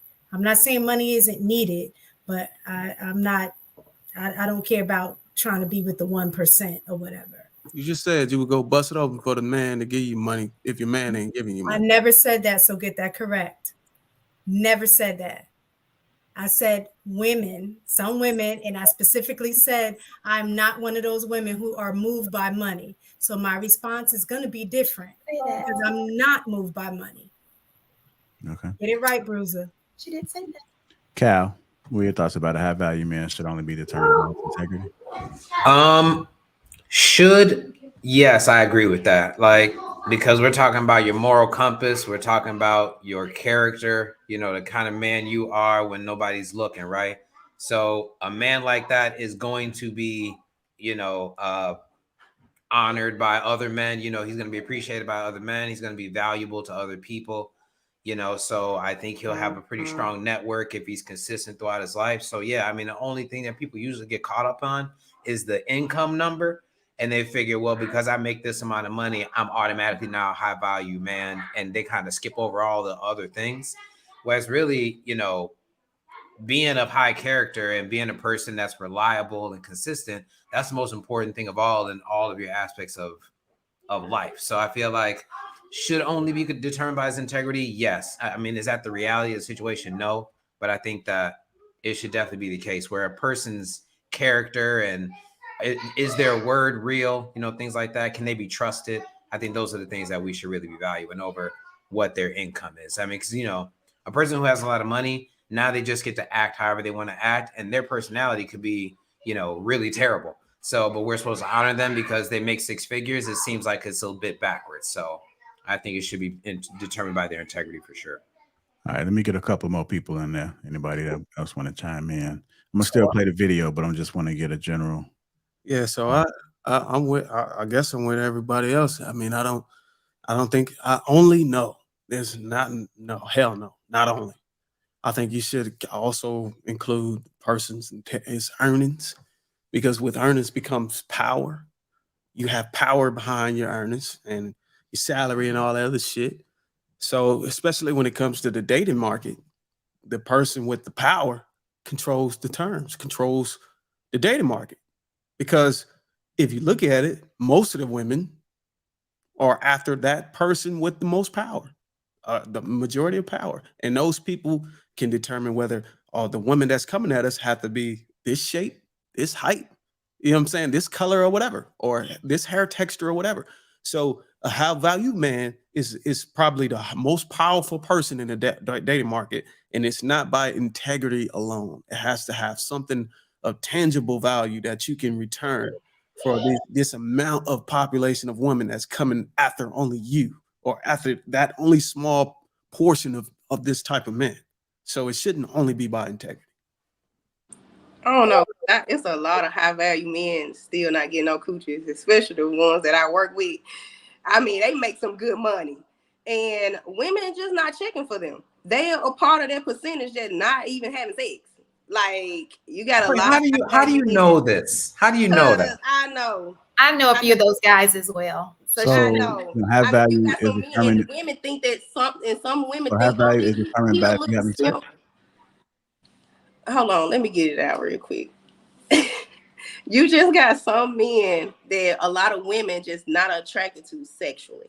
And we done talked about this. That percentage of men that just not getting some. They're just not getting it. We talked about that, I think, last Sunday or something like that. So you got like a lot of men, they make a lot of money, 6 figures, 7 figures, and they don't have no game, no nothing. And they just out here just really like winging it. And some of those men are even getting played. So you would say that those men are not high value because they're No, I didn't say. FMV. I said they have value, but they're Okay. not having sex. Like, they're not getting like what you just said. Like, they just on this pedestal, women falling, for them, and you got a lot of men that's like really making the bag and this and that. But I I don't think it's a huge population of men that makes 7 figures that's not getting sex.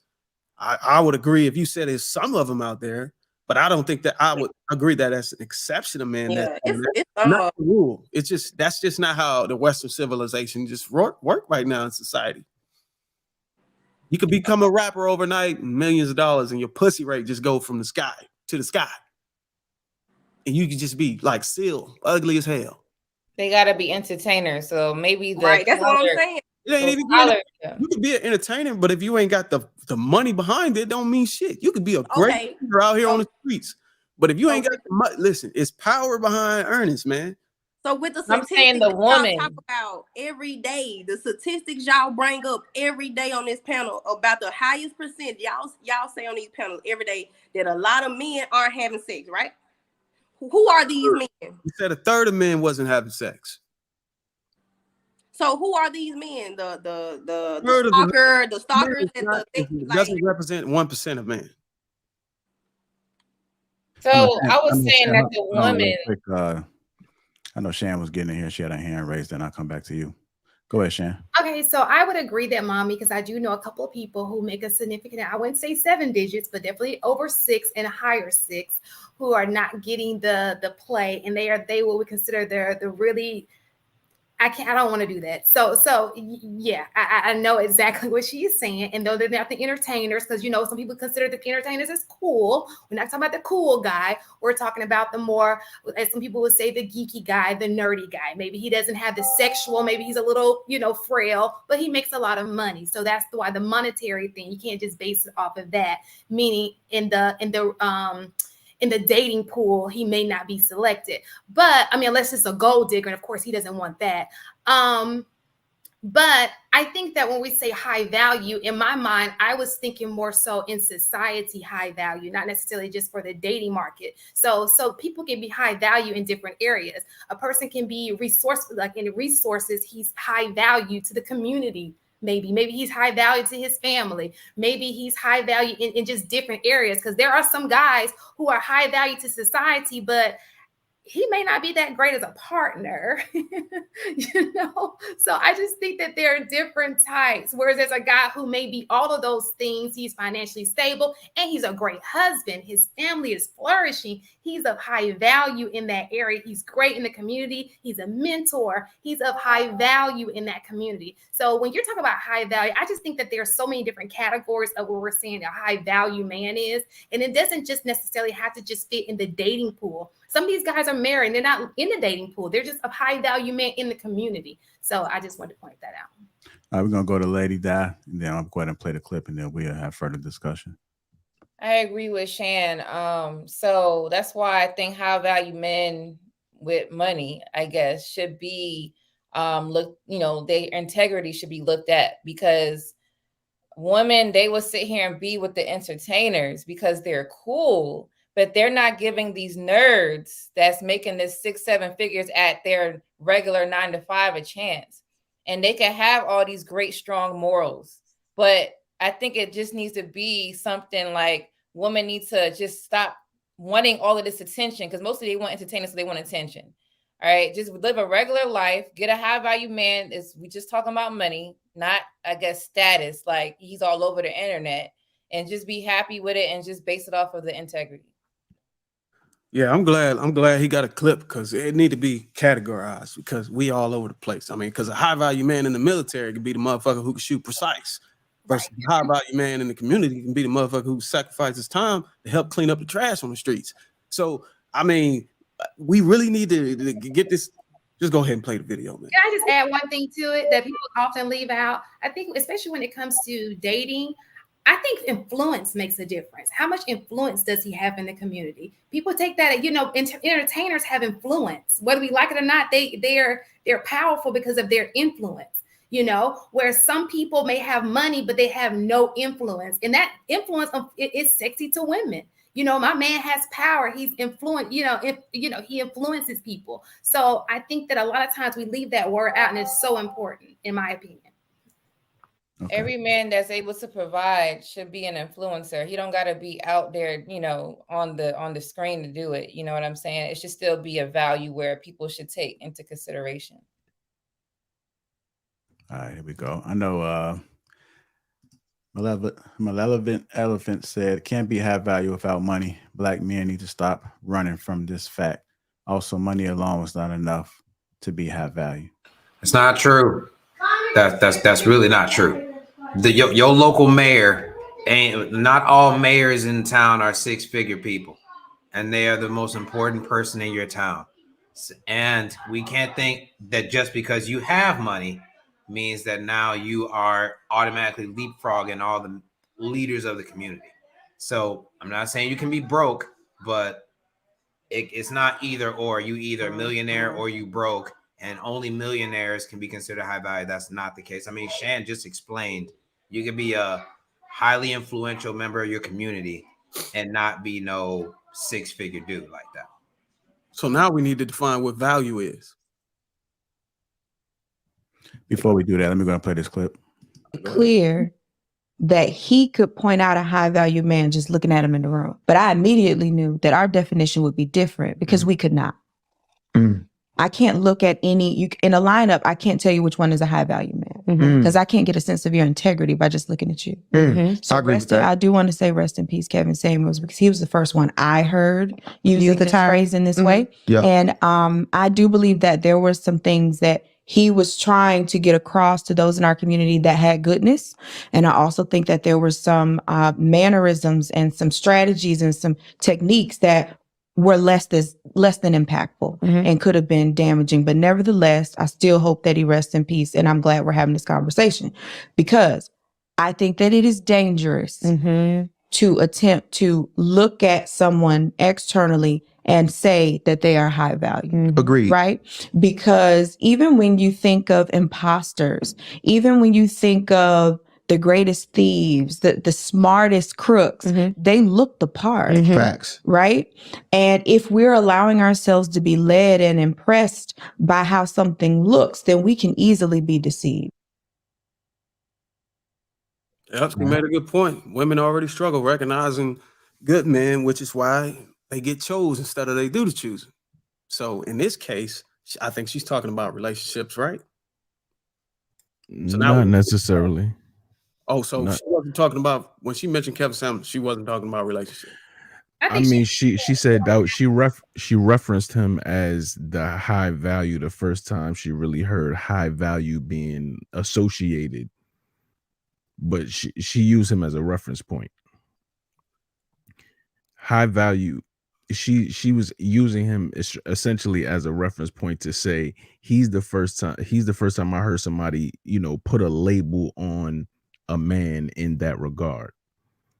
Yeah, and I think she was saying that she can't just walk into a room and spot him. You know what I mean? Because she doesn't know their personality. She doesn't know their integrity. So the purpose some people saying that you can. She says she can't. What is the purpose behind being able to be not selective? What is the purpose behind being able to walk into a room and spot one? What is the intention for what? What goal? to identify their value or their usefulness? Probably to identify a target. You know what I mean? If you're trying to keep it to relationships, I mean, I want to be able to walk in the room and spot the most valuable guy. That way I can get next to him. Where you can increase your chances of having a good relationship, maybe, because he's a high valuable person. So can we just agree that he's talking about relationships? She's talking about relationships. Well, I think it's probably finding a basic understanding of what that means, because truthfully, value is subjective, right? Because everybody may value something differently. So the working definition of value, I think, is where we get like mixed up. I think a lot of times when in the YouTube streets, I'll say, when we're referring to a high value, I think they're referring to economically high value, not necessarily integrity or character in terms of high value. So I think we just need a general working definition that we're talking about, because it doesn't necessarily mean. Well, no, because value is subjective. Like I said, I don't value money the way everybody else does in terms of provision or relationship and have it up here. I'm not saying that I want somebody that's broke, because I do have needs, like I want, a house and things like that. So you do need money, but I'm not one that's looking for the mansion. Somebody else might be looking for the mansion and may consider like my husband not to be high value. But for me, he's very high value because of the things that I look for. I look for character, I look for integrity, and he's on a 10 when it comes to those things. So that's what I value. So let me ask you this. So that's okay. Real quick, Bruiser, real quick. Kevin Samuels made the distinction between high earning and high value. You understand what I'm saying? Like there's a difference. High earning naturally is money. Value is your usefulness amongst your peer group. No, that was more to high value too. It was your earnings, it was your LinkedIn levels and all this, being able to maintain a LinkedIn network for over maybe 4 to 5 years or something like that. Consistent on a consistent basis.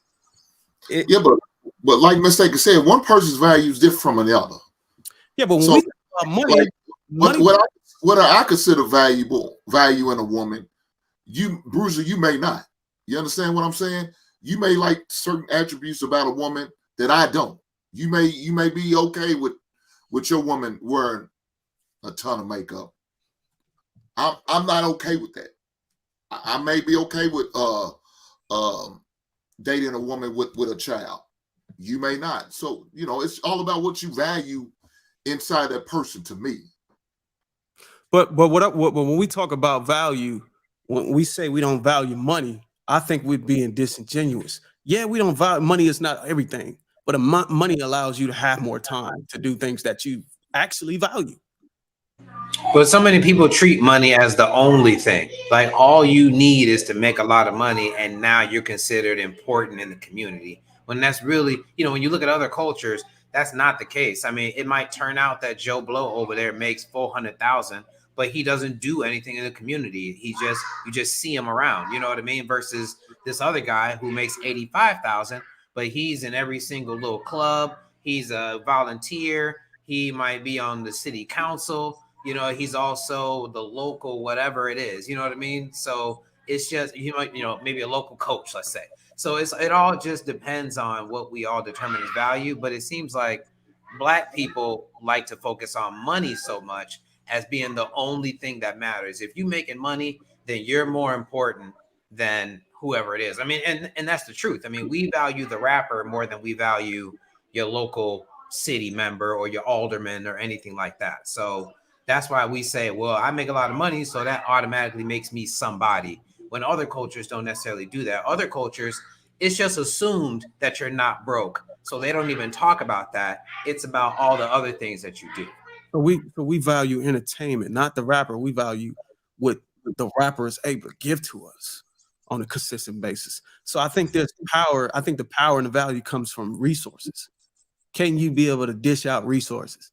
And in order to do that, you got to have some type of revenue. You got to have some type of money. But those people that aren't doing it doesn't make them not valuable. It just makes them not useful. You get what I'm saying? I think you listen to what you want to listen to, because like you miss, like I think you missed everything Cal said. No, I didn't. Miss Why? I just really feel like you still brought it back to money, and I just think you kind of like had selective hearing on what he said. No, I don't. I think I ain't gonna say I'm an exception, but I think this is an issue that Black people struggle with. They don't see that. They look at money as not a value when all these years, you know what I'm saying? We probably should have been looking at it as something to value, because that's how you create generational wealth. That's how you're able to dish out resources. But because we don't value that, we look at it as value because we never had it.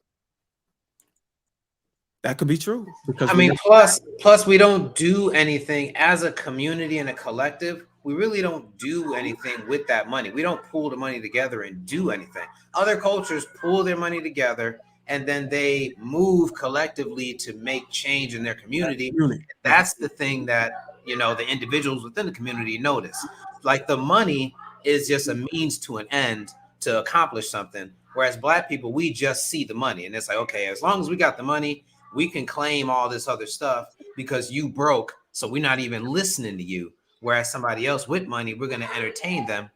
And that's just not the case with other communities. You know, the Latino community isn't rolling around with a bunch of wealth. And yet there's members of their community that are leaders that are very valuable to them that, you know, they're not rolling around in money like that. Go ahead, Shan. I know you've been trying to jump in. You're on mute, Shan. You muted. I thought I took myself off.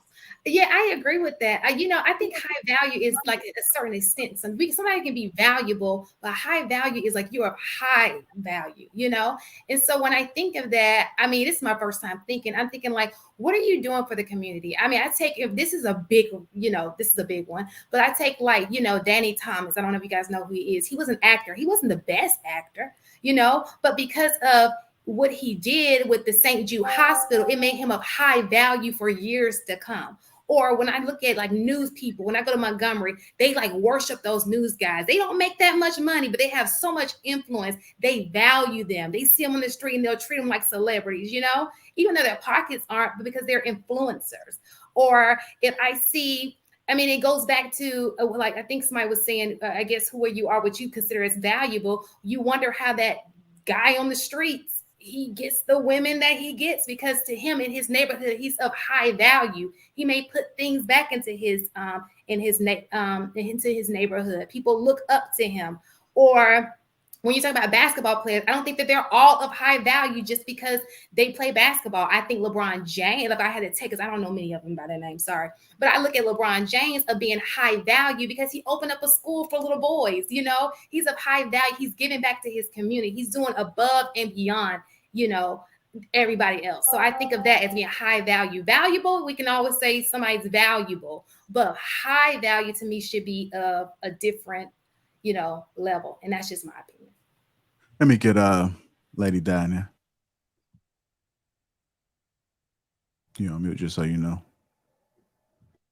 Sorry. For me, high value is not, how should I say? Yeah, I expect a man to have some type of money or want to elevate to make sure that we have some type of financial wealth, financial freedom. So I'm gonna pick a man accordingly like that. But high value to me is what he brings to the table as far as intelligence. How can he make, let's say, $10 turn into damn $10,000? Like intelligence and being a leader, helping the community, stuff like that is high value. But everybody has their own definition. So I don't know. I guess it depends on you. I think too, when you look at it again, like how I said, it's subjective. It really, what makes something value or high value is the fact that there's not a lot of it, right? So like you can have a diamond is a rock, you know, just the same as you throw in a river. But what makes that rock more valuable than another one? And it's about the rarity of it. That's why, you know, I ain't gonna get into the history of that. But the bottom line is that it's the least amount of it typically makes the value of it higher. So like as guys, when y'all talk about women, a lack of traditional women. So when you come across a traditional woman, it makes her more valuable because the other women are not traditional. And so I think it's the same thing when it comes to That's not what men makes her high value. or looking at men that are a high value. It's about what is it about them that is the rarity that everybody else wants. Sometimes it can be money. Sometimes it can be access. It can be power. It can be like all of those things. But it's again falls on the individual when we're talking about relationships in terms of what is that rarity that they're looking for that would make that man high value. I think what we did was cool, but we really individualized everything. But I think it's going to take some energy and a little bit more thinking to come to a more general thought, a group thought on this thing. Because if we keep individualizing it, it's gonna have many different meanings because everybody look at value differently. But if we're speaking to a mass of people, we want to be able to we want to be able to speak to a majority and have an understanding, a group, united understanding of what this high value man thing is. You know what I'm saying? And that's why I said it was important to figure out, are we talking about the dating market? Are we just talking about just people in the community, or just like I think we need to find what do they call it? Bruiser, don't you think there's overlap in that community? I mean, a man who is appreciated, let's go with looks all be in general. You know what I mean? Like let's not think that it's some extreme where he's a high value man, but he ugly as hell. Like, let's not think that. Let's just think your average man. So with above average income, that man is going to also have a pretty high market or a pretty high value within the sexual marketplace like he does in his community. The people in the community are going to recognize, especially if he's single, the people in the community are going to recognize that, okay, this man is single. Not only is he loved around here, but there's an opportunity to be his girlfriend or wife. So, or such.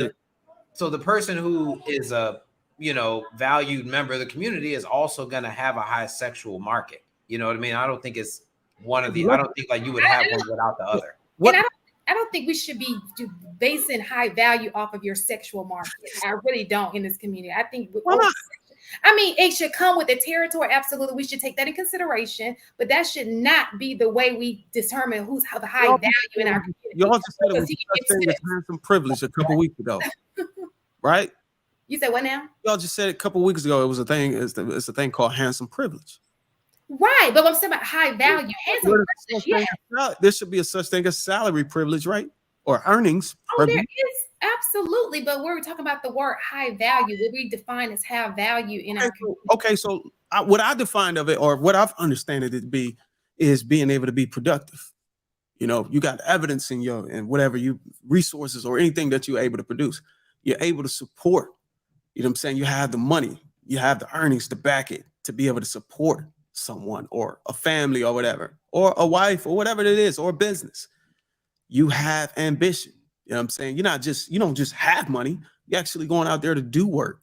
And I don't think you got to be restricted to a community to be high value. Most of these guys don't even visit a community that's high value, that's able to bring resources. Some of them who's able to bring resources oftentimes get killed by the community, handing out turkeys and shit. So I don't think it's restricted on your location. It's just who you are as a person. It's the means that you're able to provide, the strength and how much power you have, how much resources you have, you know what I'm saying, that you can just give out.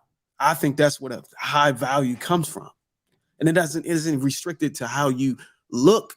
The only times it has a play on how you look is, okay, so if you ugly, then you have to earn a little bit more to compensate for the ugliness, versus somebody who isn't as ugly, doesn't have to earn as much as you. Because y'all can correct me if I'm wrong, ladies. You know what I'm saying? If a guy is ugly, but he makes 50,000, if it's that same ugly person will be more attractive if he made 10 million. You get what I'm saying? So the compensation is there. So that's what I'm saying. But what if he made 10 million, but he's just sitting on it? He's not doing anything with the community. We don't even know he has 10 million. Like how much value is he bringing to the community if he's just sitting on 10 million? We have no clue that he even has 10 million. There's a lot of people we have who have money. We don't even know they have money. They're just sitting on it. Just so basically, you restrict him to what he can bring to the community determines his value. Thank you, Stan. Thank you, because that's exactly what she was saying.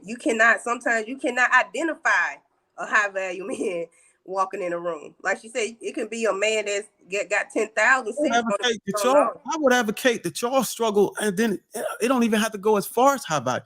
I would advocate that women on a majority of women can't determine or decipher between men who's good and who's good for them or bad for them. That's true. Let alone to try to go to a high value man. You already can't. You getting finessed by Pookie for babies. So like, what is this? Yeah, I think for y'all specifically, this conversation right here probably be for like men. You get what I'm saying? Because I don't think y'all can determine. I don't think y'all had a capacity to be able to like point it out. Like the lady stated, she couldn't walk in the room and see that. Yeah, she was looking for something that was more, and I think a lot in the Black community, what we look at is totally different than what people who are truly high value. When we have money, the first thing we do is we flex with it, so we can wear our value on the outside. So when you walk in a room, you can identify me as a person with high value. But if you are around people who make money, just in my experience, they're not flexing like that. They're not wearing, all of this stuff so you can see that they're high value. The only way that you would know, even if they're wearing some, is because you're familiar with like looking up stuff. They don't have name brand things all over their clothes so you can see what it is. They move in a whole different way than I think what we've been taught or what we practice as high value. We gotta make sure you see it. Whereas I think that's what she was getting at, is that what she values or what she considers to be valuable, you're not going to be able to walk in a room and identify it. The way I'm gonna be able to identify it is through building relationship with you. I vetted him. What your integrity is, to see what your character is, to see all of those things. And when you walk in a room, you can't see that. You can see influence. You can see those things when you walk in a room, but you can't see character. So you would agree that most of the women that the reason why they're bypassing these good men that could be potentially high valuable man, it's because they looking at the brother over here that's wearing the Cuban links and shit and Gucci all the way from head down, and then they wind up stuck in a bad relationship. Instead of taking the time to vet, they looking at what the appearance is showing them. So let me ask you a question. If we're talking about dating, are we saying that married men who are committed to their relationship can't be high value men? Huh? Who said that? What I'm saying is, if we're focusing on, the dating aspect, the man who the eligible bachelor. So are we saying that the guy who is married, who is not looking to get a side chick, all that kind of stuff, he's of no value? He's not high value? No, I didn't say that.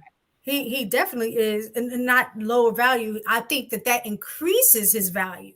When he's married and committed to his relationship, that makes him even more valuable. And you'll see even more, if we're looking at accessing women, more women will want that married man.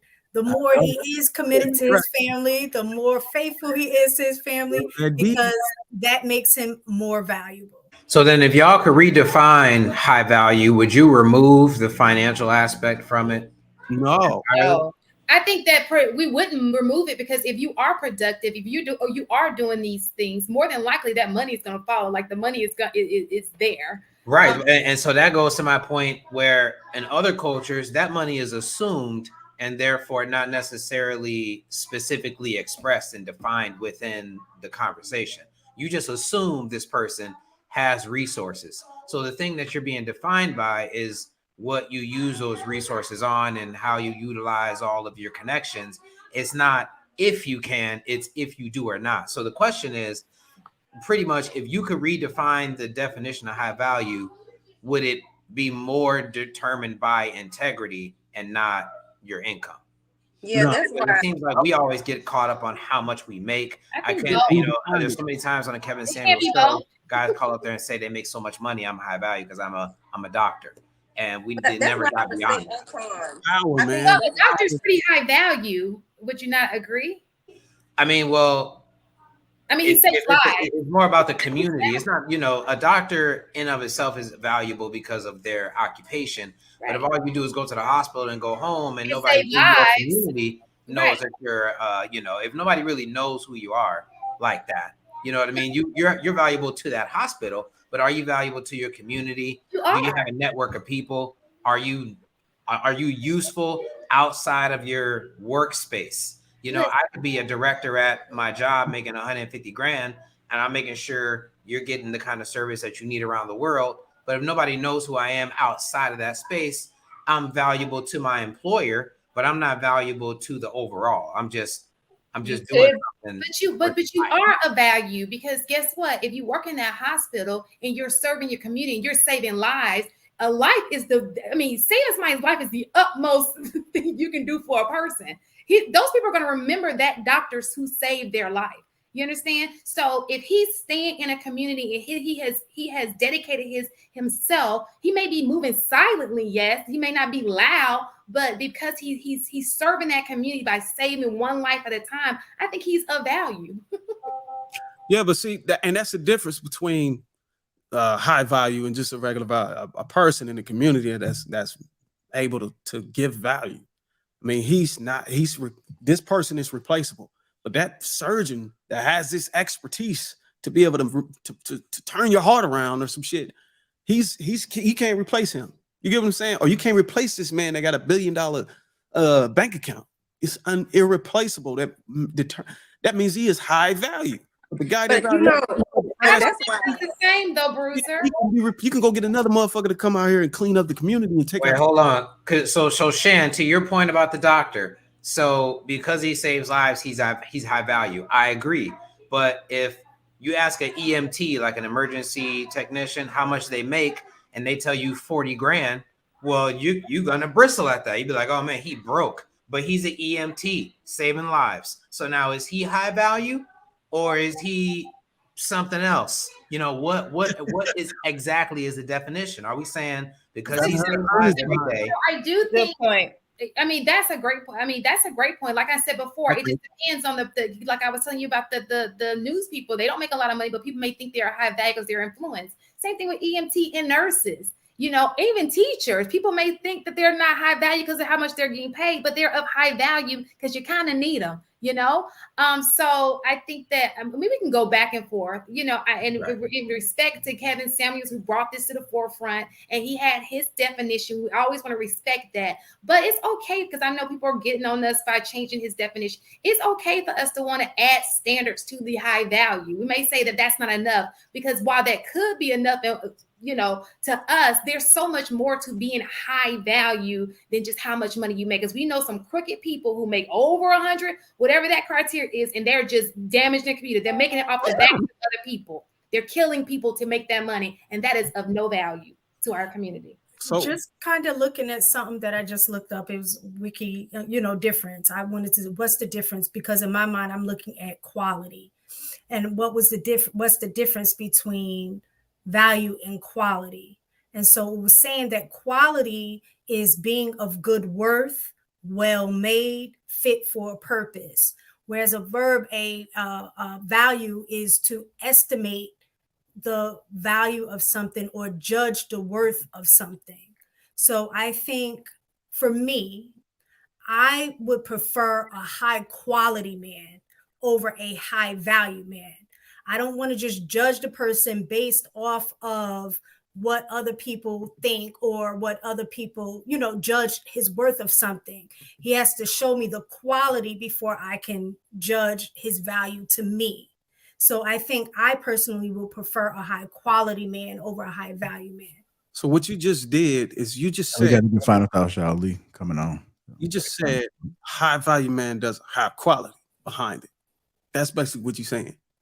So you choose high quality, man, because you prefer high quality, because the contrary to that isn't providing you high quality. That's what you're saying.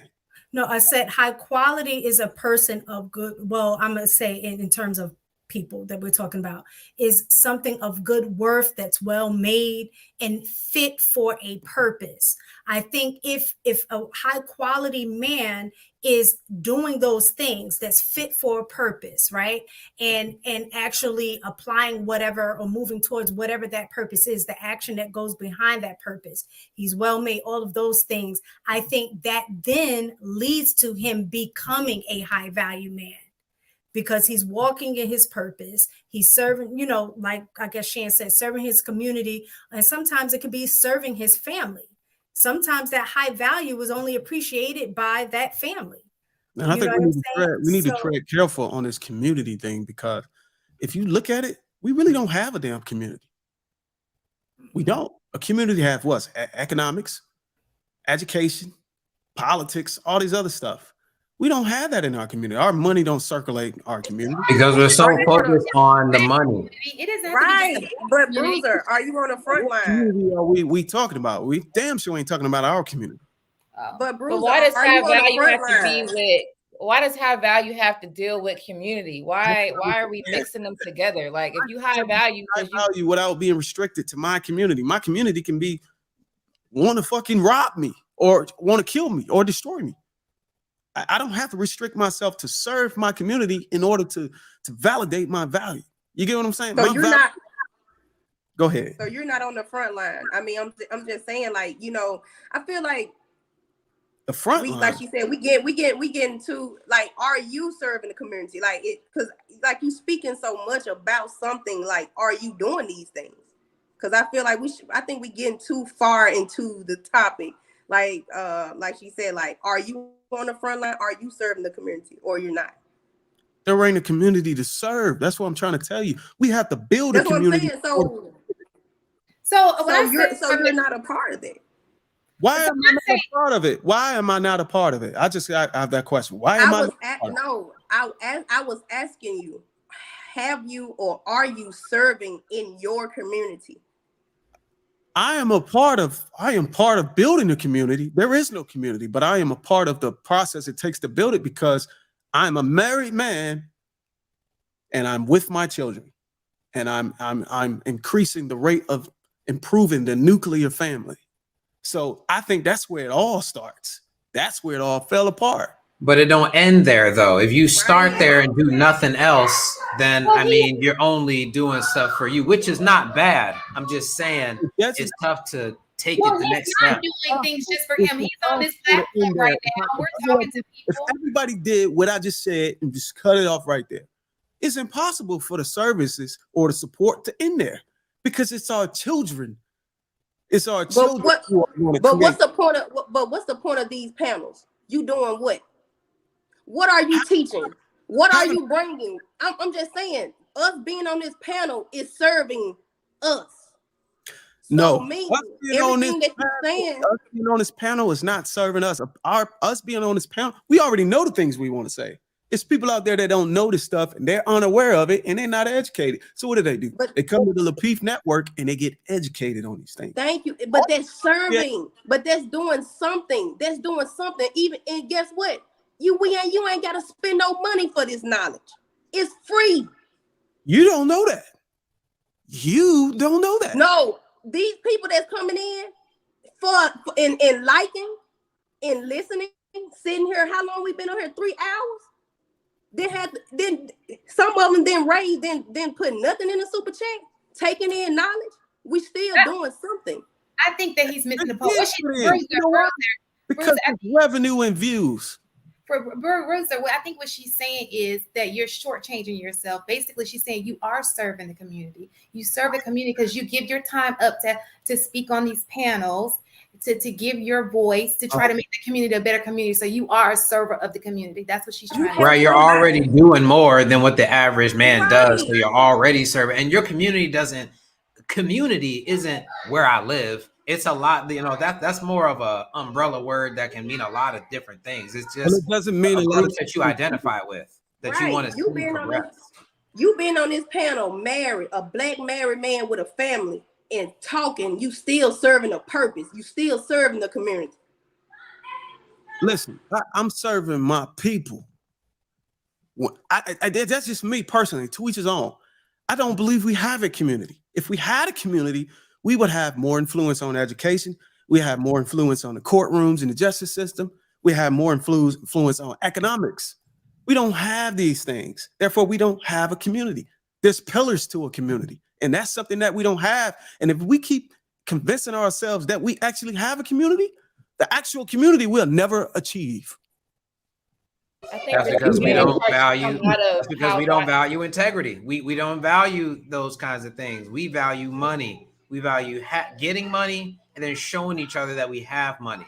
The integrity part, which is why the question is, should being a high value man be determined by integrity? Should, not like is or is it or anything like that. It's just asking the question. If you could redefine it, would it be more integrity? I think it should be more about integrity. You forgot one thing. It said only. It said only. Oh yeah, take away only. Take away only. Yeah. Right, so we gotta go ahead and try to bring us to a close and leave about the radio start. Let me just get the final thoughts from Hink and Jay, and then we'll read super chats and get up out of here. You guys want to contribute anything? There's no pressure. Good, Jay. What about you? Yeah, I'm good. All right, Hink, you good? Yeah, I'm good. Okay. All right, church. John Q. Well, John O. $5.99. Appreciate that. It is what it is. $5. Money is the issue. Women don't want to match you on being practical in the family. We played ourselves, gave them money, and still asked for nothing. 100. Enos Luby 179. A man's purpose is his pleasure. Andre Dale, $5. A man on his purpose is more satisfied than anything. You don't bring a woman in until you're on it. Exactly, Jay. But this is not a super chat. I read this earlier. Andre Dale, $5. Without integrity and character, then who are you? Money will come. From my point of view, without integrity, you're low value with money. The man versus the male. Which are you? No Cupcake Zone 199. If you're not hitting someone, it's simple. I don't know how to say that one, but $5. High value man are determined by what a man creates for the world. Salute to you for that. It's Louis 449.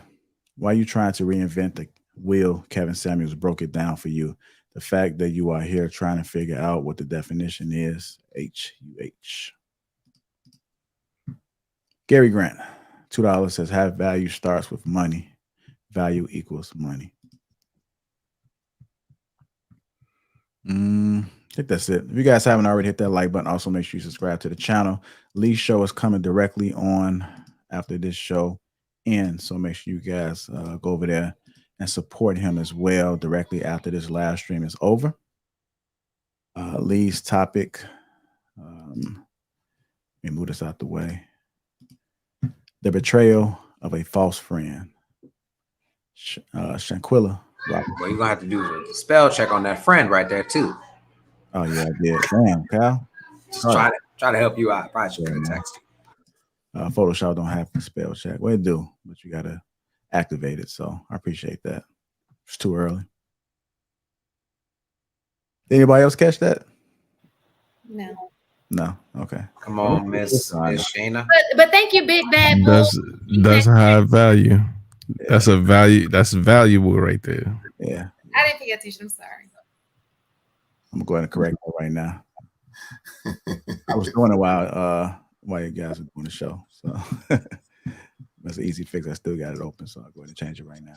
Hit that like button again if you haven't already. Let's go ahead and take the same energy over there to Lee. I appreciate you guys' perspective on the panel today. Lady Di, good having you. Good perspective. Look forward to seeing you on some other shows. Enjoy myself. Mommy 3, great to have worked at the internet. Good to you with that. I see you got it together. You might have to go that route. You just get you a stand so it's stable. Are you holding that phone the entire time? See, no, I'm on my iPad. I tried to text you, but for some reason. So it's my laptop. So that's what's going on. It's my laptop. I gotta go take it to D Squad. Something ain't going right. So I'm gonna figure it out. Apple ain't shit, Jay. Yeah, my MacBook, I think I don't know what's going on, but I figure it out. But the internet is going good. It's good. So I think the key is where you gonna take the computer to? She said Geek Squad. Yeah, you know what would be nice? If there was a black-owned here we go. Right. Community app, huh? Hey, I ain't gonna lie, I'm from the country, baby. I love to go somewhere cheaper because, hey. Now you gotta associate cheap with black people. Damn. Look, Yeah, Logic, I would. Logic said he want to Hey. make you a mommy of 4, mommy 3.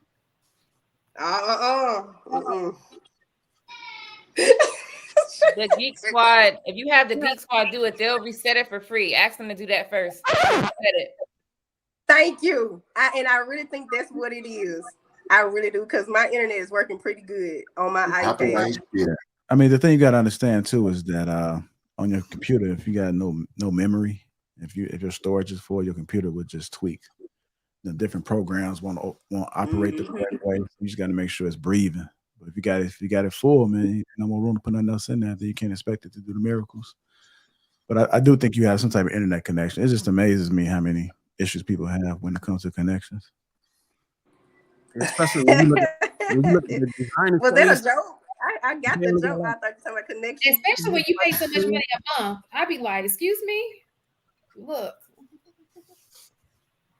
All right, y'all. So I'm cool our show, man. Hit that like button. Make sure you subscribe to the channel. Appreciate you guys. Enjoy your Sunday. We out, man. Good show. What's left of it? Damn, we've been on here all day. Pink, what happened with them Bears, bro? They got work. Again. God damn. Against the Suck ass, man. Suck ass. Shit. All right, y'all. Catch y'all. Playing for April, Cal. We playing for That's April. how dance.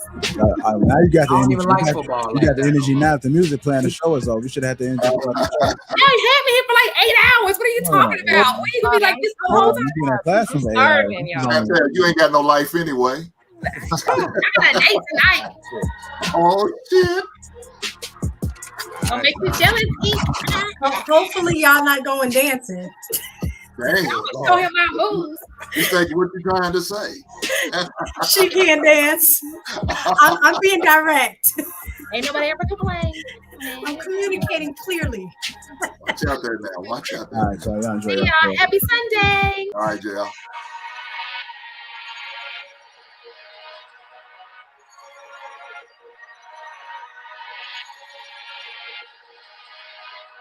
Woo!